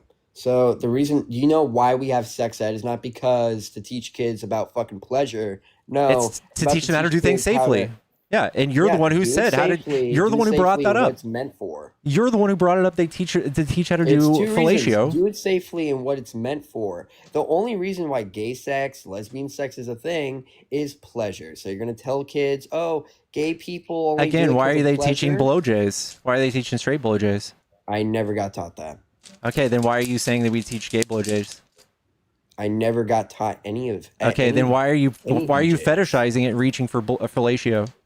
Why do you think we were trying to teach that? We're just trying to teach people how to engage in safe same-sex I'm sorry. sex. When I think of gay sex, I don't think of BJs. Okay, that's okay. honestly. Then you need to stop fucking fetishizing it. And yes, they do participate in sex. Yes, you are. BJs is not specifically for gay sex. Again, you're just being like, oh, dicks and butts, dude. These people have sex just like anybody else, and they need to learn how to do it safely. So are you going to tell the kids also that gay people take pills to clean out their ass so they can stick shit up there? Sure. Yes. Wow. Yes. Even we if should. They get yes. diseases from it. Yeah. Yes. Wow. That's fucking great, dude. Yes, we should. Exactly what I wanted to hear. That is just disgusting. That's disgusting. I'm sorry, you're just like, oh, that's icky. No, this is why Republicans. This is why Republicans. You think a 5th grader should learn that? This is why Republican areas have a huge influx in teen pregnancy and in fucking rape and all of that stuff because you guys fetishize all this stuff. It's all you guys. You guys. This is why you guys can't protect your societies because you're just like, ooh, it's icky. If it makes any sense at all, you don't care.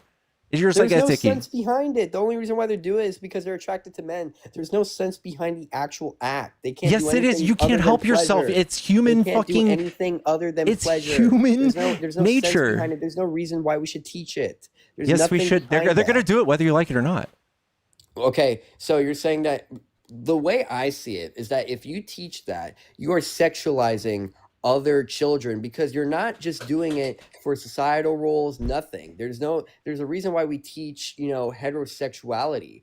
We're doing it for safety reasons. I keep saying this, bro. Sex due to the fact that for safety reasons. There's nothing to do with society. For safety reasons. There's nothing to do with anything with for gay safety sex. reasons. Did you hear my part about safety reasons? I'm pretty sure they'll learn that when they're older. Yeah, no. I'm positive. Nope. When is that? Positive. When do they get to learn it? So same-sex couples get to learn sex ed way later. That's fair. Cool. Okay. I learned what fucking AIDS was in 6th grade. You fucking learn shit without actually learning the shit. So okay, cool. Me? So you can learn about it. Cool. Yeah, from insults saying, "Oh yeah, you have fucking AIDS." You see like there's a dilemma of like certain insults and like this is an insult to have this and this and this. But I'm just saying it's like I can't believe you want to teach little children about how a guy cleans out his fucking asshole and sticks dicks up it. That is just absurd. Again, you're just saying it in a way that sounds crazy, but I could do the same thing. I could do the same thing. You want to talk about how women clean out their vagina before you stick a penis in there? Do you know they pee there? Clean out their vagina. Yeah, douche. Ooh, gross. Women douche. I don't want to hear about women douching. You're gross. See, I can do that too. Okay, well, that's actually learning the human body because guess what? Okay. You actually need it for society. All right. You need it for society. Yeah, and we need gay people to learn how to have safe sex for society. Yes, we need to learn gay people learning how to have safe sex is a public health thing. Yes. That the probability of a gay child in that classroom is little to none. So you're going to 25%. You mean gay sex? Really? That's. I'm sorry. I'm actually about Burger. Whenever you're ready, you're welcome. It was great talking to you, dude. This is a safe space, Burger. If you ever need to come out, this is fucking horrible. This is a safe space, Burger. If you ever need to talk to somebody, I'm here for you, bud. Absolutely horrible. Just literally eroded of child abuse in this fucking live. Just horrible. We have the numbers on who do the most, and it's red states, man. It's red states. Teen pregnancy, red states. You guys do this because of this rhetoric. Teach gay sex, really? That's great. That's fucking horrible. Are you going to teach your kids about gay sex? You're going to have like a little diagram of, a guy like going age-appropriate sex. When it's time to teach them about sex, I'll teach them about all the types of sex that's appropriate. Yeah. All the things that are appropriate, yes, to keep them safe. I don't even know to learn all those things. I can't even imagine what's not appropriate to you. Holy fuck. I don't know. You're just saying things now. You're not really being particular, right? I'm not being particular. Yeah. All right, dude. You can teach all the kids of gay sex like whatever you want. You can tell them that you fucking, stick it everywhere, through the nose. Do you see how cheap and immature this conversation is on your side? How bad faith you are? When I'm talking about things, I'm trying to be objective, and I'm like, yeah, it's good to teach kids, good touch, bad touch at a certain age, so they know, hey, Aunt Tammy touched me in the no-no space. They know how to say that. They know how to verbalize that. For pleasure. That's what you said. That is fucking weird. No, you said that. Weird. These people are going to partake in same-sex acts, and when that happens, it's just a matter of whether they know how to do it safely. They're going to do it. Why are you assuming? Because they do it. The only thing you should teach is what society needs, and is people that reproduce. They need to learn how to do it safely. And that's literally what the only thing schools should teach is heterosexuality because of that reason. That's dangerous. There's no reason. Society doesn't need gay sex. It doesn't need lesbian sex. It needs society will have it no matter what. No matter what. Why it's taught. We've seen same-sex acts in all 3,000 different species. It's part of ours. We are extremely social animals, and it is something we will do to the end of time. We've been doing it since the beginning of time. It is something you cannot shut the door on, bro. It's gonna be there. Okay, so because humans do it, we should fucking teach it. Yes. Okay. Yes. So if it happens in nature, here's what happens in nature. Here are things that humans do. If all humans at 3 o'clock every day fucking sits on a fire pole, okay, should we just teach that in schools because all humans do it? No, but you'd have to somehow. Okay, no, right? Because there's no reason or need for any human to fucking do that. What you're explaining is meaningless tradition. Same gender, same sex, whatever the fuck you want to call it, is not needed for society. It is existent in society. I'm sorry. Okay, I just told you a fucking hypothetical where something exists. We don't fucking teach it. Okay, and the delineation, the symmetry breaker would be that is inherently harmful and bad. Sitting on a fiery pole is inherently bad. Gay sex is inherently harmful and bad. No, it's not. Yes, it is. You get diseases. No, you get diseases from heterosexual sex. From where? Gay sex. From regular sex, from heterosexual sex. AIDS, you can get it from heterosexuality. STDs, you can get it from sharing needles. You can get it from all sorts of stuff. You can get it from giving birth. You know where it came from? Gay sex. I know. And you guys use that harmful rhetoric, and it hurts the gay community for decades. And it's not even that. It's not even diseases. You know what else? The guy taking it up the ass, he's fucking fucked for life. He probably has to wear a diaper when he's like 70. Again, you can meme on these people all you want. But same thing happens with same-sex or heterosexual couples that do anal, okay? And that happens. No one's out there fucking running interception on those people. Dude, I don't understand what you don't get. Kids shouldn't be learning about that. It's again, all you're doing is fetishizing it and pointing to these extreme examples of things, ways that you frame in a gross way, just to get a reaction out of people. And what I'm saying is, these people, no matter what, a portion of society do partake in these activities. These activities are what happen in society, whether you like it or not. We need to teach kids that this is how society functions, and this is how you do it safely. So that kids. If you think that's gross, imagine what the kids think. Okay, kids should not be learning. They are taught that it's gross by people like you. But the thing is that that's what they do. It's not gross. I think it's fucking gross as shit, but that's what they do. Okay, and you want them to learn about it. Imagine what the kids think if you think that's gross. That's my point. They don't know to think it's gross. You think it's gross. Thank you very much for having me. I appreciate you. People in this live, don't teach your fucking kids about this shit. All right, get out of here. Thank you so much. Thank you from Big Shakuna for $5. Here's some money for Burger to buy some glass cleaner for his closet. And sex ed also helps children identify if a family member is inappropriately touching them. Yeah, thank you. Guys, if you're friendly, please hop out of the box. If you are a Trump supporter, hop in the box. Let's go to the next one. Hello. Hello. Hi, are you a Trump supporter? Just one idea I have to say. No. Are you a Trump supporter? Just one idea, please.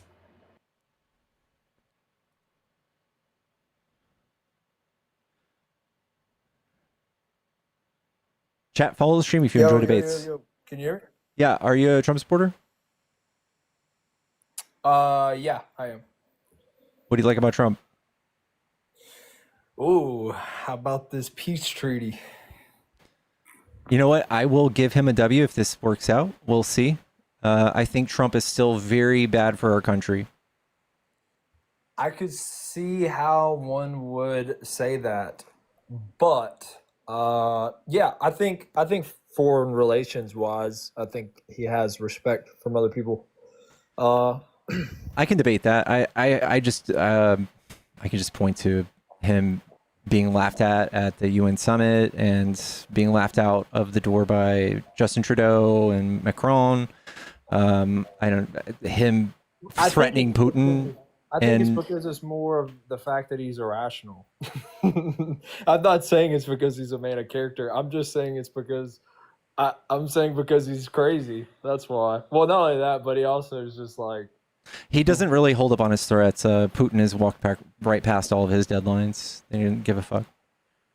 Well, I'll say this. I think that I personally believe that Russia would not have invaded Ukraine if Trump was in office. I just proved you wrong. They don't give a fuck. They showed up 3 hours late to their meeting in Moscow, which... I'm talking, though, what I'm getting at is I think it's a lot easier to prevent something from happening or prevent a fire than put one out, is what I'm getting at.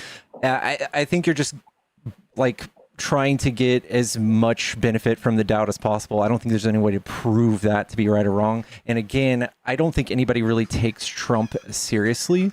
They're not scared of somebody who says America first all the time. That pretty much just says you're not willing to get involved in international affairs. Okay, but would you say that foreign relations wise, Kamala did a good job when she went in to negotiate a peace treaty? She didn't go in to negotiate a peace treaty. Oh, okay. So the war started the day after? She went in to warn them that they're about to invade. We had U.S. intelligence. Okay, gotcha. Okay, so now let me ask you this. Would you say that Biden is respected more amongst other countries than Donald Trump is? Yes, we have polling on this. We have Pew Research did polling on this, and we have another one that's more recent, but in literally every country around the world, Joe Biden had a higher approval rating, like almost double sometimes. So I swing left on some things. I'm not like just a raging right-wing conservative, but I'll say this. If you have to have arrows on the ground to see what door you need to walk into, I mean... Trump did that too. I've seen Trump dragged around by his own security. Like, these are the weird jabs that you guys take on. No. You're a smart guy. You're a smart guy. I know. Trump misreading acetaminophen. Trump saying it can only good happen. Anybody over 60 in office, so you don't have to debate that with me. I don't disagree with that at all. I think we need somebody young and vibrant. But I'm just saying, it can only needed direction. You needed directions. Like, come on. Yeah. Nobody really think like only the right is so deeply got the Biden derangement syndrome that Biden's just so incapable of running things. Biden had the respect of all of the countries that rallied behind Ukraine, 50 of them. He talked them into rallying behind Ukraine. They absolutely do respect him. He had South Korea and Japan meet at Fort David for the first time, and it was like historical that he got them to meet. It's more of the point that those countries can get what they want out of us, Big Brother. Is my okay, point. You mean Trump, who got like a $400 million jet from Qatar or $10 million from Egypt? Like, I'm saying, I like the idea that we have somebody that doesn't let people walk over him. That's all I'm saying. I don't know. I think Trump is the biggest pansy and this like the weakest shell of a human I've ever seen in office. If you attack him at all, he fucking cries about it on Twitter all day till 2 a.m. Yeah, that's valid. I mean, I'm not. Look, okay. Here's why I have my vote. All right, I believe in small government. I believe in the Second Amendment. I believe that. Here's my other thing. Okay, I heard you having a conversation with the last guy. You were saying you were talking about Miami and a couple other things about homelessness. Why is it? You may know the statistic on this, but why is it that people in New York and people in California move to where you live, Texas, or move to Florida at a vast majority? So the statistics actually that per capita, more people are moving from Florida to California than California to Florida. Interesting. So I didn't know that. But so I'm in Florida, but the reason I say this is there's a lot of people that have dual, I guess you could call it, well, I wouldn't say dual citizenship, but basically like they have a Illinois driver's license or a New York driver's license, but they have a property in Florida, and they intentionally keep the property in Florida and register their vehicles there instead of having to pay outrageous taxes in, say, New York. Yeah, this is also a huge misconception. Red states are constantly I'm like in the car business, by the way, so like that's like I'm in finance, so like I see, you know what I mean? Like this is a common thing in Florida where like people have. You should also know about property taxes then. Yeah. Oh no, I know about property. Yeah. So property taxes outweigh a lot of these taxes that you cry about in blue states. So in Texas, for instance, property taxes are fucking outrageous. And if you look at like the average tax rate for the middle class, for somebody in California versus Texas, your tax rates are fucking lower. But what large corporations, when they finally get to a size where they can save millions by reducing their tax rate by like 1-2% or some shit, they move to a different state. And they take advantage of that. And Texas will eventually have growing pains and have to do all these things that California did and raise taxes to make up for the infrastructure all of these people moving into the state need. So like all I can speak on is what I've experienced, right? You're a product of your environment. I'll say this. My brother lives in Colorado Springs. Like we grew up in the Bible Belt. We're, grew up in the South, but he tells me all the time, he's like, he said the Springs is decent, but he said Denver is a shithole. Like, I'm not saying, what I'm getting at is, any populated area that gets really populated has growing pains. That's all that people point to. If you're a Republican, you point to big cities, like, oh, look at the problems they're having. There's like homeless and there's trash on the streets. Fucking Republicans have no answer for this. They constantly just talk about reducing taxes. Trump is the one who cut fucking police funding. He cut billions of dollars from police funding. While you guys are worried about the Democrats doing that, that's what y'all do. You'll fucking constantly cut programs that keep cities. Okay, Trump is not. He's definitely focused on the deficit. He is exploding the deficit as usual. But he's focused on cutting irrelevant spending. Yeah, like this is political. While he points to things like, look at how much money we're saving. He cut $16 billion fucking dollars, and he spent $5 trillion. Yeah. Now I'll say this: I do disagree with dumping a bunch of money into deporting families back to Mexico or Guatemala or Bolivia or wherever they came from. I think that's ignorant. I think if you're here and you're not supposed to be here, but you're not breaking any laws, then why are we dumping money into? I'm a money guy, so why are we dumping money into sending people that? Yeah, it's just political theater. It gets people charged up. I hate immigrants. The more people that spend money, the better it is for the economy. So I understand the math behind that, but if you're here and you're breaking laws and you're not supposed to be here, I think you should go the fuck where you can. Okay, if you sped 10 years ago. You got a speeding. Do you think that we should hunt you down for that? Violent crimes. No. I'm not saying misdemeanors. I'm saying. Yeah. Well, that's all these people are. The misdemeanors. They're all Class C misdemeanors. People entry without inspection. People cross the border. It's Class C misdemeanor. $250 fine. No, I agree with that. Yeah, I swing left on that for sure. Now, I'll say this: I don't think we should just have open border policy. Nobody thinks that. Like that's nobody wants that. Yeah, that's insane. That's a straw man. Yeah, we like historically Democrats deport more people. Nobody wants that. They use it politically somehow. Somehow they still convince y'all that we want open borders, even though deporter in chief was Obama. Even though Biden deported more people than Trump last year, month by month.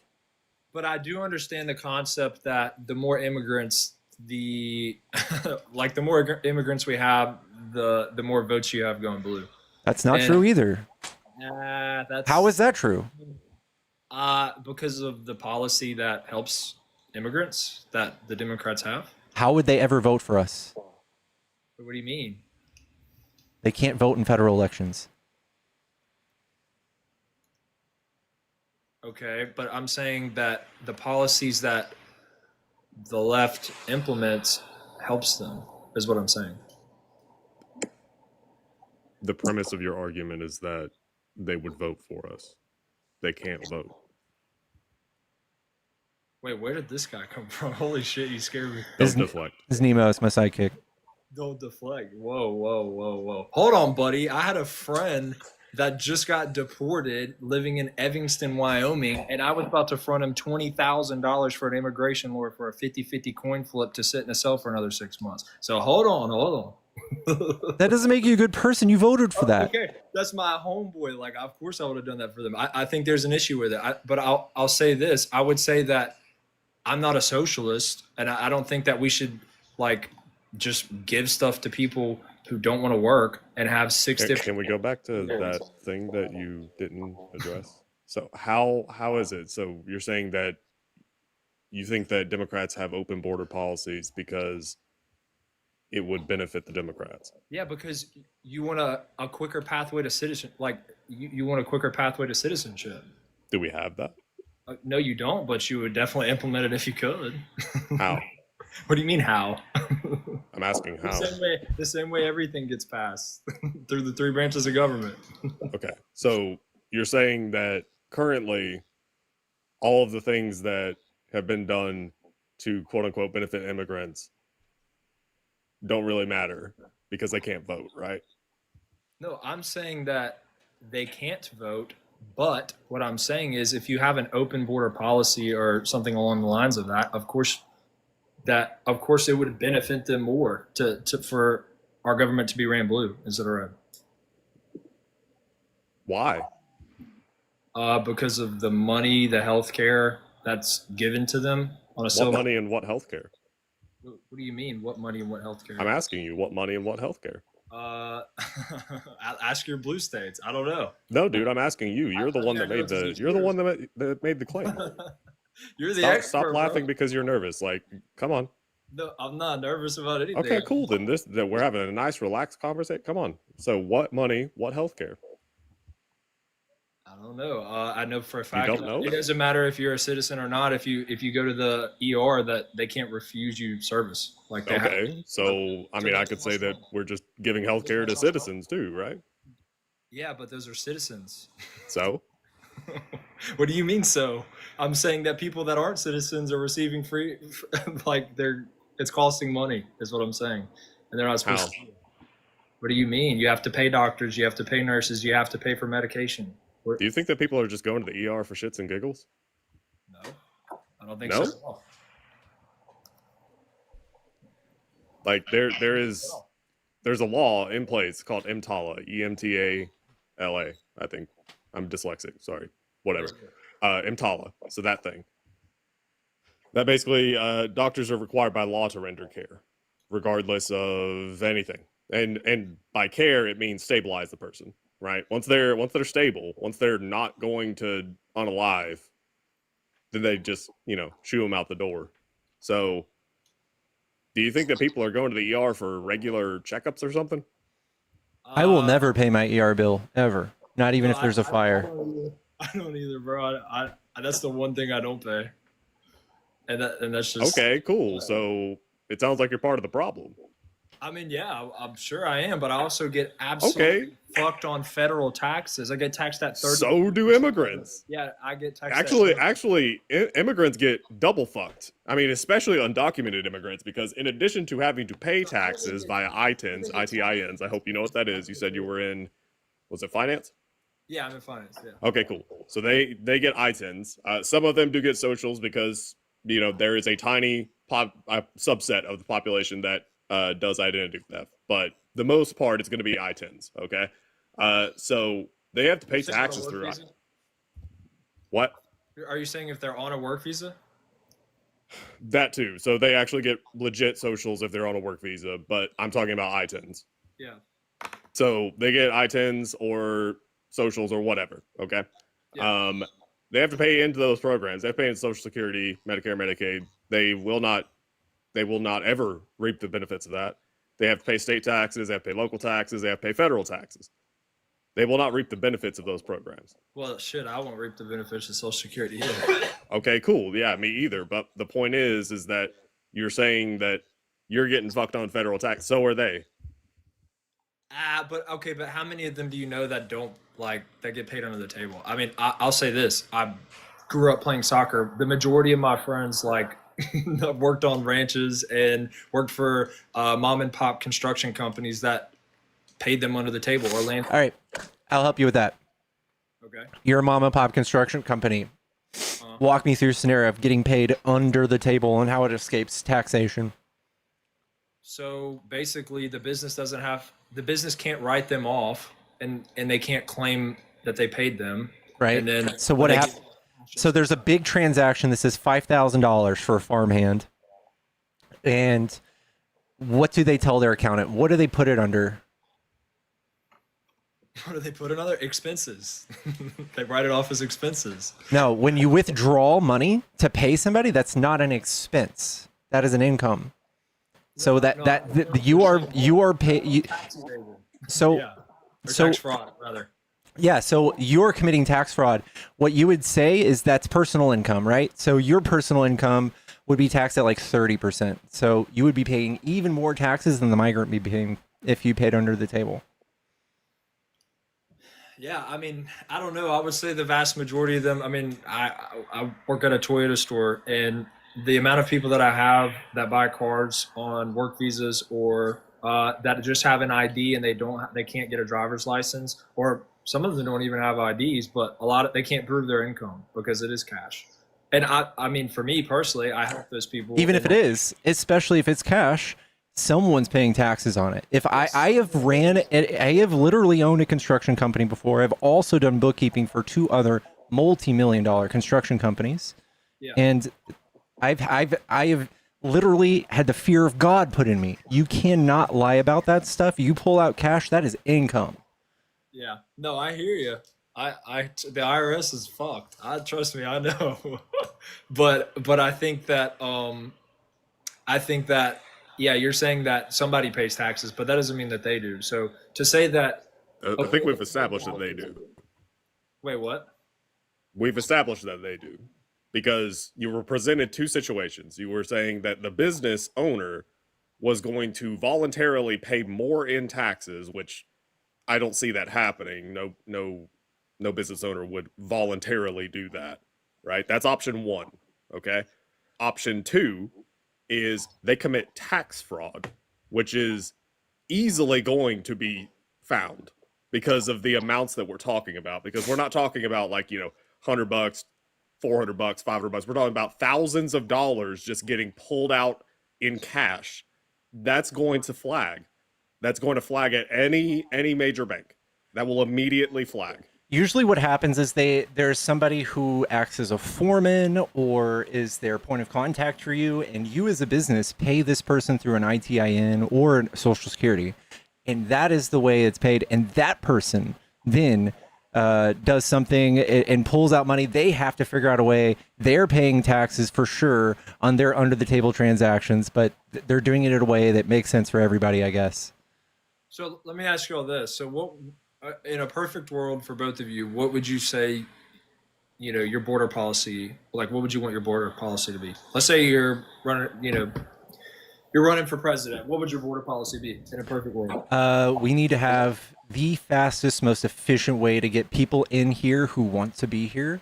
Give them work visas. We give them residency. Give them a very long pathway to citizenship if it's that easy to become a permanent resident. That way, nobody's scared of us trying to buy votes. And I think that would help us with like the insolvency we have in our labor force. It would help us with our economy. Our economy would just fucking explode. More people equals more money in every instance. No, I don't think that's a very radical point of view at all. I completely agree with that. I completely agree with that 100%. I think we're spending way too much money trying to deport people. Dude, my friend was here under the DREAM Act. He literally was brought here as an infant, okay?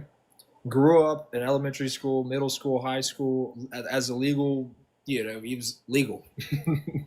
And then he was working offshore, and now, he went to the bar, got drunk, slept in his truck, cops banged on his window. He told me he forged his papers, and called me in a cell like 2 days later. He got a DWI. Yeah, I know. Yeah, and then he sat in a cell, for probably like 3 weeks, and then all of his family was legalized, so they dropped him off in Tijuana. He knows no one there. Like not a single person. Can you imagine the hundreds of thousands of people who are in the same shoes that your friends in that didn't even get a DWI? Yeah, I have a soft spot for that, and that hits home to me. So I definitely disagree. Now, like I said, I think a lot of people, what I don't agree with on the left, though, on this specific subject is there's a lot of people that try to downplay the amount of crime and drugs that actually do come from the border. Like I would say there's a lot of people that want to come into the States for a better life, you know, to make more money or to feed their family. It's not the migrants bringing the drugs. No, I know that. No, I completely agree with that. But the cartels are a problem. Fentanyl is a problem. Or excuse me. The F drug. What does that have to do with do with immigration? But that's still the border, though. But that's a separate thing, right? And how do you decipher who's good and who's bad? We were going to invest in border technology that would have sniffed this stuff out. Yeah. For the F drug specifically. You're talking about security at the border for detecting things, right? As opposed to immigration, right? Like you're conflating two topics.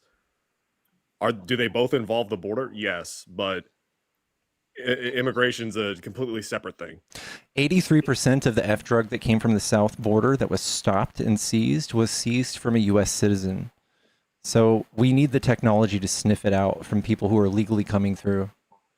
Yeah, I think I think that border security is very important. And I think it takes too long to become a citizen. I mean, dude, I had a friend of mine, Trump's first term, and we're like third round of the playoffs for our high school soccer team, and his name's Carlos. But Carlos got his girlfriend pregnant and was nowhere to be found for 2 weeks as a sophomore in high school, and got deported to Guatemala. And I went to middle school with him. I didn't know he was illegal. And my family gave him rides like personally everywhere. Like he was one of my best friends. And it took him 5.5 years to get back. Didn't even see his daughter born. So yeah, like I trust me, I totally get that. The other thing that I disagree with that everybody on the right is huge on is pro-choice, or pro-right. I mean, Roe v. Wade. But I'm pro-choice. I think that, you know. But as far as money, small government, Second Amendment, definitely all right. It makes no sense. This makes no sense. Let me show you something. You're literally a Democrat.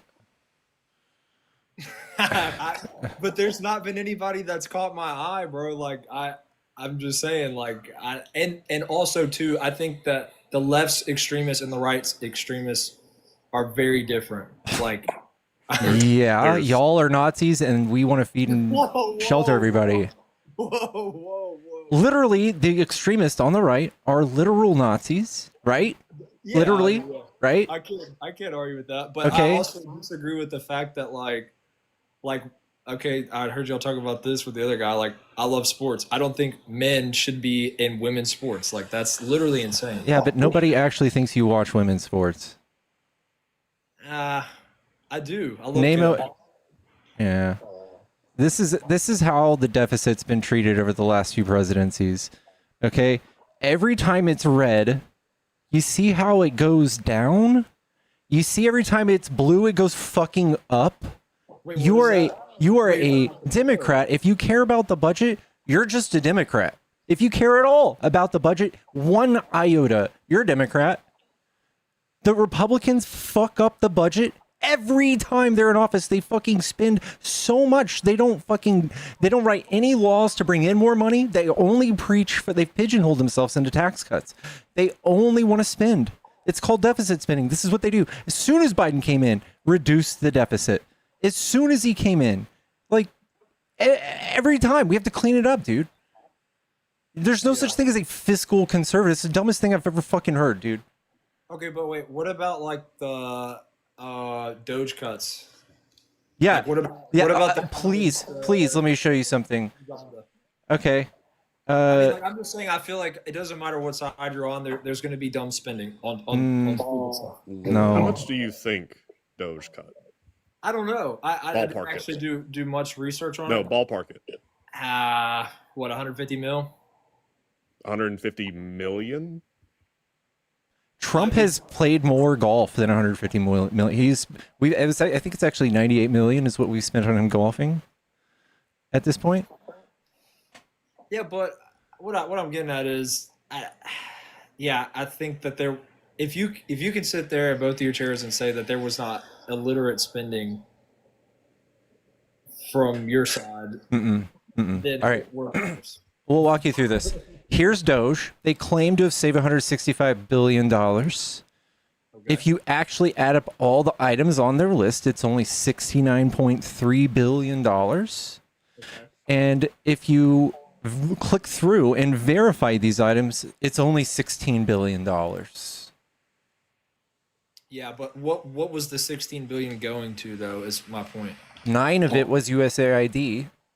Okay. The rest of it, who knows? Whatever politically benefits Elon Musk and Trump.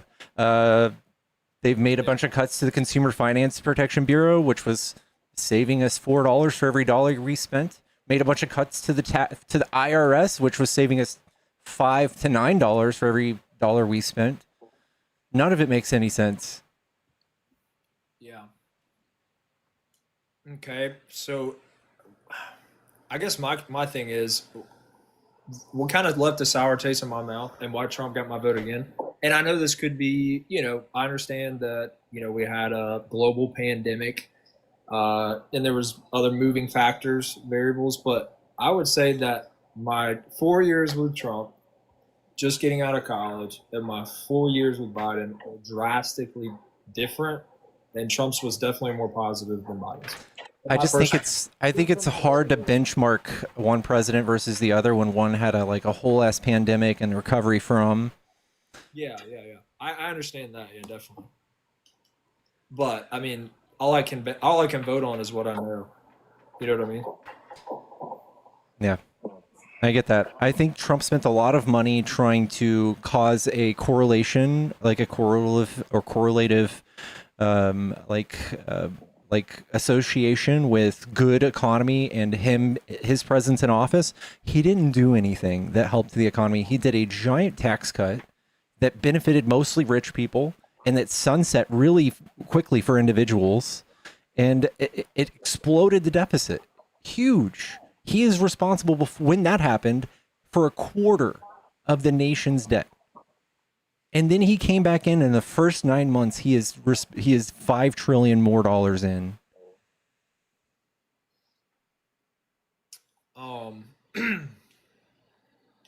If you were to be running for president, what would you say is 3 things that you believe in as a Democrat that I should hop on board with? Universal health care. I mean, after seeing Trump's. I mean, he's not my favorite person in the world. I think morally he's not a good person. I'll just be blatantly honest. I don't think he's the best person in the world, but in my personal opinion, I think he was the better of the two. I think universal health care is a no-brainer. It would save us money. We spend trillions every year on health care. We could cut that in half and have better outcomes. We would have more people employed. Employment rates would go up. Birth rates would go up. People with fatal diseases would go down. It was just like a no-brainer to me. We'll never get that with a conservative president. Yeah, they want free market, and no, I think our healthcare is absolutely absurd. Dude, the other day I had to get an MRI. I fought 2 weeks with Blue Cross Blue Shield to cover my MRI. They told me to pay cash it was $550. And they finally told me it was covered. I went and got the MRI. I come out and they say, "Oh yeah, it's $670 something." I said, "I thought my insurance covered it." She said, "That's with insurance." I said, "Okay, well, whoop-de-fucking-do. I don't have insurance anymore. Here's $400. Here's $500.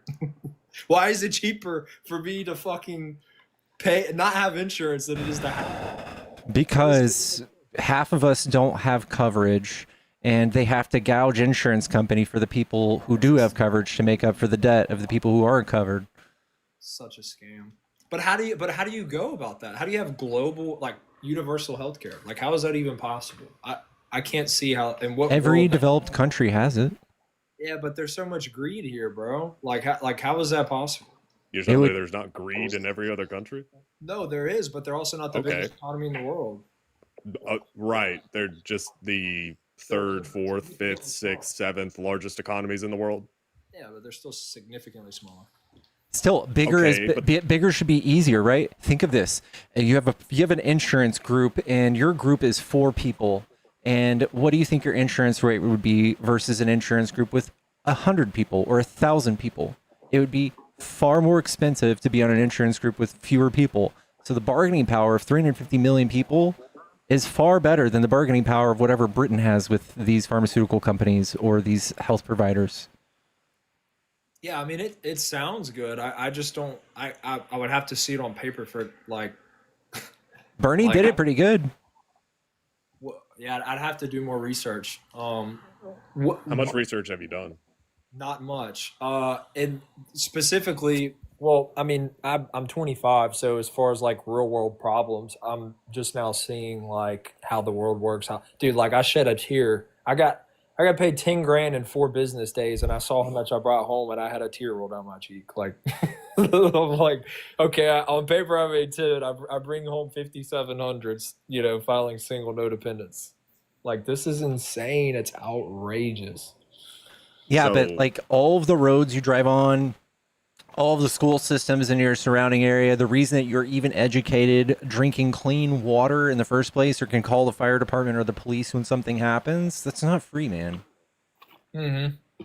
So universal healthcare. Okay, so that's something I'll have to do. Okay, research. But what was your other 2? The immigration stance would be great. Like casual politics is not sexy.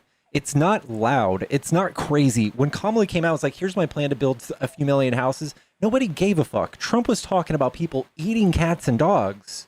That's why it was so bombastic. Okay. Nobody gave a fuck what Kamala was saying. Yeah, it was a popularity contest. It just, all I know is I'm whoever is saving me money and putting more money in my pocket has my vote. And don't get me wrong, I love other people. I want people to have, human rights. I think anybody should have the right to go to a hospital if they're ill. I think anybody should have the right to a home and, have a family. I love all this. It sounds great. Socialism sounds awesome, but it doesn't work. Nobody's trying to fight for socialism. There are far more developed countries that have social democracies, meaning they have a free market capitalism, but they also have social safety nets, and they've removed the capitalism or the profit incentive from things that we declare as like human rights, like healthcare, man. No one should have a profit incentive in between me and a healthcare provider to figure out how to make more money and decline people healthcare. I think that's a no-brainer. Same thing with maybe like doctors swap my medicine because they make more, or they like the rep. We could nationalize insulin. We could nationalize oil. It doesn't mean we're going to become this like crazy communist country and like with a dictator. Far more developed nations do this, and they're better for it. I heard you talk about like homeless people. Okay, as a Democrat, what's your take on that? Like, how do you fix that? And it's it would cost about $100 billion to fix homelessness every year in this country. We spent that alone on the tax breaks. We spent double that. I think my biggest issue is like, okay, so we both recognize that there's an issue with homelessness and drug abuse and I would say mental health or, I think a lot of people that are homeless either have drug abuse problems or addiction problems or mental health problems. Why? But here's my problem, and it doesn't matter what side you're on. Why is it that we have to be big brother, send money to all these countries that hate us, that really are just in it for them, which I get it. I mean, you want to do what's best for your people. But I'm saying if we're sending all this money over here, why can't we invest that in the people that live here? The only party that does investing in the people here is the Democrat Party. Yeah, but y'all also have new wars pretty much every All right, turn. this is coming from the side that just had Trump say he wants to take over Canada, Greenland. I'm not agreeing with them, but there's no new wars, is what I'm saying. He bombed Iran. He's talking shit to everybody. We're in a trade war with the whole world. There's literally treaties going on with entire regions of the world trying to do the economy without us because we are so unreliable. Also Venezuela. And then Venezuela. Yeah. Over there bombing their ships. Venezuela. I'm very open-minded, and I try to stay away from the news for all of it's negative. It doesn't matter, in my opinion, what side you're on. I do try to stay out of it, but I will say, after voting for Trump this term, I think that pretty much if there was anybody on the other side, they probably would have got my vote. I couldn't get on board with. Here's my thing. If you're the vice president of the United States and you see the current condition that Joe Biden was in for 4 years, who was running our country, for one? And then two, this is the imaginary boogeyman that the right so badly needs Joe Biden to be this like person who's like, I don't know what's going on. Dude, we can see him. He is fully capable, bro. You can see him speak recently, as recent as like last week. He's just fine. Like, this is so fucking weird that the shared delusion the right has that Joe Biden's like any less competent than Trump. Trump just said it can only good can happen. Competent. No. I'm not saying that. Who's running the show for Trump? Trump has no idea what the fuck is going on. He just asked who habeas corpus was. You know what the fuck is going on? No, what I'm saying is, as a VP, you can clearly recognize that, like, he's not cognitively capable. You weren't listening to what was just told to you. I understand what he said, bro. But what did he say?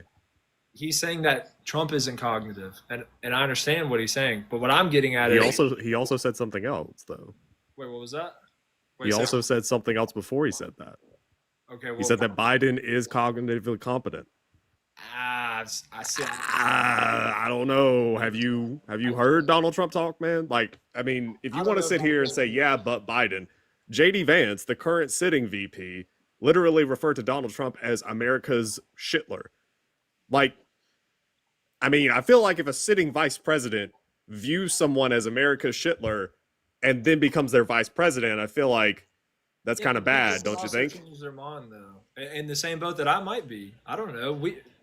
Y'all might have a 45-year-old who's smart, witty, that I like, and I might vote for one day. So, I mean, people change their mind. You haven't given a substantiated the reason why you didn't vote for Kamala. It's because I personally watch Joe Biden and think, wow, that dude does not know what the fuck's going on. And then you have somebody that's a VP that basically plays it off like, okay, he's fine, everything's good. Do you think that's the biggest secret that's kept from you? No, not at all. No? What about Trump trying to steal the election? That's pretty crazy to me, man. That's pretty crazy. How was that a thing now? Wait, okay, this guy's MAGA. He's trying to have an excuse to not change. I'm not at all. I actually genuinely believe that I was cognitive from both sides, I would have voted against Trump. I think morally he's not a good person. I think he's a good business owner. Yeah, okay, he had 5 businesses that were bankrupt. Okay, but do you know what the ROI on $10 million to fucking $7 billion is? Dude, his ROI is actually laughable until he got into presidency, which he's gained 40% of his wealth since January. If that tells you how he does business, he's using the presidency to get rich. Yeah, well, we all know that. Yeah, of course. It doesn't matter who's sitting in But if you would have invested, he's inherited $422 million from his dad. If you would have put that in the fucking S&P 500, if you would have left it there, he would have been a $7 billionaire by now, and he wasn't. He was not. He was a fucking shite. There's a lot of people that I could personally say that if they were to inherit that money, they would be flat broke. They had to put Trump on an allowance because they had to put him on a $500,000 a month allowance because he was just fucking hemorrhaging money. Yeah, but what I'm saying is, if you ask the average entrepreneur or somebody who's actually really successful that's ran multiple businesses, they will tell you themselves, usually they don't get it till about the 3rd one. Okay, but that's a pretty fair statistic to say, yes or no? You're dancing around the $400 million point. Okay, so 400. Wait, what about the 400 million? Donald Trump inherited $400 million when his dad kicked the bucket. If you put that into an index fund, like the type of index fund that you can get at any business, whenever you work at a business, your little retirement account, basic, simple index fund.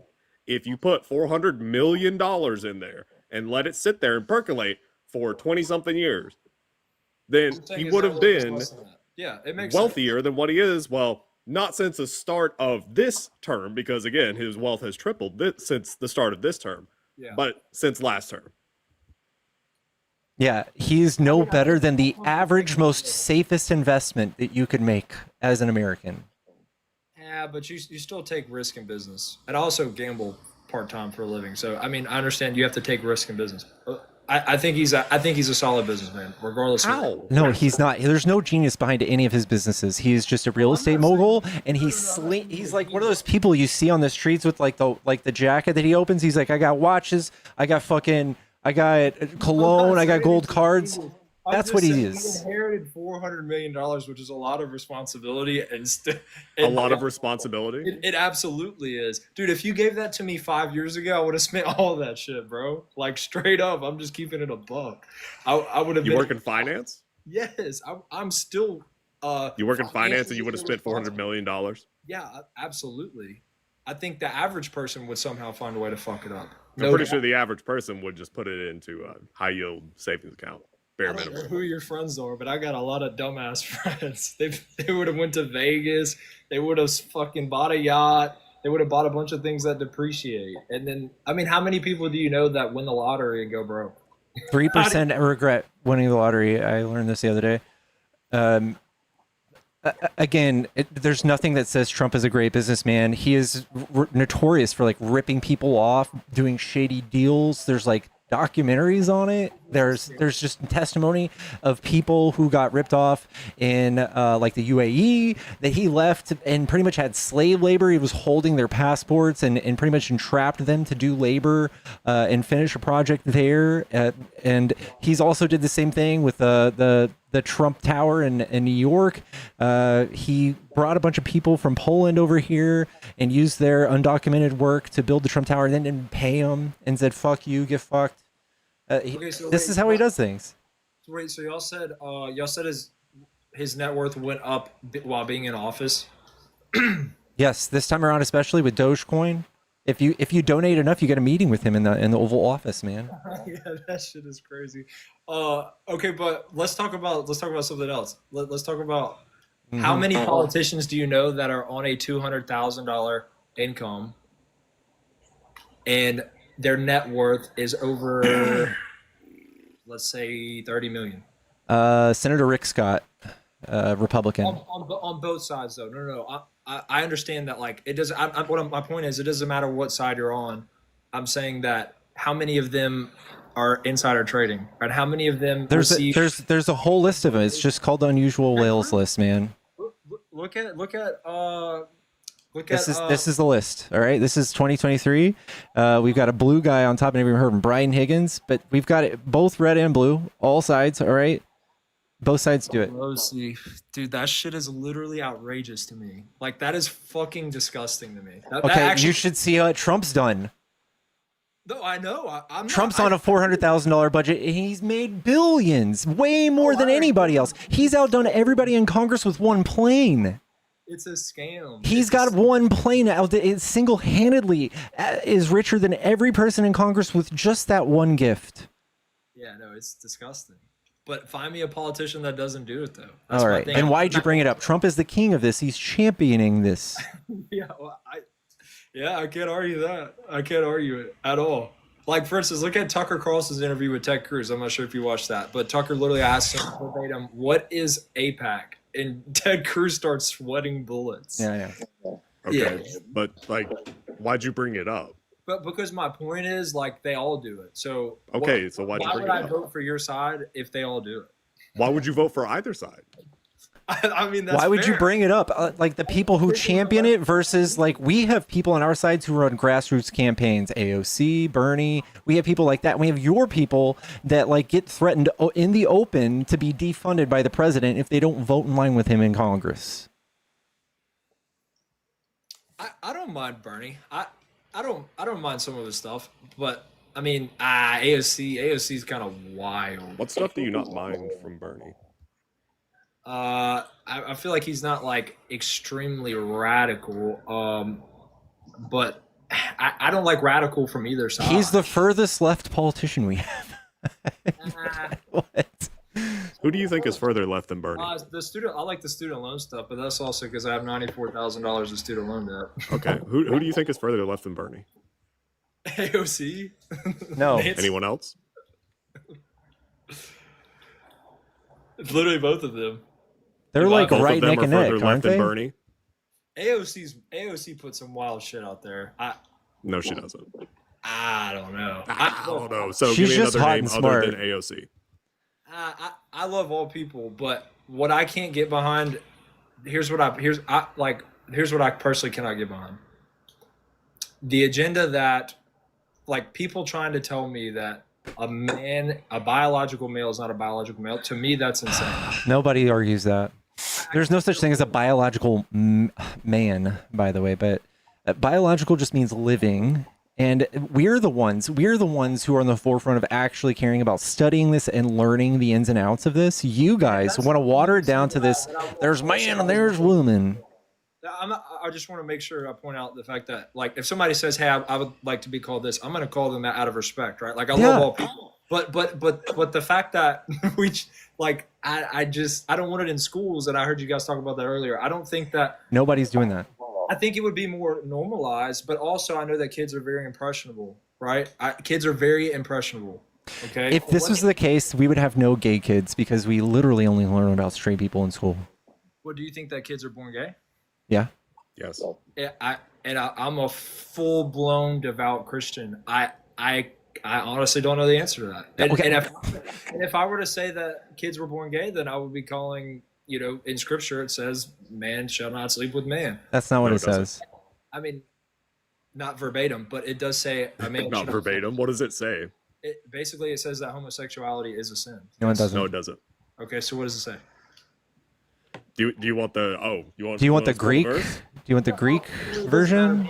So it's referring to pederasts. Something along the lines of that or not? It says that to pederasts. Men should not live with other boys. That's what it says. And then when the King James Bible came out with their translation, they said man.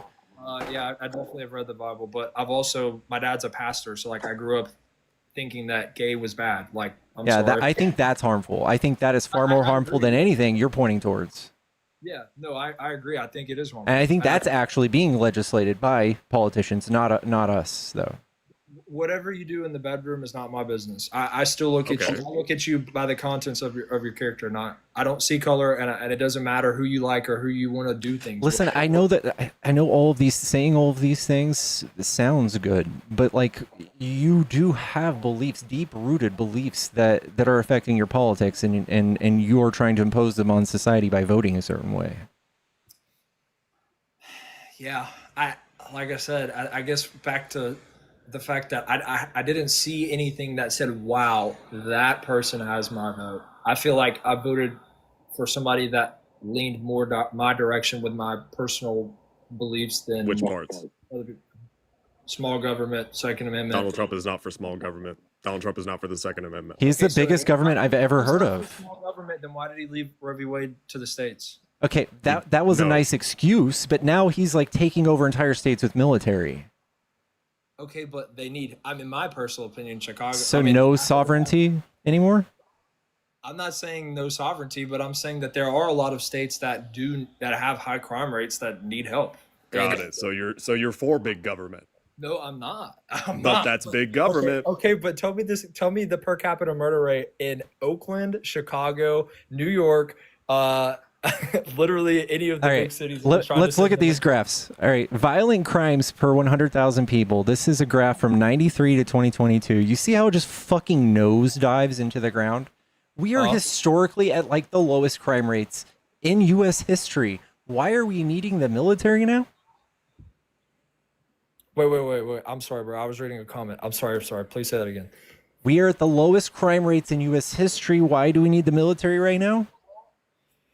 In the history. Okay, but let's look at a different statistic that shows per capita murder rates in Chicago, Oakland, New York. That's what I thought. I'm just saying. Okay. Where is he trying to send them? I personally don't know. Yeah, I know. He's politicizing it, and he's pointing to a few murders. We have 17,000 murders every year. He points to a few, and he sends the military. It's a pretty cool trick. Yeah, I mean, I don't agree with everything he does, but you do agree with big government. no, I agree with small government. No, you This don't. is the biggest big government you can. What's bigger government than this?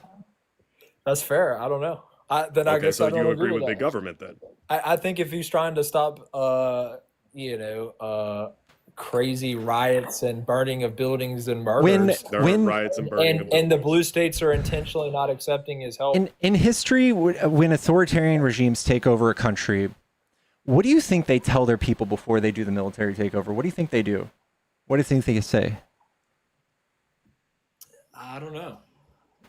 You don't think they say this exact same thing? Hey, the crime rate, they need our help. This is for your own good. This is for national security. And then some people just like you go, yeah, we need this. Yeah.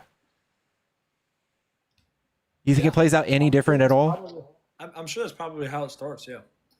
You think there's any other way it starts? Propaganda. I mean, Which that's is the same from thing, right?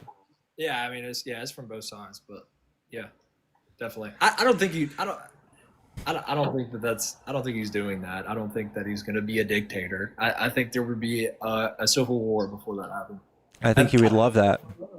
I don't even want another 4 years of him, to be honest. But he still got my vote. Yeah. He just gutted the military of anybody who voted Democrat. Or he's trying to. Who would you think is going to be the next candidate for you guys? He's just Gavin changing Newsom? the topic to something easier. Because you No, can't no, debate. no, no. I'm gonna go ahead and hop down, Pickle. I appreciate you having me up. All right, bub. Yeah, I'm not dodging. I just can't speak on stuff I don't understand. I don't think he's trying to be a dictator, though. I mean, I think that would be kind of a stretch.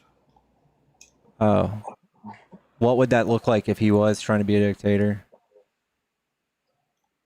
I think they'd try to take our guns first, which I don't think he wants to do that at all.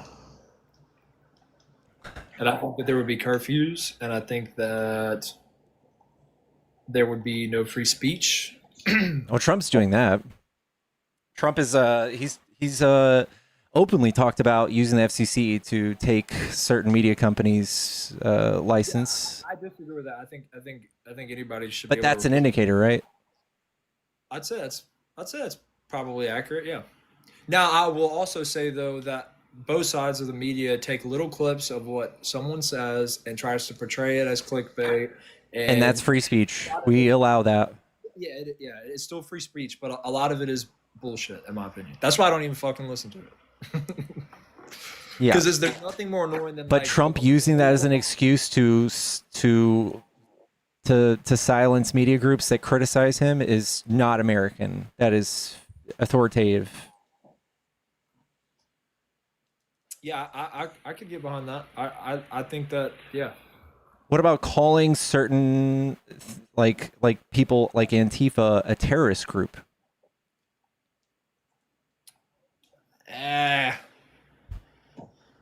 Okay, let me give you a scenario. Look at Charlie Kirk's protests, and then look at BLM's protests, and tell me the difference. And this is just from a non-biased point of view. Okay.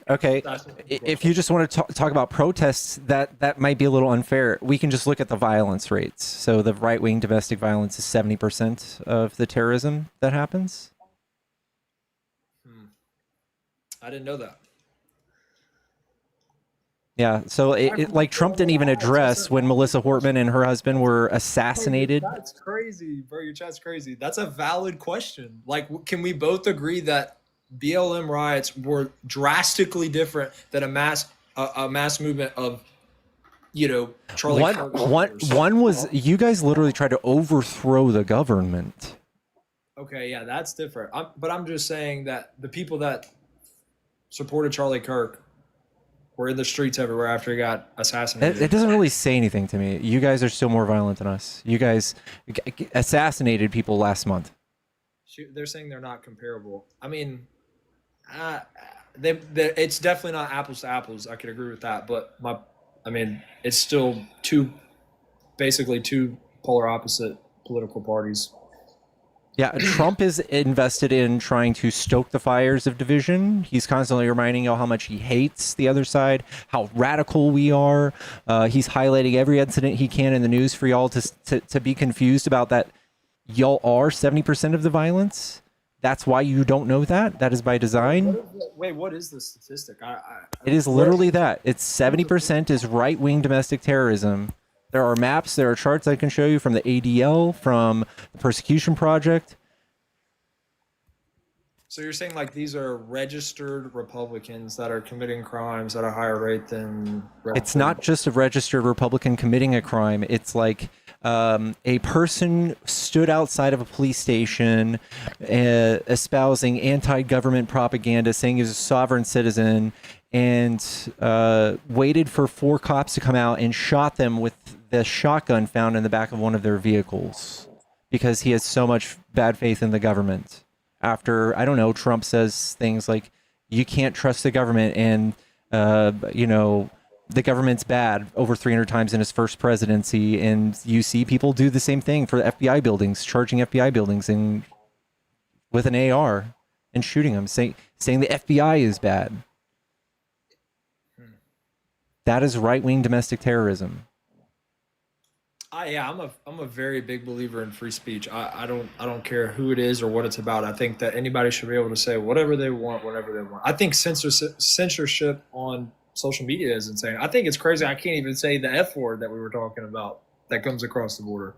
Like blows my mind. Well, it's because we're in an algorithm, and if you say a substance's name, it won't be delivering this to anybody, you know, that might not be interested in hearing about that substance. Hi, Dr. Dig. So what? Hi. Okay. I'd just like to say, so I'm an NIH-funded computational oncologist. I've been yelling about it in the comments. My program was one that was deemed surplus by this administration. We were not even, our grant for like $250,000 was not even brought up to an internal review board, and we were denied. And then very shortly after that, Eric Green, who was the head of the NHGRI, was fired. Well, they did it in a cute way, which I don't think most people know about, where he got brought up for his regular like a regular job review, and his job was just denied as existing. So from you, Thrinich, I'd like to know, because I was here during that point in your conversation where you were like, oh, well, you know, science that gets you funded, it's not valid. What about my science is not valid? I said colorectal cancer, and we were canceled. We were shut down. What did I say wasn't valid? Wait, I'm sorry. I'm listening. You said that the people that get their grants and shit canceled, that scientists that are getting shut down, that it's a valid way for Doge to save money in the fucking government. Okay, but who decides... who decides what's valid and what's not? Your government, who, by the way, is made up of nobody that has a fucking medical degree, nobody that has a PhD, nobody that is in any way qualified to do any of this. Sorry that you lost your job. I don't need you to apologize to me. What I need you to do is justify why you voted for an administration that is so intensely anti-intellectual that actual doctors, actual scientists are having their shit canceled right and left. Why did you justify that? And I'd like you to do that without laughing in your thing that you've been doing this for the last hour. I'd like you to say that. Okay, so let me ask you a question. If the coins flipped, okay, and Kamala is president. Her name is Kamala, but go on. Okay, I'm sorry. I'm from the Bible Belt. I'm from the South. I stretch. Cool. I lived in the South for the majority of my adult life. I don't need you to sit here and articulate how you... Why are you so triggered? I've done nothing to you, like literally nothing. I'm sorry you lost your job. voted in this administration and have sat here and laughed about every Let me answer your question. consequence. Let me answer your question. You asked me a question and now I'm going to answer it. You sit here and have laughed about every consequence that Pickles and Nemo have articulated to you about what your vote has brought in. And now you get to talk to somebody that, number one, is not a man and has had to face these consequences. So I'd like to know why you feel so good about talking to a person who was sitting here educating themselves, going in through the medical school system, getting educated on how to fix your fucking oncology. Trump got rid of it, and now you're going to sit here and continue to laugh about it. I'm not laughing that you lost your job. I think that's terrible. You did laugh when you addressed me the first time. Second time, you have been laughing because for a you're yelling. hour, Because you're yelling babe. and taking personal shots, and I never took a personal shot at you. Can I please answer your question? So let me ask you something. If let me say Biden came in after Trump's term, anything good, even if you voted for the other side, I don't care what fucking side you're on. Let's say Biden comes in after Trump's term like he did. Anything good that Trump did, whether it was good or not, let's say it was actually morally good and it helped people, Biden would try to vanish that. Okay, it doesn't matter what side you're on. That's not true. That's pretty valid. It's because it's a two-party system. I was in graduate school getting a doctorate degree. I was in graduate school getting a doctorate degree during the COVID epidemic. Not the lies. And during that happened, the other party tries to make the other party look bad. Like, that's just what they do. And even if it was good and productive, they're still going to try to make it go away. Like, that's not true. Trump is the only one who's that partisan. Biden did a bunch of stuff at the border that was like humanitarian fucking crises. That's it. You don't. You probably couldn't list anything else. Oh, they said I have issues with women. That's literally insane. I don't have issues with women. I love women. Don't read the comments. Because Trump funded and everything, got it accelerated. It had support for scientists to do Project Warp Speed.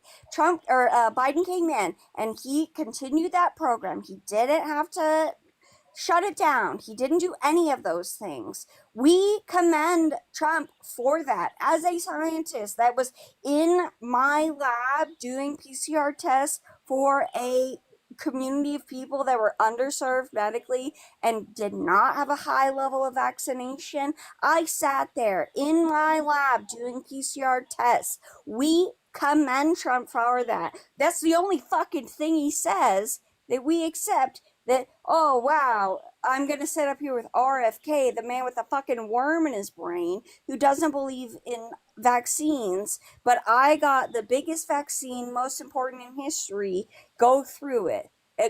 We accept that, and we're very happy about that. What we're not, but in that situation, lived it, babe, went through all of it. Yeah, I understand where you're. Biden never shut that down. I've been fired before. But one thing I can't say. No, honey, I wasn't fired. My program was deemed as surplus. My program was deemed as surplus, which, by the way, finds out environmental and genetic causes of fucking colorectal cancer, which is the number one killer, number one cancer diagnosis for people our age. By the way, wow. completely unexplained. And Trump, it was one of the first fucking programs that Trump and Elon and RFK deemed as surplus. Yeah. I want to know why you are okay with your vote and why you continue to sit here while men that look like you are patient and kind and give you the chance to answer a question while you sit here and continue to be an absolute complete incapacitated fucking asshole. Why someone comes up here with a bigger education than you and can explain what the impacts of your vote are, and you cannot do it. Then you still probably like make less money than me, even though you're more educated. Dude, Let's say this. That's the you're a beauty mortgage of the free market. broker at a fucking Toyota firm, dude. Okay. I make fucking $350,000 at 25 years old. And I was born into a $25 million. That's the beauty of the free market. You can get a job anywhere in the United States of America. You don't have to work for the fucking federal government. That's not my problem. I don't work for the federal government. No offense. I work for a medical school. And go find another job if you're so educated. So since we're taking personal shots, I've said nothing offensive to you. So I don't know why you're fucking taking personal shots. That's just honestly rude and shows your sat up here and talked about is offensive. And this is why I didn't vote that way, because of people like every example of what Pickles and Nemo gave you, like, bro, that's insane. Trump is the Pickles are sitting here and talking, what is going down. You have laughed about. You've laughed about it. Yeah, I laugh. Okay, I'm a very unserious person. Yeah, that's you fucking laughing, dude. Had a nice conversation. I hope you don't ever get colorectal cancer. Because you know what I can guarantee fucking damn tell you? None of the doctors that you're going to go into that office to get treatment from are going to like this.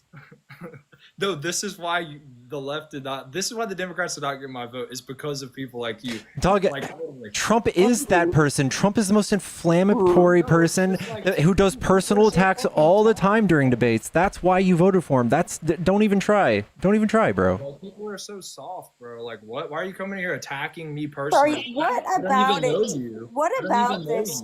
I went to college for 12 years. Congratulations, that's awesome. I have 4 college degrees. I have been in a postgraduate fellowship for 3 years now, starting I understand your credentials, but what I'm saying is you're taking personal shots at me because I disagree with you, and that's what I don't like. Like, why? Like, yeah, just because and Trump champions that. Trump does that the most. He said, hey, this is cool, and if you do this, you can be president. So yeah, you shouldn't vote for that. Here's my point, though. Me and you had a conversation for probably an hour now. Not one time did you take a personal shot at me, even though I disagree with you. Dude, I am a different type of person. I am a different fucking creature than most people. Okay. You're a very intelligent person. So, the person on the panel next to you is probably way more intelligent than me. Yeah, probably more than me, but I've talked to Pickles before. Like, you think I just was like summoned up out of the ether? No, I don't think I don't know you, but I do know that you disagree with me and you're taking personal shots, and I don't know you. Like, I disagree with the very personal consequences, which, number one, Pickles and Nemo sat here and listed many personal consequences to you, and you laughed at every single one. So what Pickles did was bring someone up who is currently living in the absolute hell administration that you voted for. Okay, let me ask you this. I'm not done speaking. What did Biden do it for you? I am not done speaking. Reproductive things, please tell me. Q, I'm not done speaking, so are you. Okay, I'll listen. Yeah, I'm listening. Pickles and Nemo gave you excellent examples of wider and smaller consequences. And they gave you personal examples of how your vote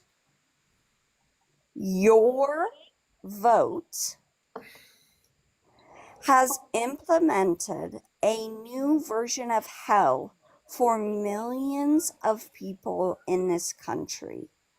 And then Pickles brought me up, who he knows, by the way, and his community knows widely, to speak to you about an actual personal consequence face to face with a human being.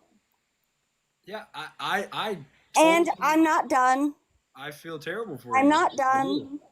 And what you have continued to do is laugh about it and say that it is not your responsibility and that you make $300,000 a year at the Toyota dealership and you're great because you're 24 or whatever the fuck and Okay, you're I'm white just saying that it's a and beautiful you're a thing. Christian and it'll be great.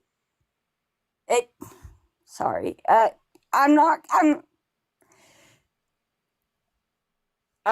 am once a person who has a lot of qualifications, has a good career output, and I have applied to over 700 jobs in 8 months and can't get one. So pretty fucking soon, I don't know how to do this anymore. And I did everything that the fucking Republican caucus and the Democratic caucus said to do my whole life. So, I'm not gonna sit here and listen to people be like, it was surplus. You waiting on that check, bro? When he'll get cancer one day. His fucking wife will get cancer one day. These things happen. They're inevitable. And none of it matters anymore. So, we're in the grand anti-intellectual version of this country, and yeah, thank you. I'm sorry about what you're going through, and thank you for sharing that with everybody. And yeah, we're here for you, and thanks. Yeah, it's fine. Thank you. Yeah. I'll talk now.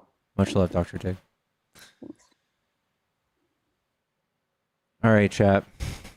Tap the screen if you haven't followed me yet. You suck. Let's get to 300K. We're almost at 300K taps. If you are friendly, please get out of the box. I love y'all so much. Let's get the next guest going. There's a Cash App Venmo in the bio. If you guys are trying to support me, it's the best way to do it. Hello. I am Sam. Can you hear me? Uh-huh. Oh, okay. Hold on. I didn't expect you to accept my call. Shit. Okay. Just taking a poop. No. Just making sure my baby's okay. It's cool. Everyone poops.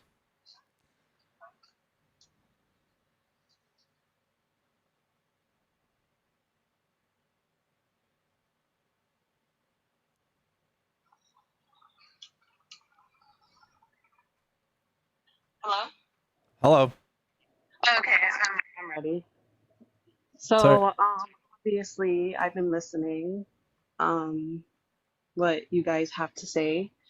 I don't agree with none of the things that you guys were saying, obviously. I did vote for Trump because he actually does what he's saying he's gonna do. Bruh. He's done way more than all these other presidents. I agree with all the deportation. Let me debate you on that. He says what he's going to do. So the first administration, he said he's going to have Mexico build a wall and pay for it. Didn't do that. He said he was going to pass infrastructure. Didn't do that. Said he was going to replace the ACA. Didn't even come up with a plan. It was going to come out in 2 weeks. Every 2 weeks till the end of his presidency, and it's been 8 years. No plan. And then he said he was going to come in and lower gas prices and food prices. Instead, he puts tariffs on everything, literally making things more expensive. Promised us that he had no idea what Project 2025 was, but now says and openly admits that he's holding hands with the founder and slashing Democrat agencies. Wait, because you lost me because how he didn't build a border, but so what did the immigrants pass through if there's already a border? He didn't build the wall. But he didn't build a wall, so what were these immigrants passing through? They're passing through, I guess, the ports of entry. A wall, no? Am I mistaken? don't they have guards where there's like an open entry and then everything else is closed off? There's about 1,600 miles of border, and there's roughly 400 miles of wall. Okay, so there, you just confirmed that there is a wall. He didn't build that. That was already there. Okay, anyways, but it's just a whole bunch of contradicting because who was it? Um, I forgot which president it was. It was a Democrat president, and they've been doing the same thing, deporting Obama? immigrants. Yeah, we do Yeah, it. it was We just don't politicize it. It's not part of our campaign. We just do the thing. so since it's public when Trump does it, but when Obama does it, it's like swept under the rug and it's not okay. Obama didn't spend 140 billion extra dollars doing it, hiring an extra police force bigger than every country's military called ICE. He didn't do that, and he didn't Yeah, say nasty things about them as he did it, energizing and politicizing and polarizing the entire country to hate a certain type of person and then convince them that they don't even have rights. I've had to argue more MAGA people and convince them that they have constitutional rights. It's so sad. I mean, I feel for the families, you know, the kids or whatever. I never heard of a kid being deported. I never heard of a woman being deported. What? You don't think we're deporting women and kids? No. Have you seen? Yes. Yes. In fact, Trump tried to send 9 women to CCOT, and CCOT's like, yo, we don't take women. He tried to send them to a fucking terrorist prison in El Salvador. Yes, he doesn't care if you're a woman or a child. He's tackling you at a fucking birthday party. 60% of these people have no criminal background. There are no orders on differentiation between male and female. They don't give a fuck. In front of a school, I just saw people being pulled out of like a Toyota Corolla, in front of everyone's children, like the mother being pulled out and putting handcuffs on the concrete. Yeah, they're doing that. Oh, well, it has to be a reason why, because he's only going for criminals. No, 60% of the people he's arrested have no background in criminal record at all. That's the math on that. That's the data. Well, I don't know what data you're going based off, but I don't know what you're going off of. what I see on a daily basis. What do you mean? Half of these illegal immigrants are mostly men that are being deported because they either are drug dealers, rapists. Like, let's be for real. No, what? I have never heard of anything like, no one's ever argued that ever before. They are. I don't understand. You never heard of, I think the immigrant, I don't know his full name, but I think it was David. He sexually assaulted a little girl. And That's one person, and he's got a few 100,000, right? 65% of people taken by ICE had no convictions. 93% no violent convictions. This is June 20th, 2025. Okay, and how I know that's not biased? This is from the Cato Institute. They're a libertarian group, which is right-leaning. I don't know about that. I don't know what to tell you. You don't believe anything besides the Lord Trump, whatever he tweets? No, I don't even follow Trump and what he tweets. Okay, here's CBS. This is 59,000 detainees, nearly half with no criminal record. Internal data shows. Here's another one. Fortune, ICE data shows 72% of people detained have no criminal record. The Guardian, immigrants with no criminal record, now largest group in ICE detention. Where are you getting your news? Where are you seeing that there are no women or children? They don't give a fuck. Okay, but from what I've seen, I haven't seen any women and children. So if that's the case, why is the government shutting down because they want to give health care to immigrants, but they're deporting all of them, right? Yeah, this is called propaganda. So the truth is that they are pulling out a very small portion of the pie that Democrats are fighting for. Healthcare coverage is about to explode in price if it doesn't get the funding necessary for everybody. Everybody's healthcare is going to go up, and it's not just migrants. And by the way, the only migrants that will be affected are people who are legally present, not undocumented. So they try to all tell you that we're fighting for undocumented migrants to get healthcare.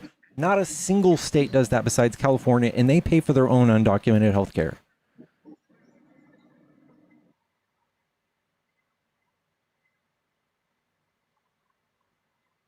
All right, I guess.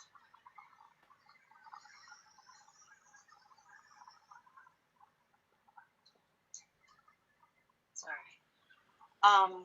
What about the children that Trump deported that had fucking brain cancer? There was a child who was 6. It was a little girl deported against her parents' will. She was a U.S. citizen. This information from. Just because you haven't heard of it doesn't mean it didn't happen. Yeah, but they say there's a bunch of AI videos and all this fake news. How you know what you're reading is true? I don't know if real news stations are putting their name next to it and having fact checkers look into this. I assume that it's true. Until you have evidence it's not.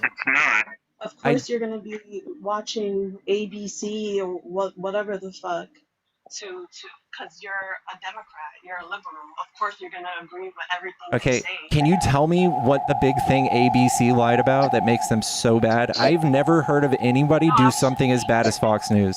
Why? You've got some really bad background noises. I'm gonna mute you. You're like connected to a car speaker or something. It's really bad. Yeah, and this is what Trump has taught half of America. He's taught half of America to just throw away any facts of these news stations he's slandered over the 10 years. Even though they don't really lie about anything, they just talk shit about Trump, and it's mostly true.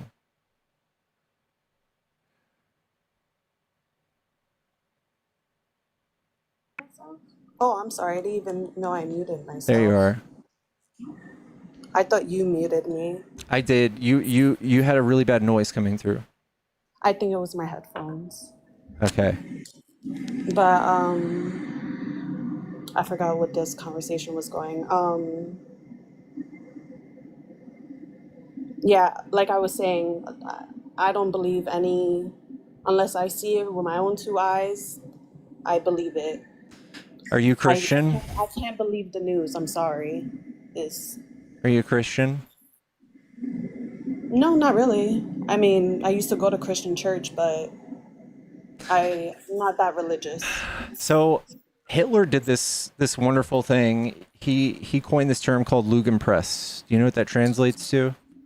Translates to lying media.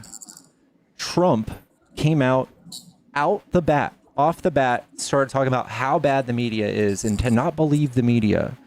And that allows him to control the narrative. He wants to be in the media as often as possible, but also don't listen to anybody else that says bad things about him. They're all lying. They're all lying. Except we haven't really found any lies these people have espoused, besides Fox, who has like a $750 million lawsuit for lying about how the fucking election was stolen when they knew it was a lie. That's the only thing I can think about where you shouldn't be listening to news from Fox. I mean, I feel like he won fair and square. There was so many states that voted for him, so I don't understand. That's not what I'm talking about. I'm talking about the 2020 election. 20. Wait, with him, Joe and him? Mm-hmm. I don't even know how Joe got elected in the first place. I don't know how he was a good candidate. Because Trump was so fresh in everyone's minds, he didn't act for COVID. He wanted everybody to just keep businesses open so we can have super spreader events. He was slandering a woman he got caught sexually abusing because she wrote a book. Everybody was really turned off by Trump, and they were really energized to get him out of office. That's probably why. He told people to drink bleach and stuff. He said, she said, though. Yeah, nobody who's a serious president does this type of open bickering in the social media like Trump does. Okay.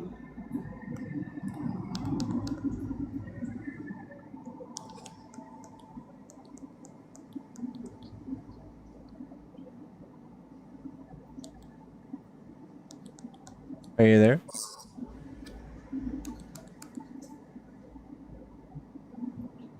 Hello?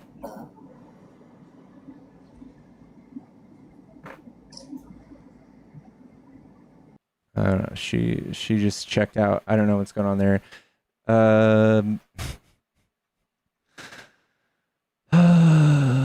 Chat, I love you. Thank you for the 300K. Let's get to the next guest.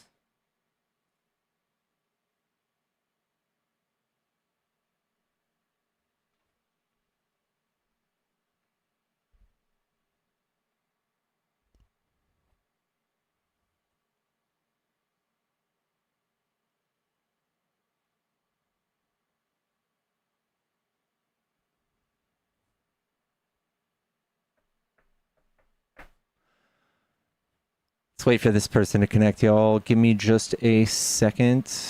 Y'all, thank you for the new follows. We're almost at 200 followers tonight, chat. Just a slight saute. What do you call it when you just kind of hit it with like a chef's torch? Hello? Hello? Yes, can you hear me? Yeah, are you a Trump supporter? I am. Well, I think he's the better option of the two because we reside in a two-party system. But yeah, I guess inherently that'd make me a Trump supporter. Okay, what do you like about Trump?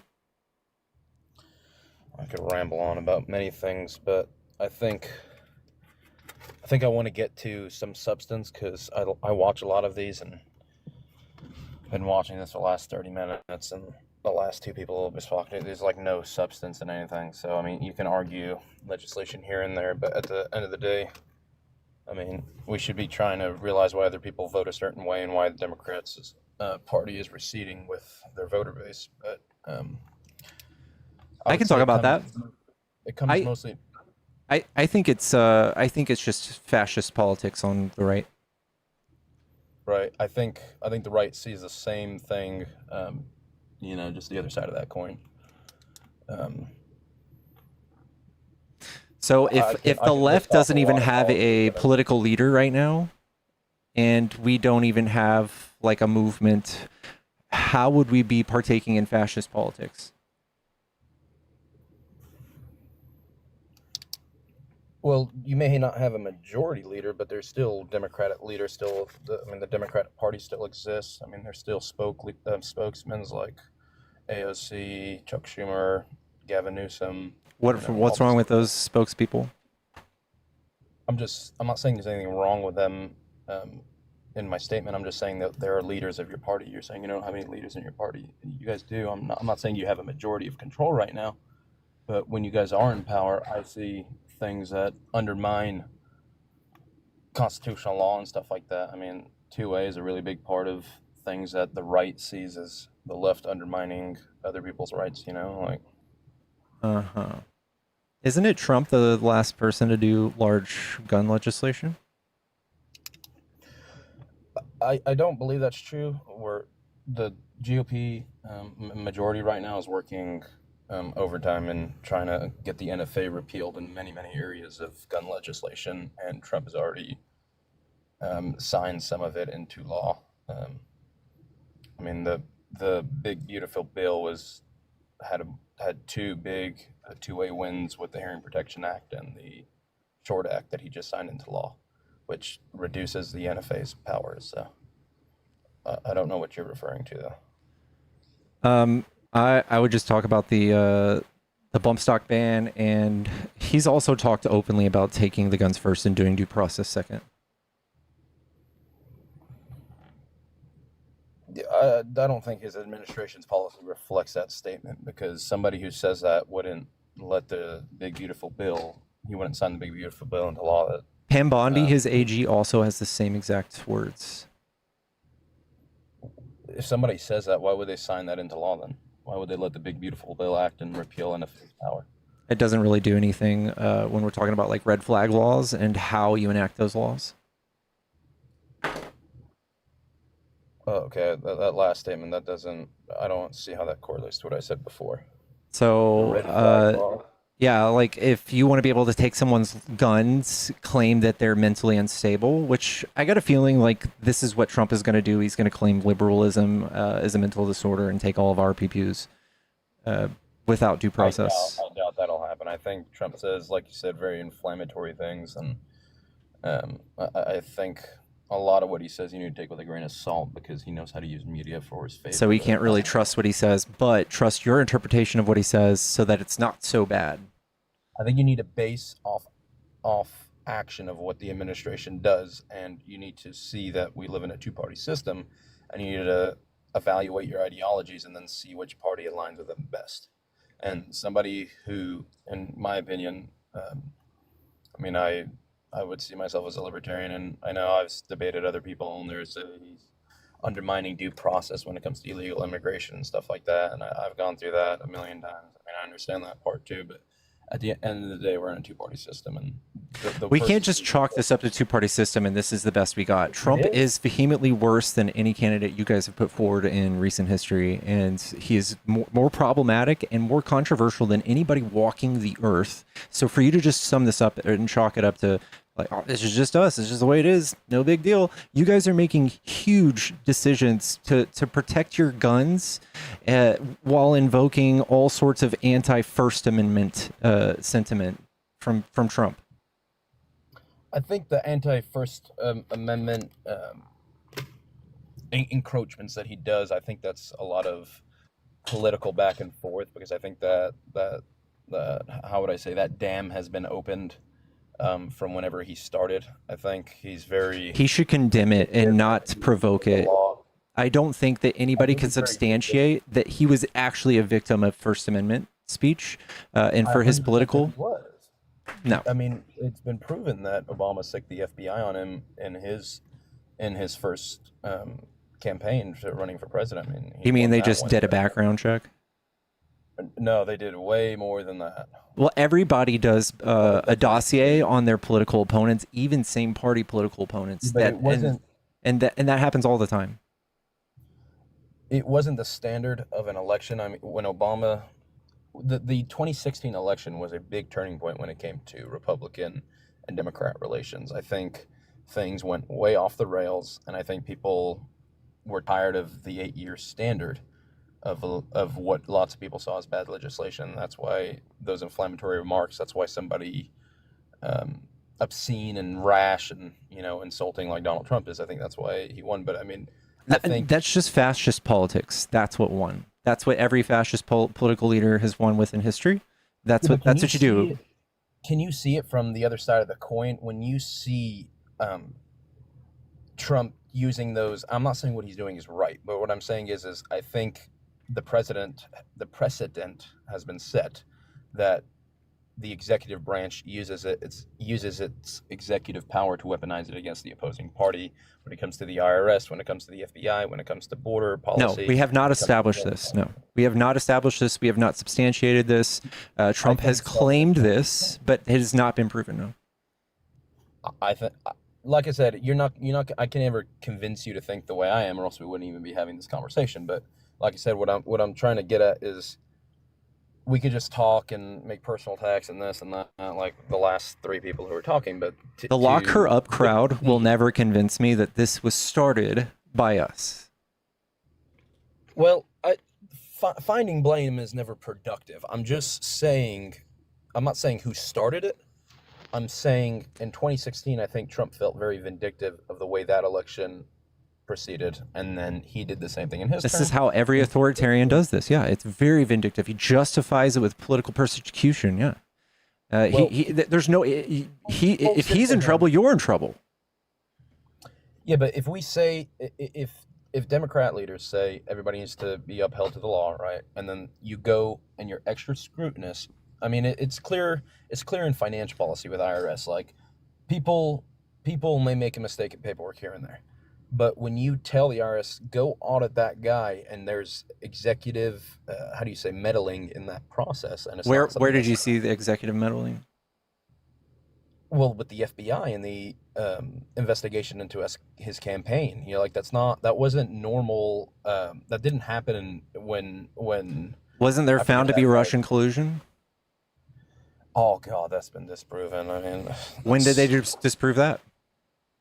The entire 2020 election, all the court cases that had between 2018 and 2020, that was all. No. Nothing. 2016. 2016. Yeah, but 2016. But their lawyers finalized it before the 2020 election, and they were still having hearings about it.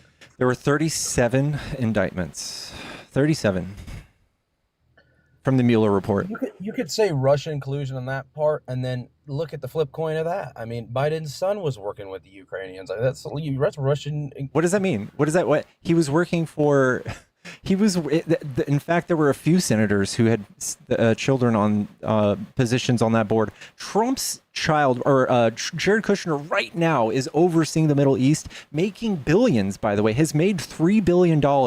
This is what a good dictator does. He like projects what he's about to do on his opponent, and then does it 70 times worse. I understand. Like I said, I'm not going to defend every one of Trump's actions, but I think it would be productive if people on the aisle could could realize the ideology of why people would vote for him in the first place. I think when Democrats push policies of they expand the Civil Rights Acts to push Department of Education political points into schools. When go ahead and tell me when we did that. When did we start putting political points into schools? Biden expanded. I can tell you, I don't know what the executive order number is, but he signed an executive order that expanded on the Civil Rights Act, which expands into, I forget, I want to say it's like Act 51 or anything. But anyway, regardless, I don't remember the exact name. I can tab out and find it for you. But did it give extra class protected rights? No, he mandated the Department of Education to have schools with the transgenderism, sharing bathrooms, the extra things that he shoved into the Department of Education. I've never heard of this. I can tab out and I can tell you the executive order that he signed. Yeah, well, let's find it. Give me a second.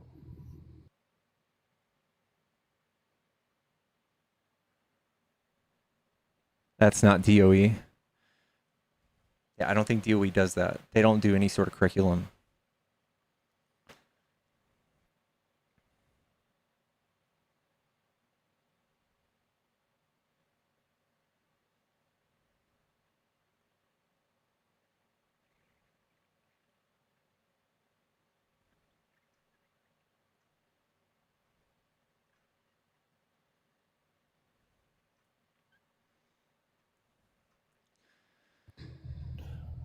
Can you hear me? It's Executive Order 14021, I believe. It's where he allowed the legislation where schools could have the sports of men playing in sports, the bathrooms, all that stuff that he projected onto public. Free from discrimination on basis of sex, including sexual orientation or gender identity. Yes, so the gender identity stuff, lets the crossover into men and females bathrooms, men and female sports and stuff like that. That's like, that would be an ideological point that I would think any moderate American would be like, hey, that's a little bit much to be, that's like you say, you feel like Trump is being a fascist. You could see from the other flip side of the coin, that could be one of those policies that people here see the federal government. This just simply says that they get to participate in sports and into the institutions of our education. Yeah, it's the Title IX Act that he expands on that's pushing Democrat talking points in the Department of Education. That does not. This does nothing to the curriculum at all. I didn't say it was a curriculum. I said how does it do talking points then? Is it not a Democrat talking point about gender identity and trans rights and all that stuff? I mean, putting men and women sports is a Democrat talking point. No, we never. Not a single not a single politician has brought any of that up in the last campaign. I don't know about the last campaign, but I've been following politics since 2015, and name one time any politician has said anything about that. Oh, I gotta go find a clip. I'm arguing off memory. Dog, I can think about off the top of my head the most hatred and putrid, vile things that come out of your legislator's mouth 500 anti-LGBTQ pieces of legislation last year alone attacking trans people, gay people. We don't do anything. We don't legislate any of this shit into schools like you accuse us of. We don't do That any of executive it. order is that. No, it's not. That's just, they get to go to school. You can't say no. They can't come to school based on their identity. It goes deeper than that, dude. No, these people, there are 10 trans people in college athletes. That's it. That's the whole amount. Half of them were gender fluid, meaning they were just not even like transgender. Yeah, but what I'm getting at is I'm trying to make you see the flip side of the coin, because if you don't see how that is pushing a political talking point when weaponizing federal funding, then we're at an impasse that you just like. If you want me to see the fascist side of giving Trump, people civil rights is not fascist. Sorry, ensuring people civil rights is not fascist. I agree. That law that protects them of discrimination, I 100% support. What I don't support is when that legislation promotes federally funded schools and sports, and lets that line be blurred. It didn't really do that, right? Like these people can legislate, like individual states and local school boards. They're the ones who determine these things. They're the ones who determine these things. They can determine how these people participate. They just have to let them participate. It doesn't say you have to mix them in and do all that other stuff. You just said having to let them participate. That's yeah, like if we literally, you could literally have done this more gracefully if a fucking raccoon was in charge of this. This literally was the least graceful push of removal of rights and social discrimination I've ever heard of. You guys are crying about how these people were in your sports. When we show you that there's only 10, you're like, oh my God. I'm not categorizing you. Don't categorize me and say you guys. I'm not. No. You are behind this. You voted for this. You brought this up. You invoked this. This is part of your reason. The 1% of our people that are trans in the United States are now in a worse world. And thank God that the 10 people that were surrounding the people in the locker room you're worried about, they're not there. But the millions of children and people in the trans community are now staring down the barrel of just extreme hate and putrid and vile shit from y'all. I don't agree with that in the slightest, but I mean, you can categorize me to chop me up, to dehumanize me, to make me feel that way. That's not the truth. I don't hate these people. I'm not hyper focused on them. I'm just giving that example because you asked for an example of Democrats legislating and weaponizing the federal government. Just like I was saying, it's become that is not weaponizing. Giving people the right to use their education system is not weaponizing anything. You're pick-pointing one. We have to let y'all Christians. We have to sit next to Christians. I have to sit next to Christians and pretend like they're normal all the time. I'm not a Christian. Okay, well I have to sit there. Okay, still I have to sit next to your side is legislating Christianity into the schools. That's actually happening. Okay. That's what y'all are actually doing. This is where we're at an impasse, and this is why there's no substance to these types of debates, because you see how you're categorized. I don't. Your side is doing that. You see how you keep saying your. You voted for Trump, right? Yes, because we're in a two-party system, like I said, and you could say you can't just chalk it up. You can't duck all the heat. You can't duck all the heat. Our side, at worst, we were gonna like feed some extra kids school lunches. Just go. Try to think as somebody from the right. Try to put your brain in that mindset, and then go look through all of Biden's executive orders, and you'll see the way you have to put your own biases that you apply towards the Republican Party. You have to put against your own party. And I would love to hear some really bad executive orders. This one by far is nothing. I can't believe this is something you can say is bad. You can't discriminate based on LGBTQ. That is not horrible, man. That is not horrible. I'm literally reading the executive order. I've read it too, but it's not long at all. I've read it too, and it's 6 paragraphs. Like I said, I've read it too, and it lets schools. It gives them the legal standing to put kids in sports, mix the bathrooms, let the gender fluidity stand in our kids. That's just not something that you should. It's a nothing burger. It does not mean that you have to do that. You could absolutely do your separate but equal weird stuff and comply with this. I'm not saying it's a mandate. It gives school boards the power to have legal standing against that, because it's well, you're discriminating against the people if you don't let them into sports. This is basically just Biden trying to do something against Trump's attack on the LGBTQ community before he left office. That's all I see it being. Like I said, you're gonna see it your way. I see it my way. What I'm trying to do is get this conversation to a point of substance so you can see what the other side. No one thinks, nobody in their right mind thinks this is bad, saying that you can't discriminate against LGBTQ. I'm sorry. Nobody's going to think that's bad in the developed world. We're past this on the left. Let me set a premise, okay? Because I think you're not understanding what I'm saying. I don't think people should be able to discriminate against trans people.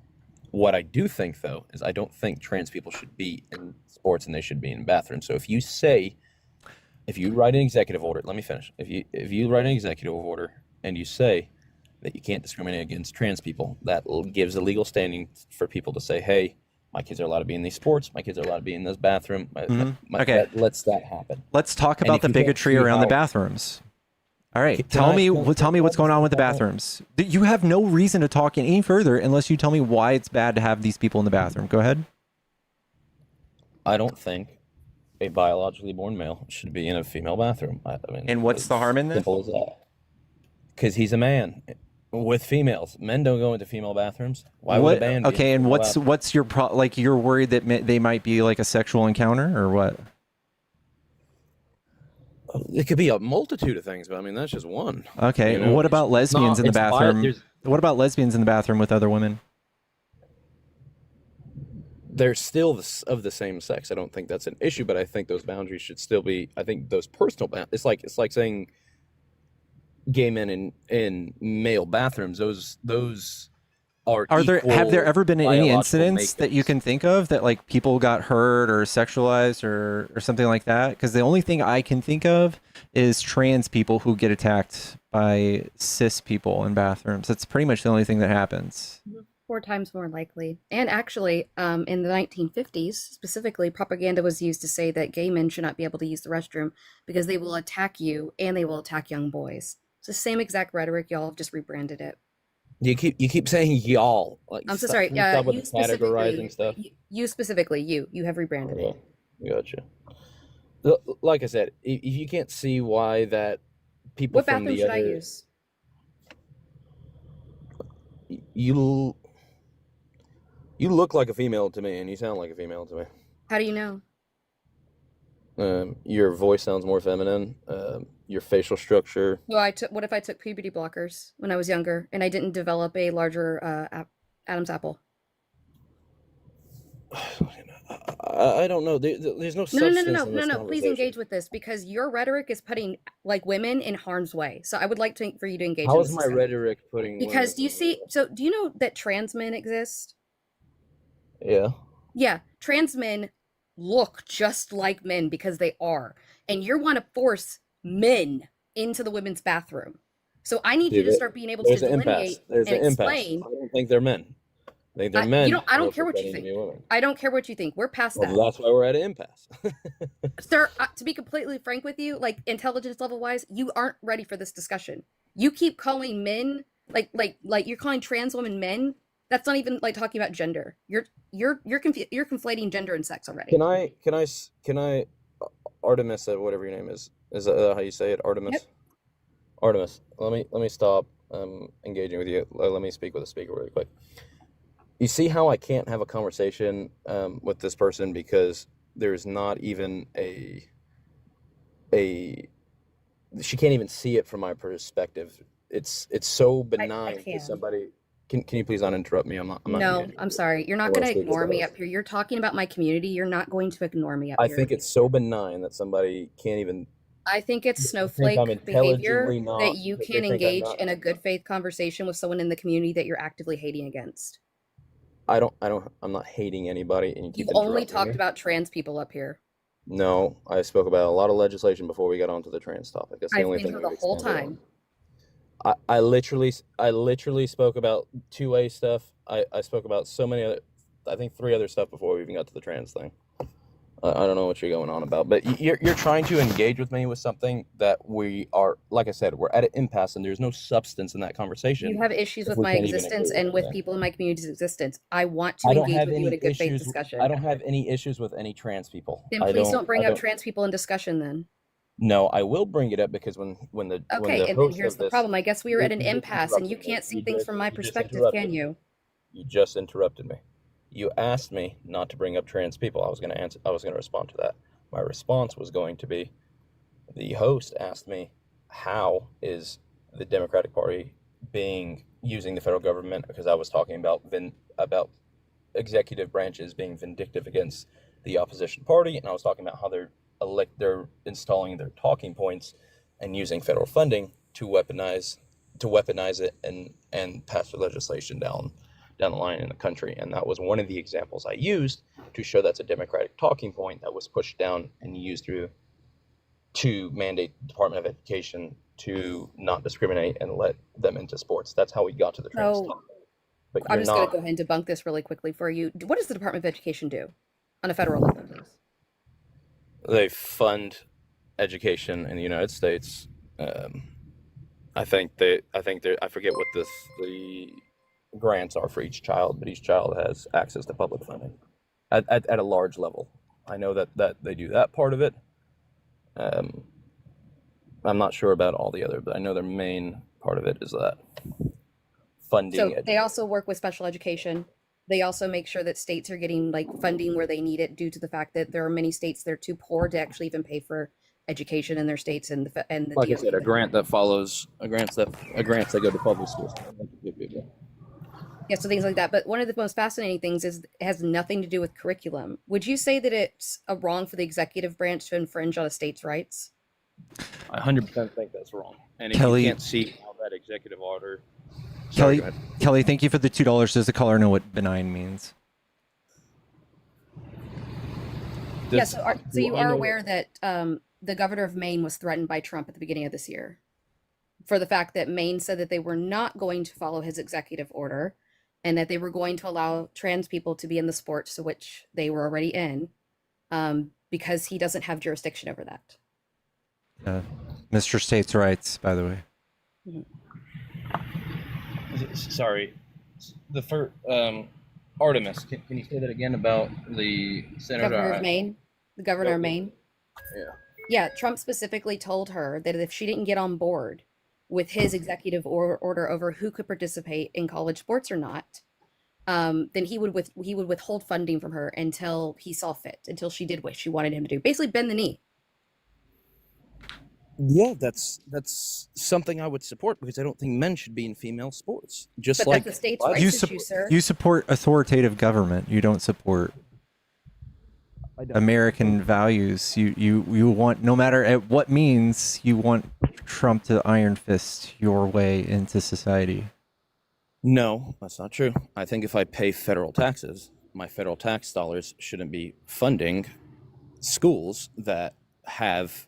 Well, if it's New York, you don't have to worry about it. They fund themselves and some. They fund literally the rest of the country as well. So you can stop worrying about that one.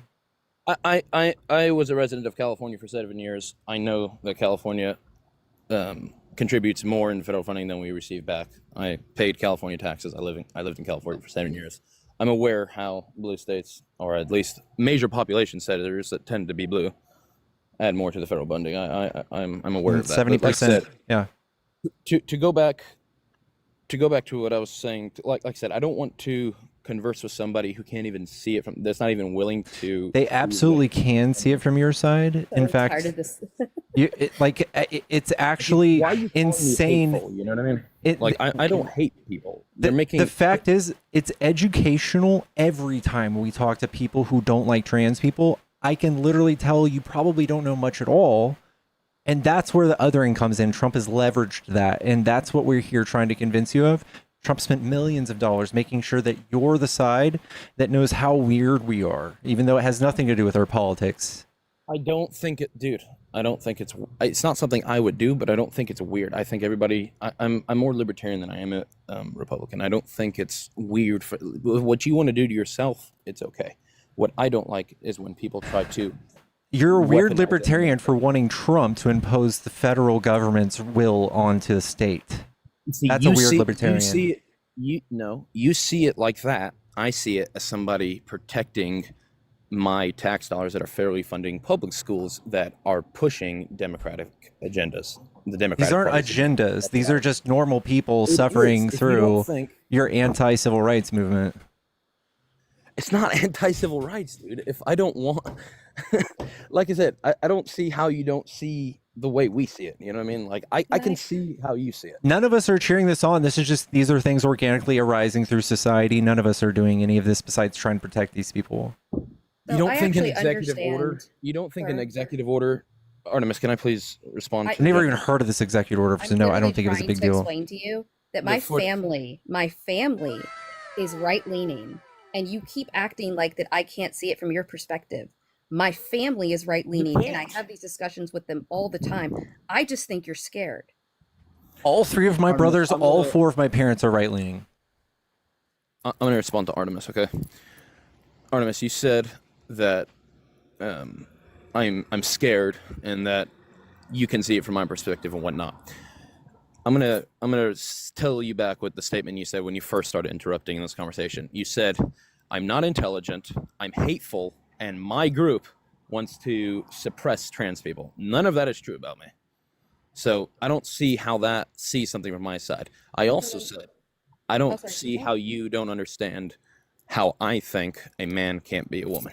And you said I'm not intelligent enough to even have that conversation. Do you see how I would think that that's an impasse and you can't see anything from my side if you think I'm intelligent, hateful, and crazy for thinking that? So do you want to know why I said that specifically? Go ahead. The reason I said that is numerous times you have said to Pickles, and I've treated Pickles, by the way, very rudely. It's just because you're passive about it doesn't mean that it's not rude. And have continuously said that not only him, but other people on this side cannot see things from your perspective. And you keep centering yourself in the discussion when in fact, all the things that you've been talking about involve other people. You, sir, are not affected by civil rights issues. That is not a problem that you have to deal with. But I do. So that's why I came up here and said that you were not intelligent enough to have the conversation, because you can't even remove yourself from the center of the conversation and recognize that your actions affect other people. My actions affect other people. You mean the way I voted affect other people? Not just that, the way that you've talked about things up here. You've acted like that Pickles has never looked at the other side of things, or that any of us have never done that before.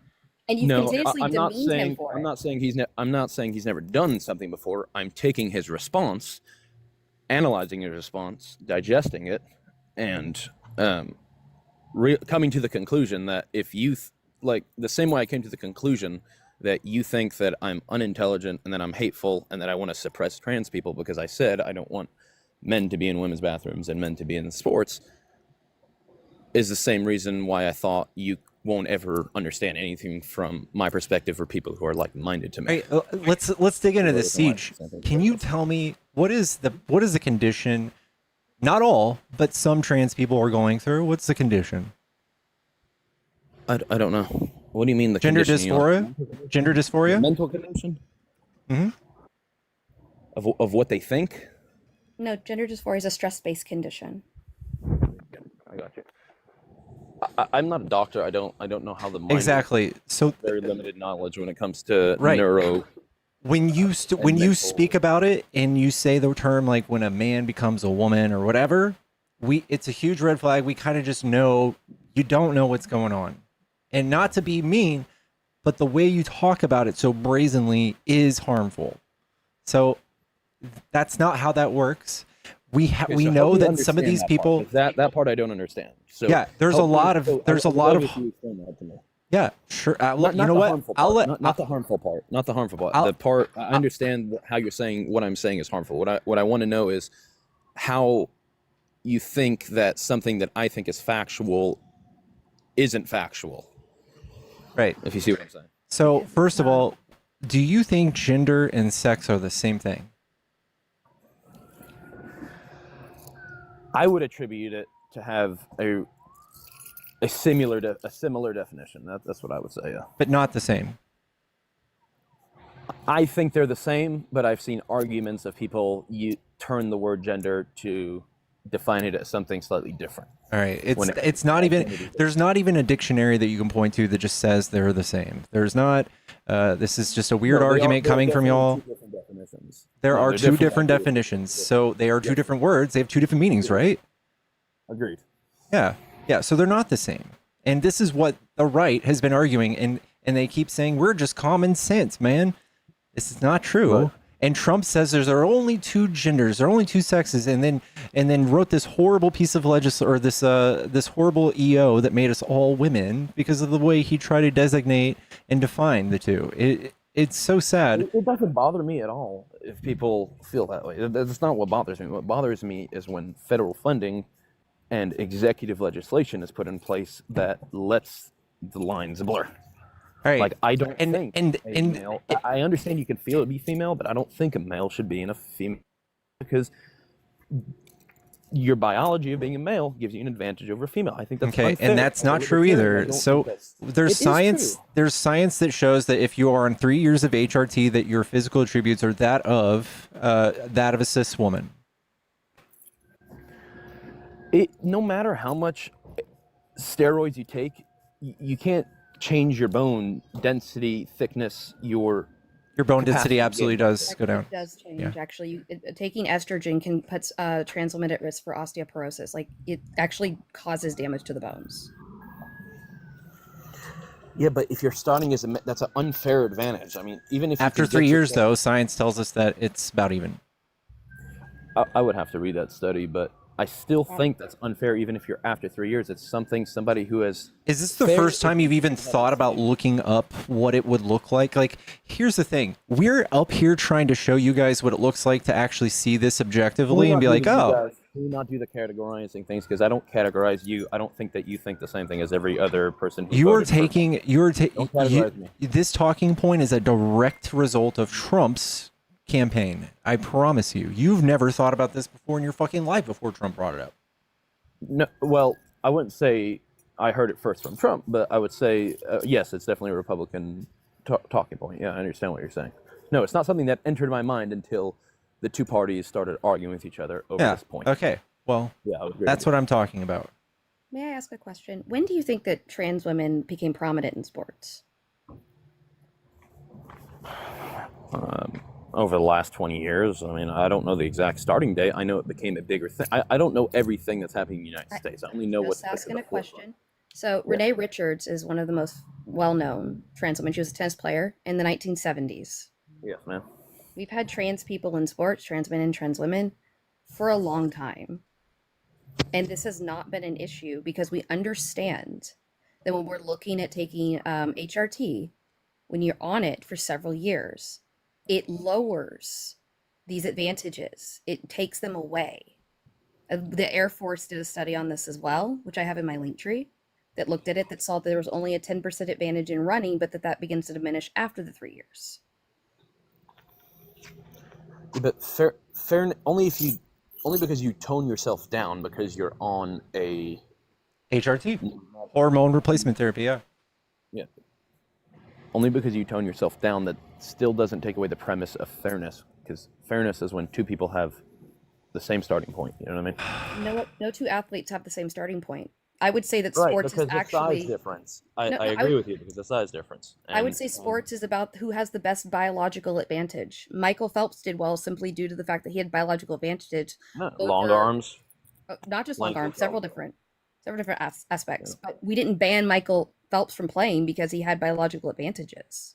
Yes, but he was... The gap of fairness was small because they were all men. You know? Here's the truth, dude. They have been participating in sports in the last 20 years. They have not made any sort of mark that shows that they are overrepresented in placing. In fact, they didn't place at all in any of the Olympics. They haven't done anything. beat that other girl out. I mean, that was a huge. No, again, that is propaganda. You're talking about Iman Khalif, and Iman Khalif was born a girl with a vagina, and doesn't even have Schuyler syndrome, which is something else they're accusing her of having. She's just a fucking biological woman that has male attributes. I don't think we're talking about. Yeah, so they tied for 5th place. And Leah Thomas was at the top of the men's division her freshman and sophomore years. Towards the end of her sophomore years when she won an HRT, which is when you get she was only in 400th place for her junior year. And then when she was in her senior year, she tied for 5th. Tied. That still doesn't take away. How is that? That doesn't make any of my statements. So if she's so incredibly dominating and is just this overpowered trans woman, why did she come in 5th? That doesn't prove. Only because she came in 5th doesn't mean she doesn't dominate. The reason I think men dominate over women is because of men's biology from birth. A man is more likely to be stronger than a woman. That's why. And this is demonstrating the fact that HRT has really stunted that, and she hasn't really done much since. Nothing since, actually. Like, dominating would require that you were like Michael Phelps dominated in swimming. How is she dominating if she's placing in 5th? I don't think you understood what I said. And wouldn't this be more widespread? You have one person right now in a league of 500,000 people at the collegiate level. You'd think we would hear a little more about this. We don't have anything. We have nothing. Well, like I said, I only see the stories I see, and also like you said, trans people are a very, very small minority. So, speaking from a very small so what are we doing? Why are we going crazy? I'm not going crazy. The only reason we're on this topic is because you asked me how the Democratic Party and how it used their executive branch to push their talking points onto the nation. And that was my example. I don't care. Let me finish my statement. I don't care what somebody does to their own personal body. That's your choice, your body, your choice. I don't care. That doesn't bother me. What bothers me is when the executive branch uses their party talking points to push down to the state level. And then I know you already said, and I want to respond to that first before we even go back to that, so we're not talking in circles. Except for when you like it. It's not that you see it the way that because I like it. I see it as he's righting a wrong. Because you disagree. Except for when it's justified, especially for you. I don't know how to explain it any better. I think we're hyper focusing on one thing, and that's not my. I'm not trying. And you're a libertarian. I love that part. I just don't think you're underseeing it from our perspective. I just don't think you. I don't know. Maybe we're at an impasse. Yeah, I very much feel that way, and I appreciate you using my statement towards me because I very much feel that way. And like I said, I wish you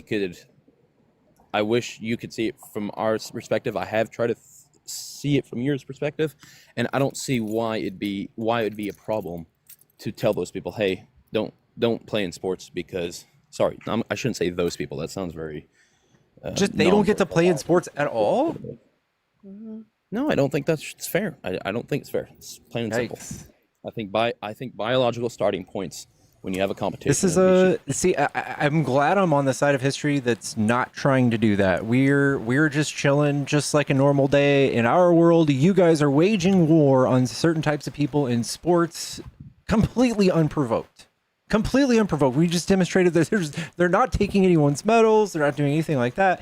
You guys are ready to do this, no matter whose feelings are hurt or how much collateral damage there is and how many trans people are now othered and being used as political pawns throughout all of the different states. They're coming up with all sorts of ways to make them look bad and make them look icky and making them look like, oh, they're coming after children and trying to make them trans too. They're coming home from fucking school with trans surgery. They have no low. It's so fucking gross how we have to have this talk with everybody and say that this is not true. When the Minnesota senators and governors, their Democratic Party leaders in Minnesota say that we'll protect a child if the parent doesn't let them transform and stuff like that, that you could see how the other transform. Side would I don't transition. I say that's probably what, a better word. That's not what being trans means, like at all. I don't know the correct verbiage that you guys want me to use. It's not about that. It's verbiage at all. And this is the issue, right? Is that I don't think that you can come up here and say that me and Pickles have never looked at things from your perspective when you haven't read one study. You don't even know what it means to be trans, and you're misquoting legislation. An executive order is not legislation. You don't get to come up here and tell us that we don't see things from your perspective when you can't even give us the courtesy of knowing what being transgender means. It's a real thing, man. It's a real thing. I believe I thought the biggest symptom is you kill yourself. So I think it's very practical to at least just kind of go along with what science suggests we do, and that's like, hey, give them gender affirming care. It's so wild. We've tried so many things, bro. We science as a whole across the world. They've done all of the anti-anxiety. They've done all the counseling. They've done all the antidepressants and stuff you think that they should get. And it turns out that gender affirming care, it's so crazy. Things like just calling them different pronouns, it helps them, and it hurts y'all's feelings more than ever. You would think that it would literally cause you to commit suicide, but it doesn't. It causes them to commit suicide. That's why we do that. My feelings are not. I want to just address one point you said, and I'm going to go back to what Artemis said. My feelings are not hurt in any way, shape, or form. Like I said, I don't think the fairness part of it, but I want to go back to you saying what Artemis said about me not seeing it from you guys' perspective, only because I'm not as studied as you. From my understanding of what trans people are, even though, like I said, I didn't have the right verbiage, I did have an understanding of them. I didn't just, like I said, I may be much more ignorant to the topic than you are, Artemis, but I still had a base premise of what I thought a trans person is, which is somebody from one sex. I use the word transform, but I should probably say transition to another sex. Somebody who feels that they're a different way, and they take steps to transition their body to be more like the other sex. Nope, that was my understanding of trans people. Nope. But So I'm trans and genderqueer. Gotcha. I was born female. I don't have any female reproductive organs anymore, though. I did have those removed. And like, I can recognize that my existence as a genderqueer trans person is different than a trans binary person's experience. But to be trans is that your sex assigned at birth does not align with your gender. Like, I understood it in that way too. That's the way I understood it too. Yeah, I'm not transitioning or anything like that. Okay, I understood it the same way. I may have not said that too, but I understand the non-binary premise of not having a gender identity, and also you could be trans, and like you said, in your case, you're not trying to be a male, but you did remove all your female organs. I understood it that way. I may have just not gone in that depth with it, but it is something I understand, and the reason I'm saying it is something I understand is because I'm trying to portray that it is something that I try to see from your guys' perspective. When I say you guys, I just mean you, Artemis, and the host. I don't mean the liberal party as a whole. But again, I want to try to move to... Say again? You can group us together, it's fine. Yeah. Well, I don't like categorizing people because I think that leads to division when we say one. Like I said, when I started this conversation, I heavily leaned on it as a two-party system, and I saw my ideologies, and I love how you can condemn it in this conversation, right? But when your leader, or when the party leader, the Republican Party leader does it constantly, and you vote and stand on that side, the side that does that. Well, I voted for him based off what his campaigning was, and his campaign was securing the border, heavily reduce federal oversight, which he didn't really do. I mean, he expanded the budget more than I wanted him to, but he has cut some of the egregious funding out of Social Security with the overrage stuff and simple accounting enters that could have been done. You know, like that's the type of stuff the reason I voted for him, the pro 2A stuff. What he actually does in office, seldomly have I ever seen a politician. He lied entirely. He said he had no idea what Project 2025 is. He's like halfway done with it already. Man, I wish I had the time to read every congressional act and everything we try to pass through, all that type of stuff, but I don't. I don't have all my time to attribute to that. But like I said from the beginning of this conversation, and that's what I'm trying to make this conversation something of substance, so you can understand why I voted for him, is because what his party ran on was pro 2A, less federal intervention into. And I know you're going to say, well, he's sending the National Guard here and there, and that's federal intervention, and yada yada yada. But we can debate that in a couple minutes. But I want to focus on what I'm saying. The reason why I voted for him in the first place was based off what he campaigned. Where the flip side, if I looked at the other party, what I'm saying is this expansion of federal aid to many people. Heavy regulation, anti-business practices and stuff like that. Like that's not something, when I look at we create all the jobs. We subsidize all the businesses. Most of our states are the most business friendly states. Tim Walz' state was 5th or 4th best state for businesses in the country. We know how to do business far better than Republicans. We know how to run a budget way better than Republicans. Republicans are really bad for the budget every time they're in office, and they don't create any jobs ever. Like I said, I don't agree with that in the slightest, but I mean, the numbers are there. It's 50-1 out of 51 million jobs since 1979, I believe. 50 million for Democrats, 1 million for Republicans. 8 out of the last 9 recessions started under Republican control. I wouldn't even have the slightest of a clue of how those metrics were used to come to that data conclusion. Data can be skewed in many ways. Okay, well, Republicans, they just do nothing but tax cuts, and Democrats do subsidies and create giant tax incentives to do actual things with money. That sounds like two things that Trump said that he would do. Tax cuts to encourage business. Yeah, and you better promise go do business. Don't do stock buybacks. Don't go buy all the houses. You better promise. I totally agree with you. I don't like the Zelle model. I don't like that stuff. But I also think libertarian freedom trumps capitalism. I think if government starts regulating that stuff more than they should be, I think Trump is also regulating the absolute fuck. And you're a libertarian who loves Trump's take on the economy, but controlling the tariffs. Again, I don't love Trump's take on. I'm not going to say I don't love Trump's take on the economy. I'm going to say I don't love everything Trump does. Like I said at the beginning of this conversation, I analyzed what I think. I saw what the two parties were saying, and I thought Trump is way more aligned with what I have to say when it comes to pro-2A stuff, pro-libertarian stuff. Yeah. That's why somebody like me would vote for Trump. Wild. All right, we've had you up. Or are you going to? Yeah, Okay, sorry. Go ahead.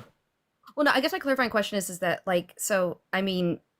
Pickles is liberal. I'm even more left leaning. Gotcha. I'm pro 2A. I'm very confused at this notion around guns that you keep bringing up.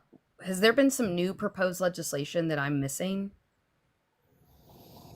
So in regards of Democrats regulating 2A, or in regards to Trump freeing 2A legislation? Well, you keep bringing up 2A, but we're both from Texas. We're very familiar with firearms.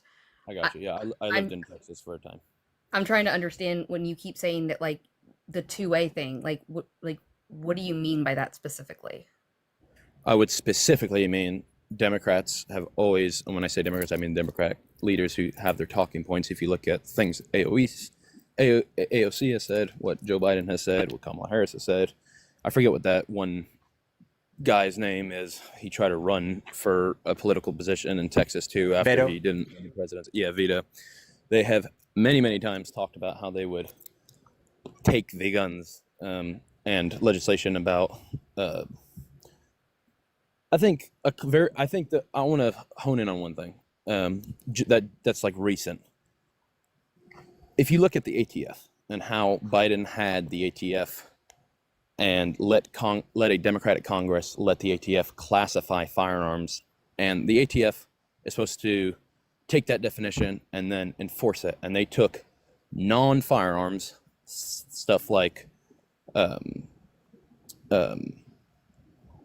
butt stocks, triggers, lowers, AR lowers, switch packets, like forced trigger resets, stuff like that. And they made those illegal, even though they're not guns. Suppressors, SBRs, all that is infringements. I think are infringements on the 2A. When you say I don't think guns people and that we should regulate guns, I think that is a huge infringement on the 2A, because I don't think that regulating guns is the problem. I think a law-abiding citizen is going to be a law-abiding citizen, and if you take away a law-abiding citizen's rights, you're infringing on the 2A. I don't know. You guys are obsessed with 2A. It's weird, but it also says well-regulated militia. The reason why I'm so obsessed with the 2A is because if you look through history, the way an authoritarian wins is by disarming the population. Yeah, but we have there are tons of, in fact, most of the developed world just doesn't have guns, or just has a bunch of gun laws, and they didn't slip and slide into authoritarianism. You literally voted for authoritarianism, trying to avoid authoritarianism. I'd just like to bring this up, though, because I do think you should look into this guest. People like to use 1930s Germany as an example of, they took away the guns. They took away the guns from certain people, but they certainly allowed the people that they considered to be A-okay in their eyes and didn't put in the camps. Yeah, they exactly. Absolutely. Hold on. They restricted it for certain groups of people, like Jewish people, like Black people, like queer people. Exactly. Any government that has the right to restrict guns to any person makes I love using this, and I'm not Christian because we speak about this. I do believe in God. I'm spiritual, but I love, there's a saying that says, God created man, Samuel Colt made them equal. I believe in that notion very, very much. Just like you said, he didn't disarm the entire population. If I was an authoritarian, if I was an evil Napoleon, I would obviously let the people who agree with me have their guns and then take it away from everybody else. That's still, even though you don't take it away from some people. Right, but that's not the only threshold for authoritarianism. All right, so we've got Trump actually doing things to suppress freedom of speech and any sort of dissent, and he just made Antifa a T group, which is wild. So I think I could even argue that if I wanted to go get a gun right now, Trump could start doing red flag laws for people in any ways, saying that he is fascist. I wouldn't be able to buy a firearm. You know what's funny? They did the same thing to the January 6ers. They red flagged all of them. Well, they were actually people trying to throw over the government, dude. I know there were some people in there because I've watched the videos of the guy killing the people beating on that one cop and that stuff. And I think the same way, I don't think people who stand behind the BLM movement are all violent, but those demonstrations that turn violent, I attribute that same bias to, or that same outlook, positive outlook that I look at Democrat. A social movement is a little bit different from an actual attempt to throw the government led by the president of the United States. I can repeat what I said again, but I think you understand what I think when it comes to that. I think some of the people there were violent, and I don't think taking 10, 20,000 people that were in the crowds that you can identify, mass surveil all of them without a warrant, go trample all these people and call them all terrorists. You know what I mean? It's clearly Trump. Have you not heard what he's doing with the massive AI organization? Have you not heard about what he's doing? He's got a, what's it called? Palantir, doing a giant database of U.S. civilians, and also a district court judge just issued a ruling for Second Amendment Foundation and the Firearms Policy Coalition that covers almost no one and requires organizations to turn over membership roles to the federal government. They want names and of everybody. I don't think Trump's the starter of that. I think the Patriot Act undermined that constitutional part of our Constitution 20 years ago. I don't think so. This is okay. I'm not saying it's okay. I'm saying I think it was already in effect, and I think Democrats have used that same legislation the same way Trump is using that legislation. But it's happening now, right? The Patriot Act was doing this 25 years ago. In 2004, 2005, I believe, when we signed the Patriot Act. But that doesn't negate the fact that here's Trump. Looks like he's doing that. He's doing exactly what the Patriot Act does. You know what I mean? Do I think it's right? No, I don't think government should have any regulation over anything. Like I said, I'm a libertarian. But when he ran for office and somebody says I'm pro 2A, and he has signed pro 2A legislation and somebody anti says 2A, and he's talked about taking the guns and then doing due process second. Can I ask one question? I'm so sorry. Are you against the Supreme Court ruling of District of Columbia v. Heller? I'm not familiar with that ruling. I may not be by the name. I may know the ruling not by name, but it's a really famous ruling. So the Heller ruling specifically stated that 2A, it granted us civilians the private right of ownership of pew-pews or guns for a while, for certain purposes. They didn't say it was an absolute, like you're kind of implying with the 2A that there should be no infringement. Because I'd make a guess that you don't own a nuclear warhead in your backyard, and you don't own a tank that can fire. I've heard that argument. Yeah, go on. So we do have some infringements on this. There is limiters on what you can and can't own. When it comes to fully automatic weapons, you cannot. So you're telling me a judiciary branch ruling that came after the fact of the constitutionalists, a libertarian and a constitutionalist want to preserve the Constitution, aka what the Second Amendment says, what the Second Amendment should be. I don't think this is the Supreme Court, though. This is the Supreme Court. Exactly, a judiciary branch that's post the formation of our government body. But their job is to interpret the Constitution. Right, a post thing. Only if a Democratic Congress legislates something I don't agree with doesn't mean I need to agree with them, because they are a government body that agreed that should be that way. If the judiciary, so if we went back with the original interpretation, you would need to be in a militia to own a pew-pew. No, that's not true. Then why does it say well-regulated militia? A well-regulated militia is one of the points. It's saying you can be in a well-regulated militia to stop tyranny, but the individual doesn't right. mention tyranny in 2A. I'm not saying it says the word tyranny in 2A. I'm saying the reason why there's a well-regulated militia is to not let tyranny prevail. Yeah, it's where do we get to regulate? A well-regulated militia, comma, be necessary to the security of a free state, comma, the right of the people to keep and bear arms, comma, should not be infringed.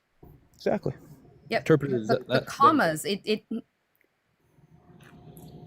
it's talking about militias because previously, militias were our military before we started to have actual military, when we were looking at slave rebellions and things like that, which honestly, fuck the militia for not allowing those to continue. But that's what it's talking about from when we had those. Brett Cross talks about the very action of the Bill of Rights was to make sure your type of argument doesn't prevail. When you're saying, oh, it says the well-regulated militia, that doesn't mean the Constitution doesn't refer to individuals. The Bill of Rights was made for that very purpose, the standing of what you're trying to make in this argument. The Bill of Rights says things we didn't say doesn't mean the rights you don't have. We're just saying these are a base principle right, and only because we didn't mention it doesn't mean you don't have it. That's what Heller was talking about. Only because 2A says well-regulated militia doesn't say individualism is not allowed to, individuals are not allowed to own a firearm. But it is referencing at the time, because I would say that even at this time, not every single person in the country at the time when the Second Amendment was added could own a gun. They limited that too. Would you say that black people were allowed to own guns at the time? Because I would say no, they were not. No. So there were limiters on it even when it was written. So the reason our so this takes me to a whole different, what you're saying, I strongly agree with. The reason, I see what you're trying to get at. You're saying you think that I think what they started at is what I think America should be today. No. What I said, if you could take a hint of what I said before, maybe there's a part of our government body that was made post the Constitution that is a legal body that legislated something that's something I don't agree with. It's still something I don't agree with, but there are post legislation like what Abraham Lincoln did. I agree with the Civil Rights Act. I agree with Abraham Lincoln didn't do that, but he did the Emancipation Proclamation, and I believe the 1964 Civil Rights Act. I think that's a good thing. I'm not saying only because I'm attributing the 2A factor that since it was made in the 1770s that's the way it should be today. All right, then what are you saying? I don't agree with anything today.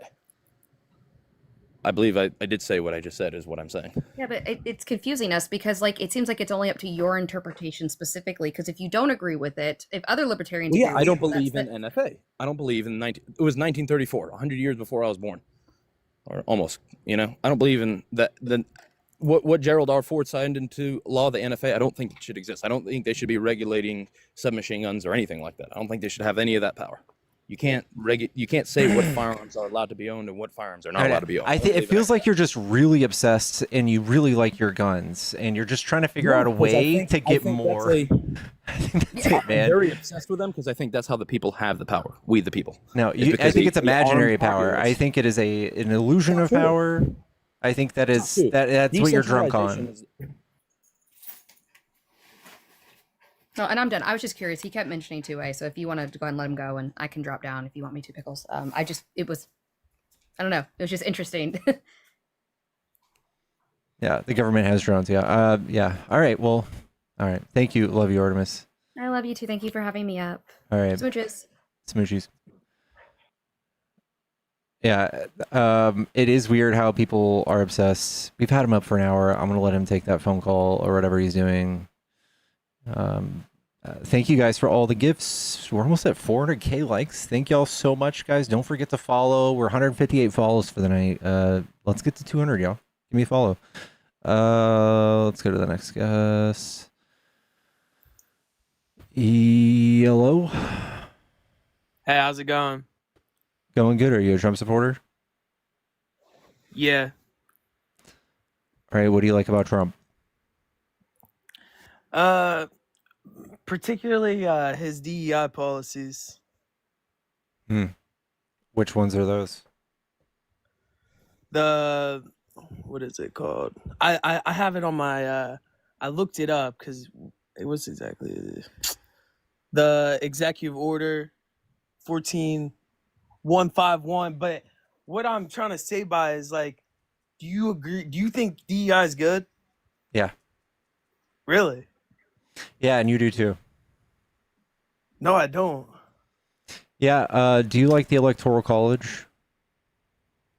Yeah. That's DEI for rednecks. How? Because it gives people in rural areas, it gives them equity versus people in high density areas. So like poor little redneck farmers who are uneducated and brainwashed by Trump, their vote counts 6 times more than mine.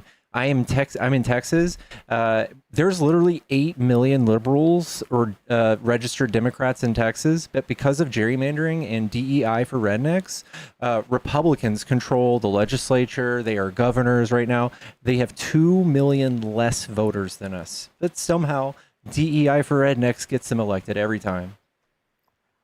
Well, I'm not a redneck, but I really do not think that you should have a certain percentage of people in jobs. Are you over 18?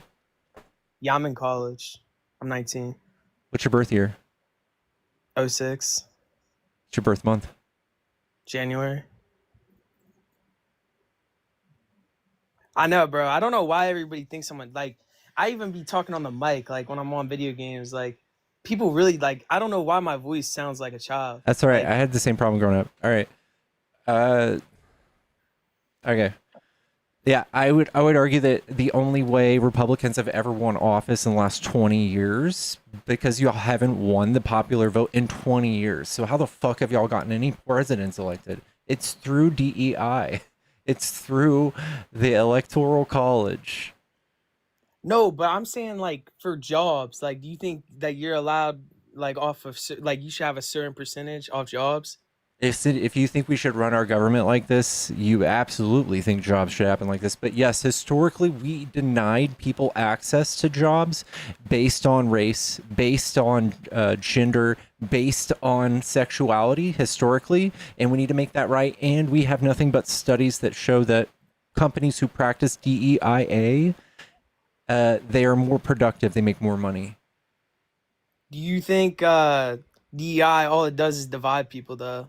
Like, I mean, don't you think it's like it's counterproductive for both people that like are a part of the DEI? Like, you got to have a certain percentage of this race. Don't you think? No, that's like affirmative action. Itself?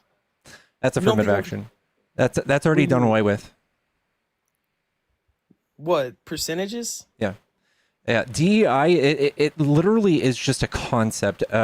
You can't even come up with like one bad DEI program, because that one's gone. But DEI would be things like if you're going to start hiring for a position, and before you start internally promoting somebody, you decide that you're going to advertise this job for 3 months, and you're going to do it across certain areas, yada yada yada. That would be DEI. I don't know. You're talking about affirmative action, and that's the boogeyman that the right has made DEI into. But that's not the case.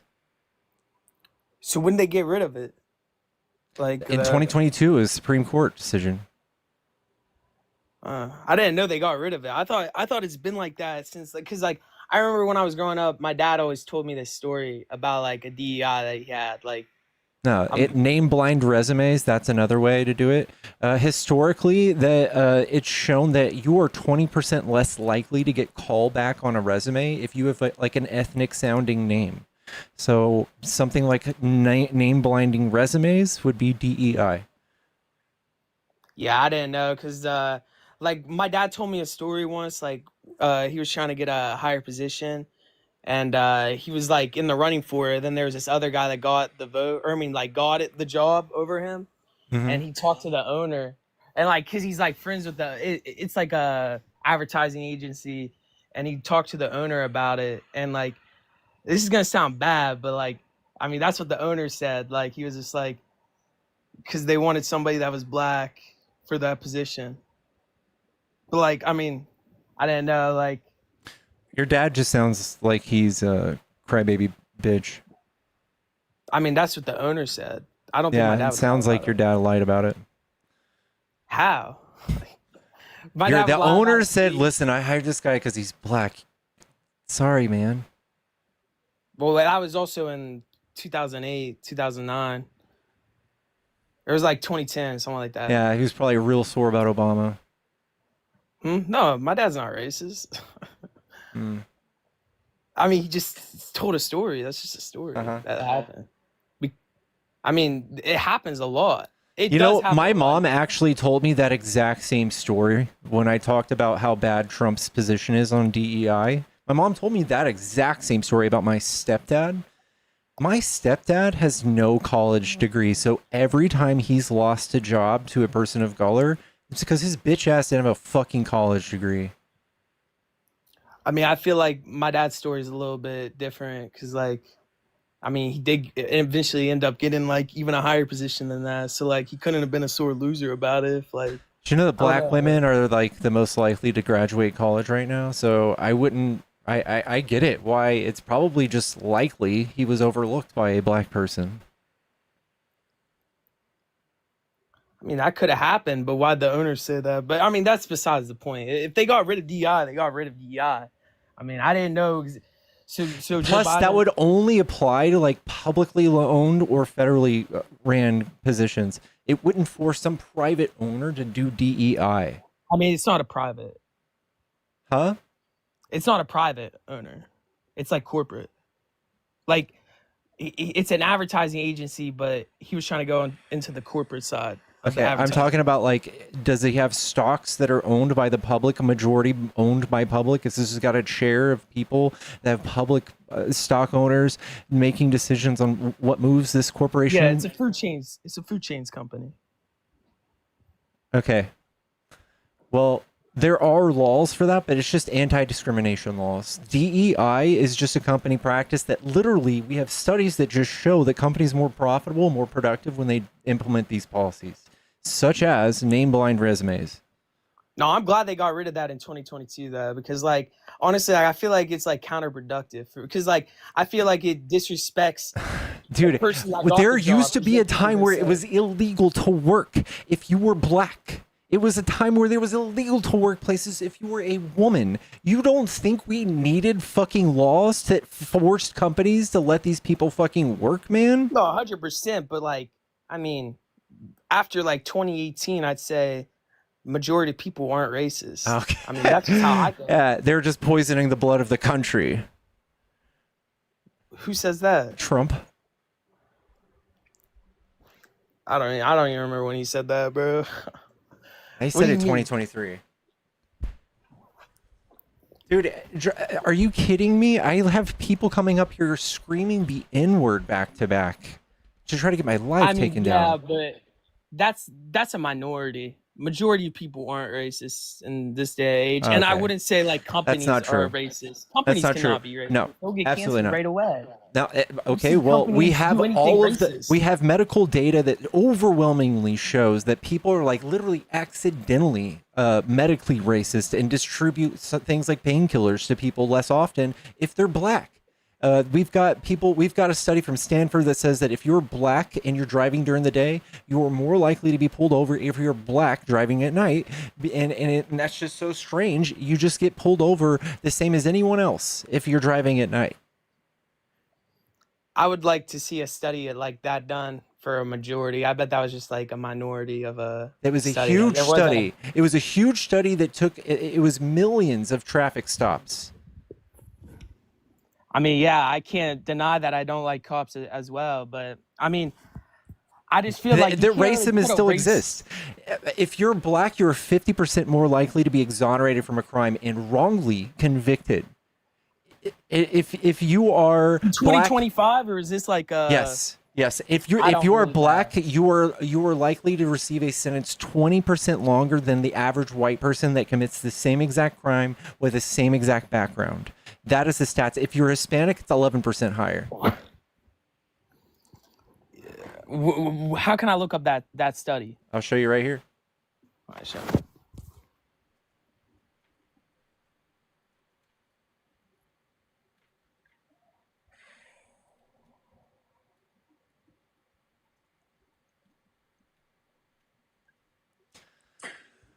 2023 demographics and federal sentencing. This is just United States sentencing.gov.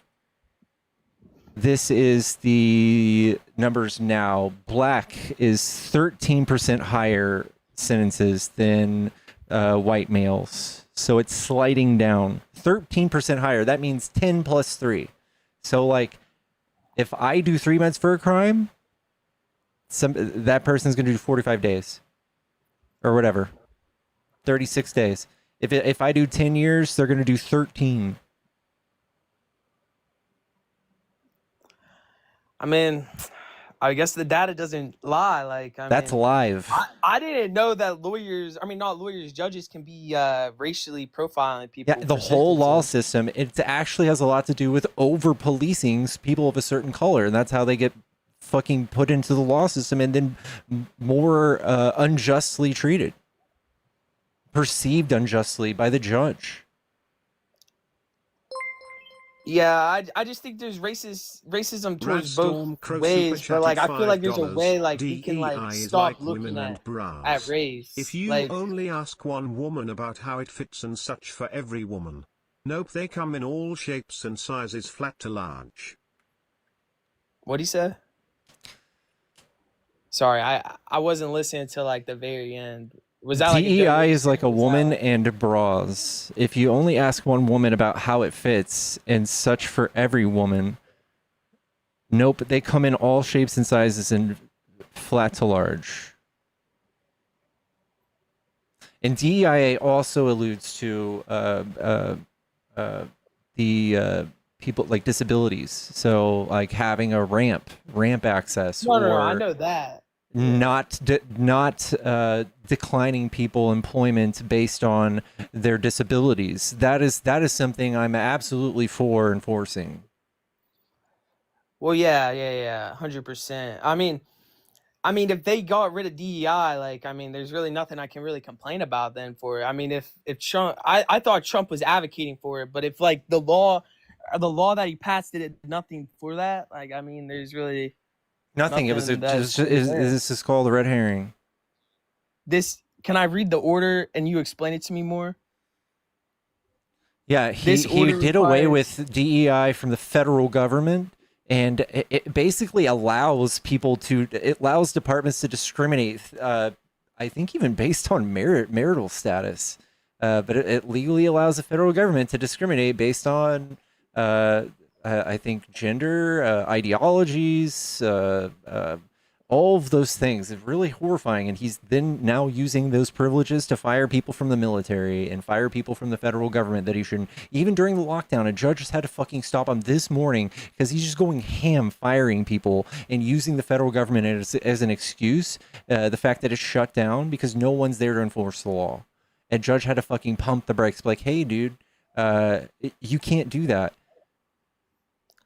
Yeah, I mean, yeah, that's not right at all. I mean, since we got that clear, I got one like two more questions basically. I was just wondering, like, I mean, you probably have seen like a lot of like the videos about the US dollar going down, and like maybe in like 20 years maybe we'll have a whole different currency.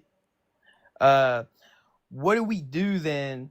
Like, do you think I think the tariffs could probably help for 3 years, but like I don't think long term, like obviously it's not helping the economy, but I think he's trying to counterproduct like China's infrastructural like powerhouse. Like, I mean, like China is the new powerhouse if you really think about it. Like US isn't the powerhouse anymore. It's China. And like I think he's trying to like make China less valuable to us in a sense. Like we're getting all our stuff from China. The tariffs are kind of like making China's products get a little bit less. You know what I mean by that? Don't you think like but like obviously he's crippling us. Standpoint, like it's not good. I'm majoring in economics, and I know it's not good for the You economy. So you know No, that I it is know bad. it's not good for economy. We're crawling saying, uphill through mud now with his tariffs. No, 100%. The tariffs are making supply go up, everything. But I'm saying though, and the demand and the specialization go down. But I'm just saying, in a sense, the US dollar is going down 40% from 2 years ago, a year ago. What do we do then? Like, you know what I mean? Like, I mean, China is taking over. Like, and if you don't think they are, like, I mean, you know I know they are. Their GDP is about to soar past ours. Yeah, I know. I'm not fucking terrified of that. Like, we should look at that and be like, damn, how the fuck did we do that?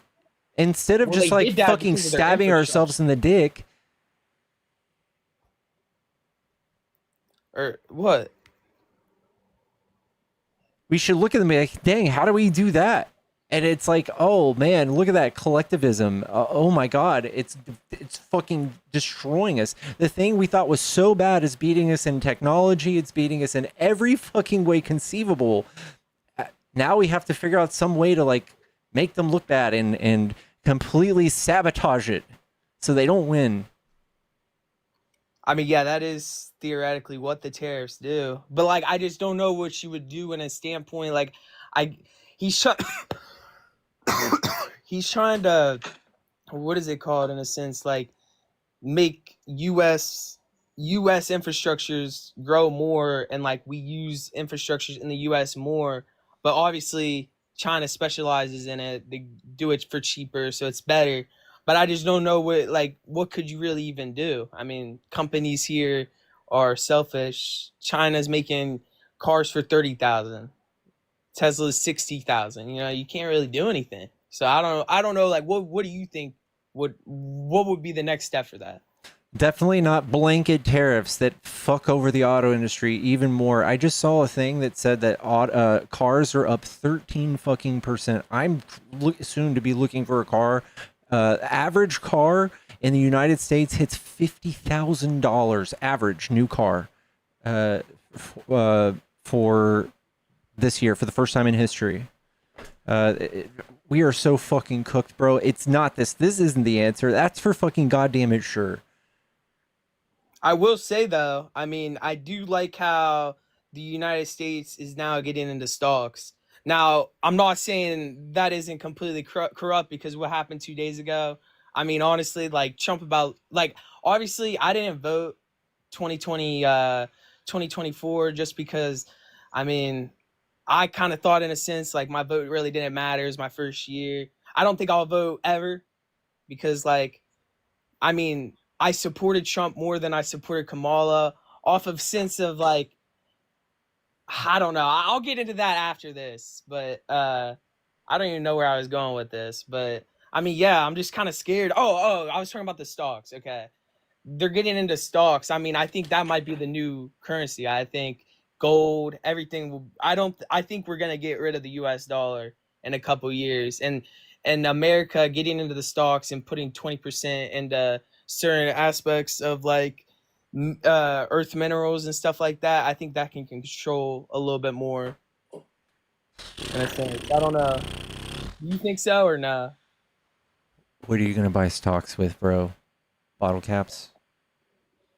No. I'm saying in 10 years from now, maybe the US dollar won't be a thing anymore. So like there won't be like the new currency will be stocks, will be crypto and stuff like that. I mean I'm just like looking at your opinion. What do you think of that? Do you think the US dollar, there's no way the US dollar will get diminish, right? Probably. It's like one of the strongest currencies on earth. My dad never said that too. I saw people say that. I mean, my dad's a good guy. I mean, I will say one thing about my dad. I don't want to get into, I mean, the DI story. He did say that. I don't think he would lie about that because, like, I mean, one thing about my dad that I've always appreciated about him is he treats everybody equal. I've never seen him ever treat somebody different, and like that's how I want to be too. Like, I don't treat a homeless person different than I would treat a billionaire. My dad talks to rich people all the time, but then I'll go to I used to show animals and he would talk to the guy next to him the exact same way. I mean, I've always respected that about my dad. So like, son, I want to teach you a valuable lesson. My employer told me you didn't hire me today because a black man needed that position. He didn't really say it like that. I mean, my professor last year was talking about DEI and like stuff like that, and I talked to my dad about it, and like he's told that story before. I mean, my dad, I would say one thing about my dad is like, he is really smart. I mean, way smarter than me. I've never seen somebody that can like talk to anybody. Like, I mean, he usually works remote. He's gone right now on a business trip, but he usually works remote. So I'll be downstairs and I hear him talk. Like, he's very intellectual. So, I mean, he could talk for hours. So, I mean, that's besides the point. I was getting on the US dollar. I just don't I don't like people in the comments disrespecting my dad because I said one story. I mean, maybe your parents are racist and they're Republican at the same time, but that doesn't mean everybody is just because they say one story about, you know what I mean? But that's besides the point. I'm not trying to get into that or get like not emotional, but like try to argue or be argumentative. But what is it Radstorm called? Crow super chatted $5. Caller, how does pissing off China to stop buying 50% of our soybeans, to buy China to buy them from Argentina, and we are bailing out Argentina now?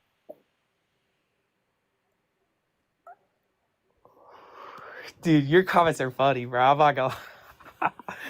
No, I mean, that probably is a bad story because it kind of does sound racist. I mean, that's besides the point, bro. If it didn't happen, it didn't happen. I'm not gonna like cry about it. But I will say the US dollar it's diminishing its value. And like because of Trump. Trump is sabotage. Trump is fucking fucked it up. Do you think Trump is nervous about that because of the infrastructure and that's why he's trying to diminish the dollar? Do you think that, or do you think it's he's doing it corrupt? He's trying to either way would make him corrupt.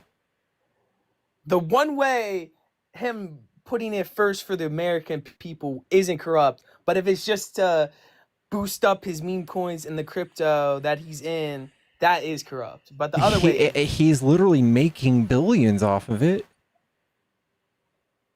No, 100%. That's why, like, honestly, dude, Trump's really. I mean, I don't think his first term he was this corrupt, but I think him doubling his net worth, I don't agree with at all. Like, that's crazy. Having people kill themselves over the crypto crash 2 days ago, that was all on him. You see that big crypto tyrant that offed himself in his own car? Yeah, it's crazy because I've actually been trying to learn day trading a little bit more, but like, I mean, I'm really trying to get into it this summer, but I've been watching videos, taking some notes, but I'm just too busy right now. I don't want to. It's also very. I mean, you can make an educated guess, but I mean, you can't make as much as Nancy Pelosi or anybody like that. I mean, they don't day trade, but they get into stocks. All right, bro. What? I have to talk about this every day. Nancy Pelosi is just one of many people, both sides. The whole Congress. Look Senate, up Rick everybody. Scott. Dude, Rick Scott is the most disgusting person I could fucking think. He's Skeletor. He is responsible personally for the largest fucking Medicare fraud case in U.S. history. He is like the top freaking Republican in the Senate. But once you realize that they're all corrupt. And he's a multi-millionaire. He's former governor of fucking Florida as well. He's the biggest piece of shit ever. No, 100%. I mean, Nancy Pelosi did get like 54% ROI on her last year. Her husband trades, man. That's all he does. I know, but like we all know that they're getting inside from the government, but that's all of them. That's Republican. Well, Trump's done it 100-fold, so not a single one of y'all get to say anything now. Not a word from y'all. No, I know. But I mean, yeah, I mean, it's kind of scary about the U.S. dollar. I think in 10 years, it's gonna diminish, and I think that's why Trump is trying to. Now, I could be completely wrong, and he's just trying to boost up his crypto, and boost up and like trying to make people get into crypto. I don't know. It just seems like he's made so much money every time he talks about tariffs, and then he doesn't. And he gets all of his buddies to buy in. Did you not see the giant insider buy-in before he talked about the tariffs? That's what I'm talking about. The 2 days ago, I know it was definitely either him, huge his insider. Son. It was either him, his son, and it's kind of sad because, I mean, I think personally there needs to be regulations on. It's the largest in history, dude. The largest. No, I know. It is bad. It is bad, but what are you gonna do?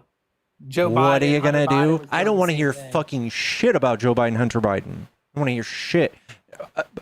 Fucking Jared Kushner's making billions in the Middle East working for his dad.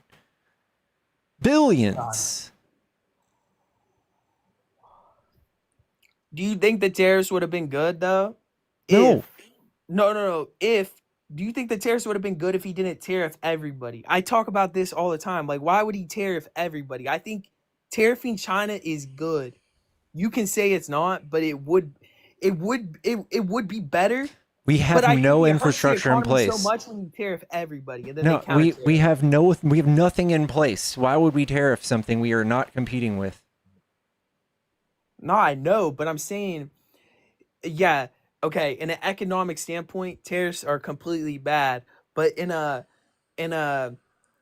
you want your country to be the best, you have to think maybe tariffs are good in a way. But I think it's counterproductive when you do multiple tariffs on different countries. Tariffs are protectionism. If you want to protect some of your industries, that's chill. That's fine. That's useful. But this whole protectionism thing, like North Korea, look at how they're doing. They're not fucking flourishing because they're just independent from anybody else and trading from anybody else. They're fucking dying. They're starving. Well, that's also because they're a commune or a dictatorship. But I mean, I could say the trades definitely have an impact, but it's also because nobody wants to trade with them because they're a dictatorship, and that's what it looks like. That's what it looks like. Your economy suffers. But he also is keeping all the wealth. He's not putting into industries. But like, also I don't know. What you said is good, but like it also is. It doesn't help that he's not giving. Like he's only keeping the wealth. Like he doesn't. You know what I mean? Yeah. But like, obviously, what you said is 100% why they're doing bad. But like, they're definitely doing worse because of him keeping all the wealth. Like he keeps all the money basically. Like it's a very corrupt country. But I mean, next thing is, They're poor. I mean, he may look rich. They're poor, dude. It's a poor country. No, I know they're definitely a poor country, but he doesn't help the people. He only spends it on military himself, like other stuff. Like he doesn't. Yeah, and you see how debilitating it is. Like if he would just let his people, like I don't know, vote for their own leader, and let them trade, they would be so much better off. But that's all he cares about, and I think that's all Trump cares about is power. I think that he could just let all of this fucking go, and we wouldn't have to fight over this shit. We have to fight over him taking $400 million jets. We have to fight over the fact we take fucking Tylenol. Dude, then this dude that just donated to you was called Jun. John. Jun. That's funny. That I'm not making fun of his name, but yeah, no, you're completely right. I mean, I don't know. I mean, in a couple years, I mean, we're definitely gonna get past in the GDP. I mean, our GDP is not horrible. I'm not saying that.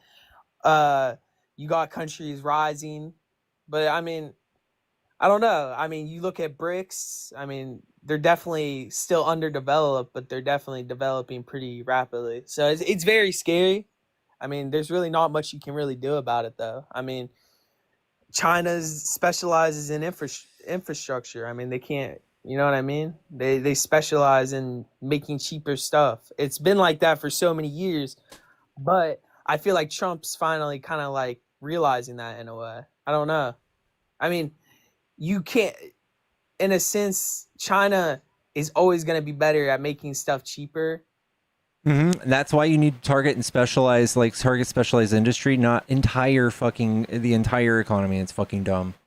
No, that's what I don't know why he did that. Yeah. I don't know. It's almost like he's just being an authoritarian. I don't fucking know, man. You shake down each country. You get to ask them for favors. Say, hey, what are you going to do for me? If I let free trade happen between our countries and let your economy survive through my reign, what do you didn't do for me? I will say, this is besides the point what we're talking about, but I will say what really lost my vote for Joe Biden was I was kind of like, I really didn't like the Capitol raid. Like, I had on my dad's side, like his brother's a very weird guy. The Capitol raid? Yeah, he was like in a biker gang, dude. Now my dad's side of the family are very, very redneck. I mean, you talk to them, they're a little bit off their marbles. Like, I mean, I like my grandma and grandpa. Well, my grandpa died recently. Not recently, like a year ago. But like my dad's like brother. Now my dad's sister is definitely very more intellectual, but like my dad's side, he was in the military. Like, I'm not saying people in the military are dumb. I'm saying like he never had like he's only a high school education, so like he really, and then like all his kids are very like poor, if you want me, like I'm not trying to like, but like they're just kind of weird people. And he was part of the Capitol raid, but I mean, dude, yeah, I don't agree with the Capitol raid at all, and I think Trump definitely inherited it. Like he like prolonged it, like tweeted about it, but I mean, provoked it. What lost? Yeah, promoted. That's the right word. But what lost my vote with the Joe Biden thing, for the 2024 re-election was, okay, everybody, you got that Dean dude, you got that Parker dude making these debates saying, why would you vote for Trump over Biden? Like, Joe Biden's the better president. But you can say all you want about Biden being competent, then why would he like run out of the election? And then you got Kamala go in for president. Then it's like, wait, so he wasn't competent that whole time, or was it just like, you know what I mean? Or okay, so Biden didn't have a path to victory, and Nancy Pelosi, it turns out, was pressuring him to step down and let anybody run. She didn't even want Kamala to run. Wait, she didn't want Kamala to run? I don't think so. Isn't that true? I don't know. Yeah, he just didn't have the polling showed he didn't have a pathway to victory, bro. That's it. That's all. He stepped down. And then Trump has been campaigning Sleepy Joe, even though Trump's the one who been caught shitting his pants and sleeping all the time in court.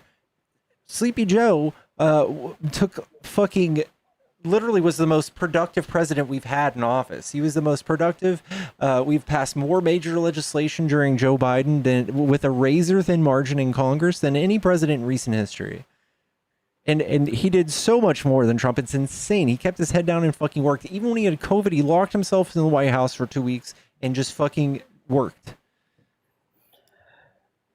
I mean, I don't know. I feel like him, I don't know. I mean, Radstorm Crow I super have. chatted $5. Trump, Liberation Day, 46% tariffs on Vietnam.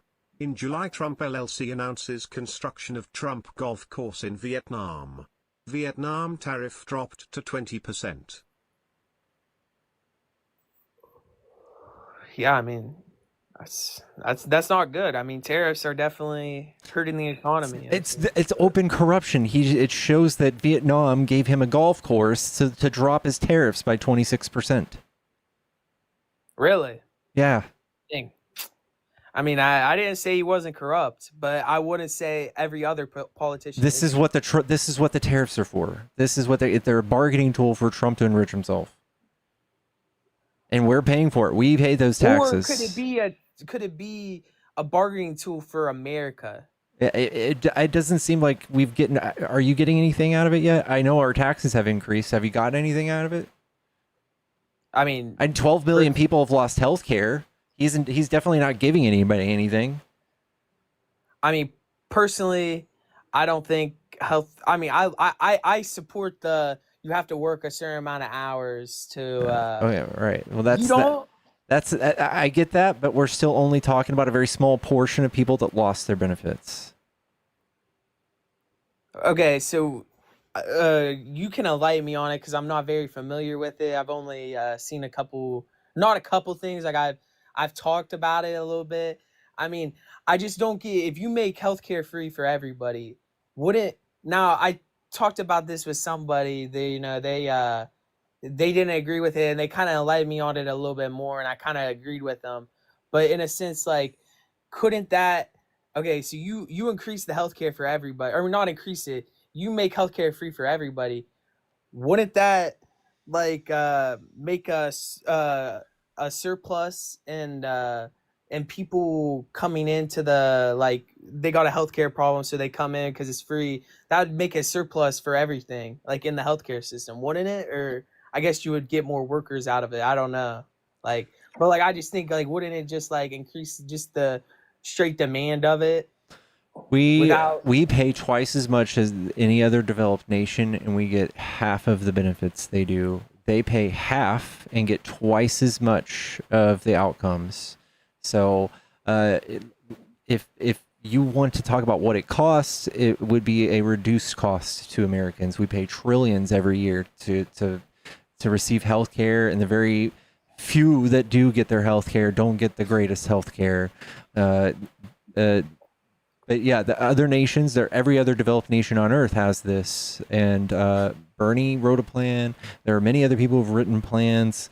It's easy to make work, especially with the world's biggest, richest nation in the world. We should be able to do this with the biggest bargaining power, especially when we're looking at pharmaceutical companies. 350 million people bargaining to buy pharmaceuticals from these companies.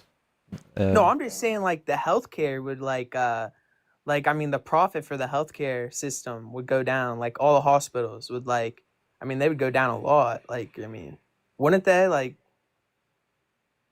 their money that they get? No, it'd go up. Trump just fucking 1 out of 5 rural hospitals will shut down now that Trump passed the big beautiful bill. Really? Yeah. Why? What was? Because he's removed coverage of healthcare. It's not just for people who don't work, which is the lie they told you. That only accounts for 30 of the people, or 20% of the people taking Medicare or Social Security benefits without working.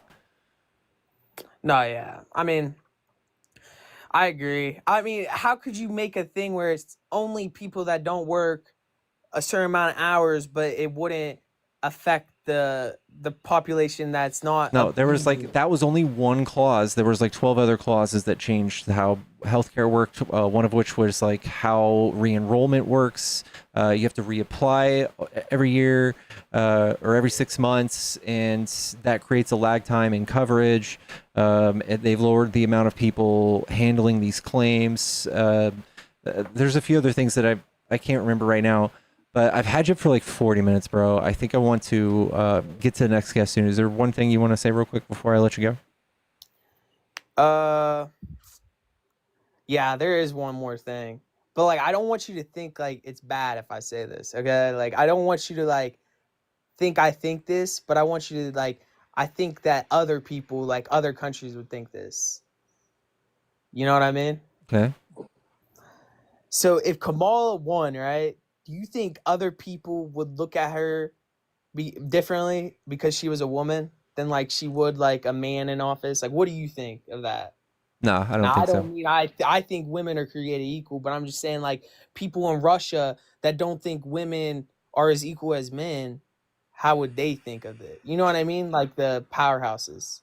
Yeah, I would dare them to miscalculate a woman president. It would be an Radstorm advantage. Pro super chatted $5. Arkansas tried work requirements for healthcare, if failed. Some lost it from the confusion of extra paperwork, others whose jobs shafted them hours. Yeah, who cares what Russian thinks? But yeah, if somebody miscalculates the power of the United States because a woman is at the helm of it, that would be a disadvantage for them. So that would be good for us. That's really good. Well, I'm glad for you having me. I mean, it took me a little bit of time to not study for my exam. No, I'm just joking. All right, have a nice day. All right, girl. And I don't want you to think like, I mean, I'm an economics major first, so like I obviously All right, I love you. All right, okay, bye.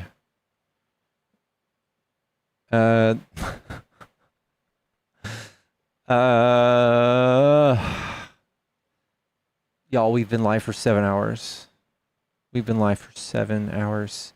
We are going to go to supporter only chat for a little bit, and we're going to hang out. Supporter only. Super fan, I mean.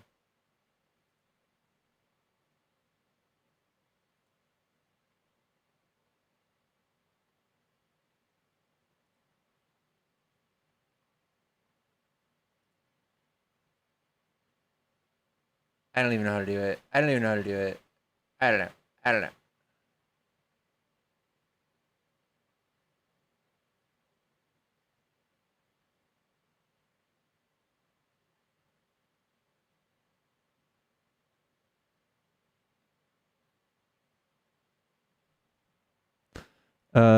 Zero want to come up. Good afternoon. Hello.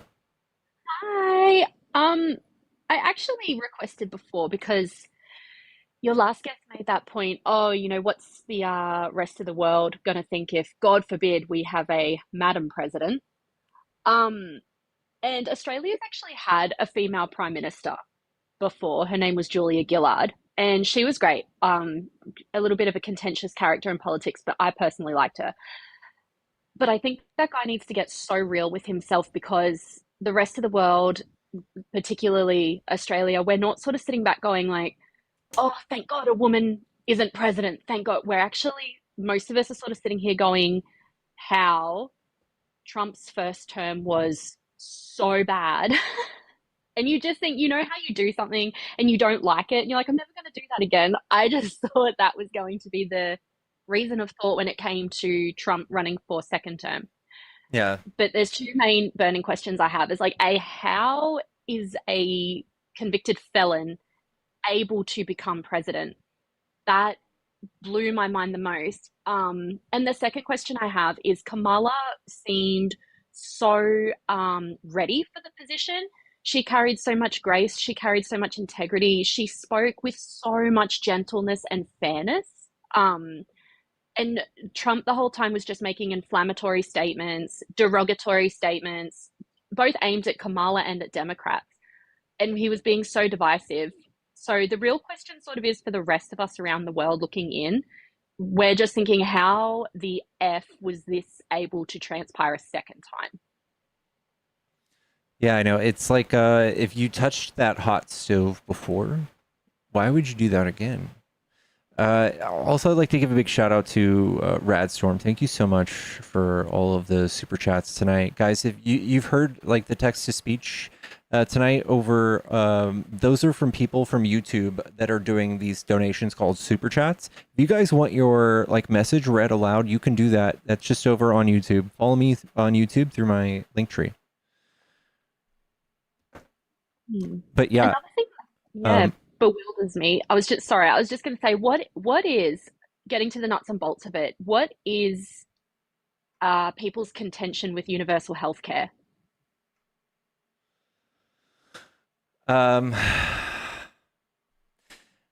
It's just a bunch of liberals that want free stuff. I ain't paying for your health care. That's the short and skinny of it. That's the messaging from the right. Sadly, I'm not exaggerating. Wow. Yeah. I think if you took, I was going to say civil healthcare. I think if you took universal healthcare away from Australians, we would probably explode into civil unrest.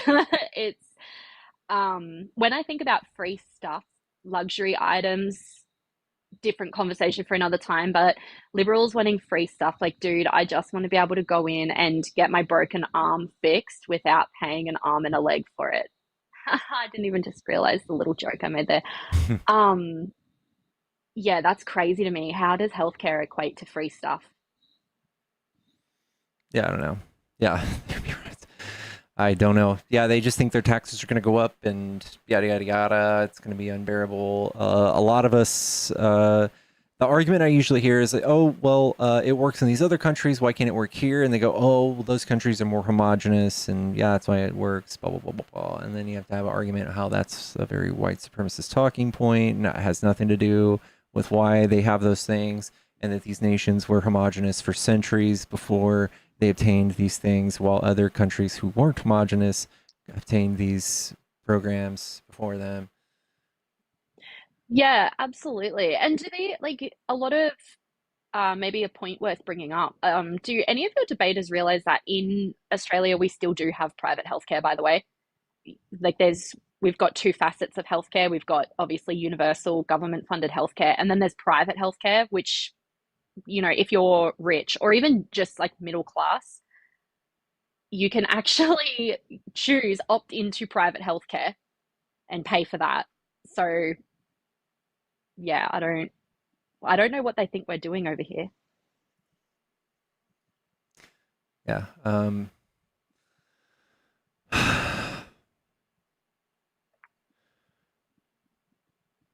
Y'all, I just hit 7 hours and I am hurting real bad.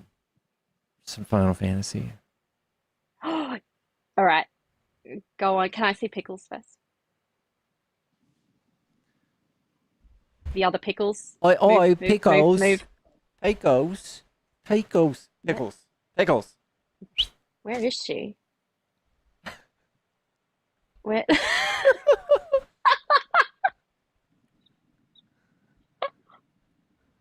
Oh my God. That was the cutest thing I have ever seen. Hi, baby girl. Hi, chicken bear. Yeah. I love her so much. I will go so you can play some Final Fantasy, and I'm gonna bother you over there. An unofficial account, focus on your own country. How about no? Cope. Bozo. Cope. Anyway, I'll see you over at Final Fantasy. How about no? How about no? I can't. No. I can't even say the full Austin Powers quote. Your glasses, I can't. Your glasses are sending me into orbit. No. What is are they pickles dangling on the side? Yes, they are. All right. You're a strange child, but the world would be boring without you. You're welcome. I'll see you over on your other account. All right. Bye. Bye. Laugh at my glasses. I wouldn't laugh at your glasses. These were a gift from Gemini, actually. These are so awesome. I love them. All right, y'all. It is time. I think it's time. I think it's time. Solidarity super chatted $20. I wanted to let Zia know this. Carmelo is not integral at all. This is Siege from TT. A judge faulted Harris's office for failing to disclose exculpatory evidence to the defense, as is legally required under the Brady Doctrine.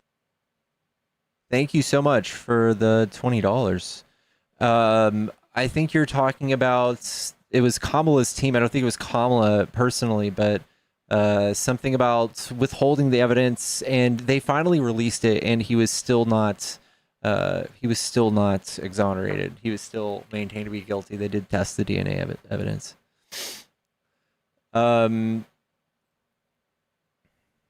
Oh, that is so. I don't know. Let's see.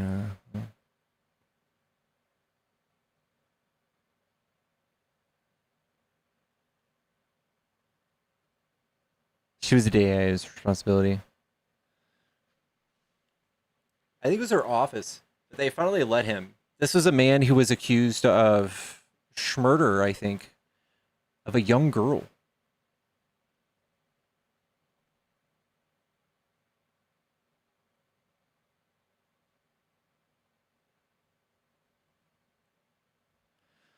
All right. It was her team, not her. Is someone asking for her to come back up? Guys, it's time. It's time. I am not going back and forth. I love y'all. Am I making steaks tonight?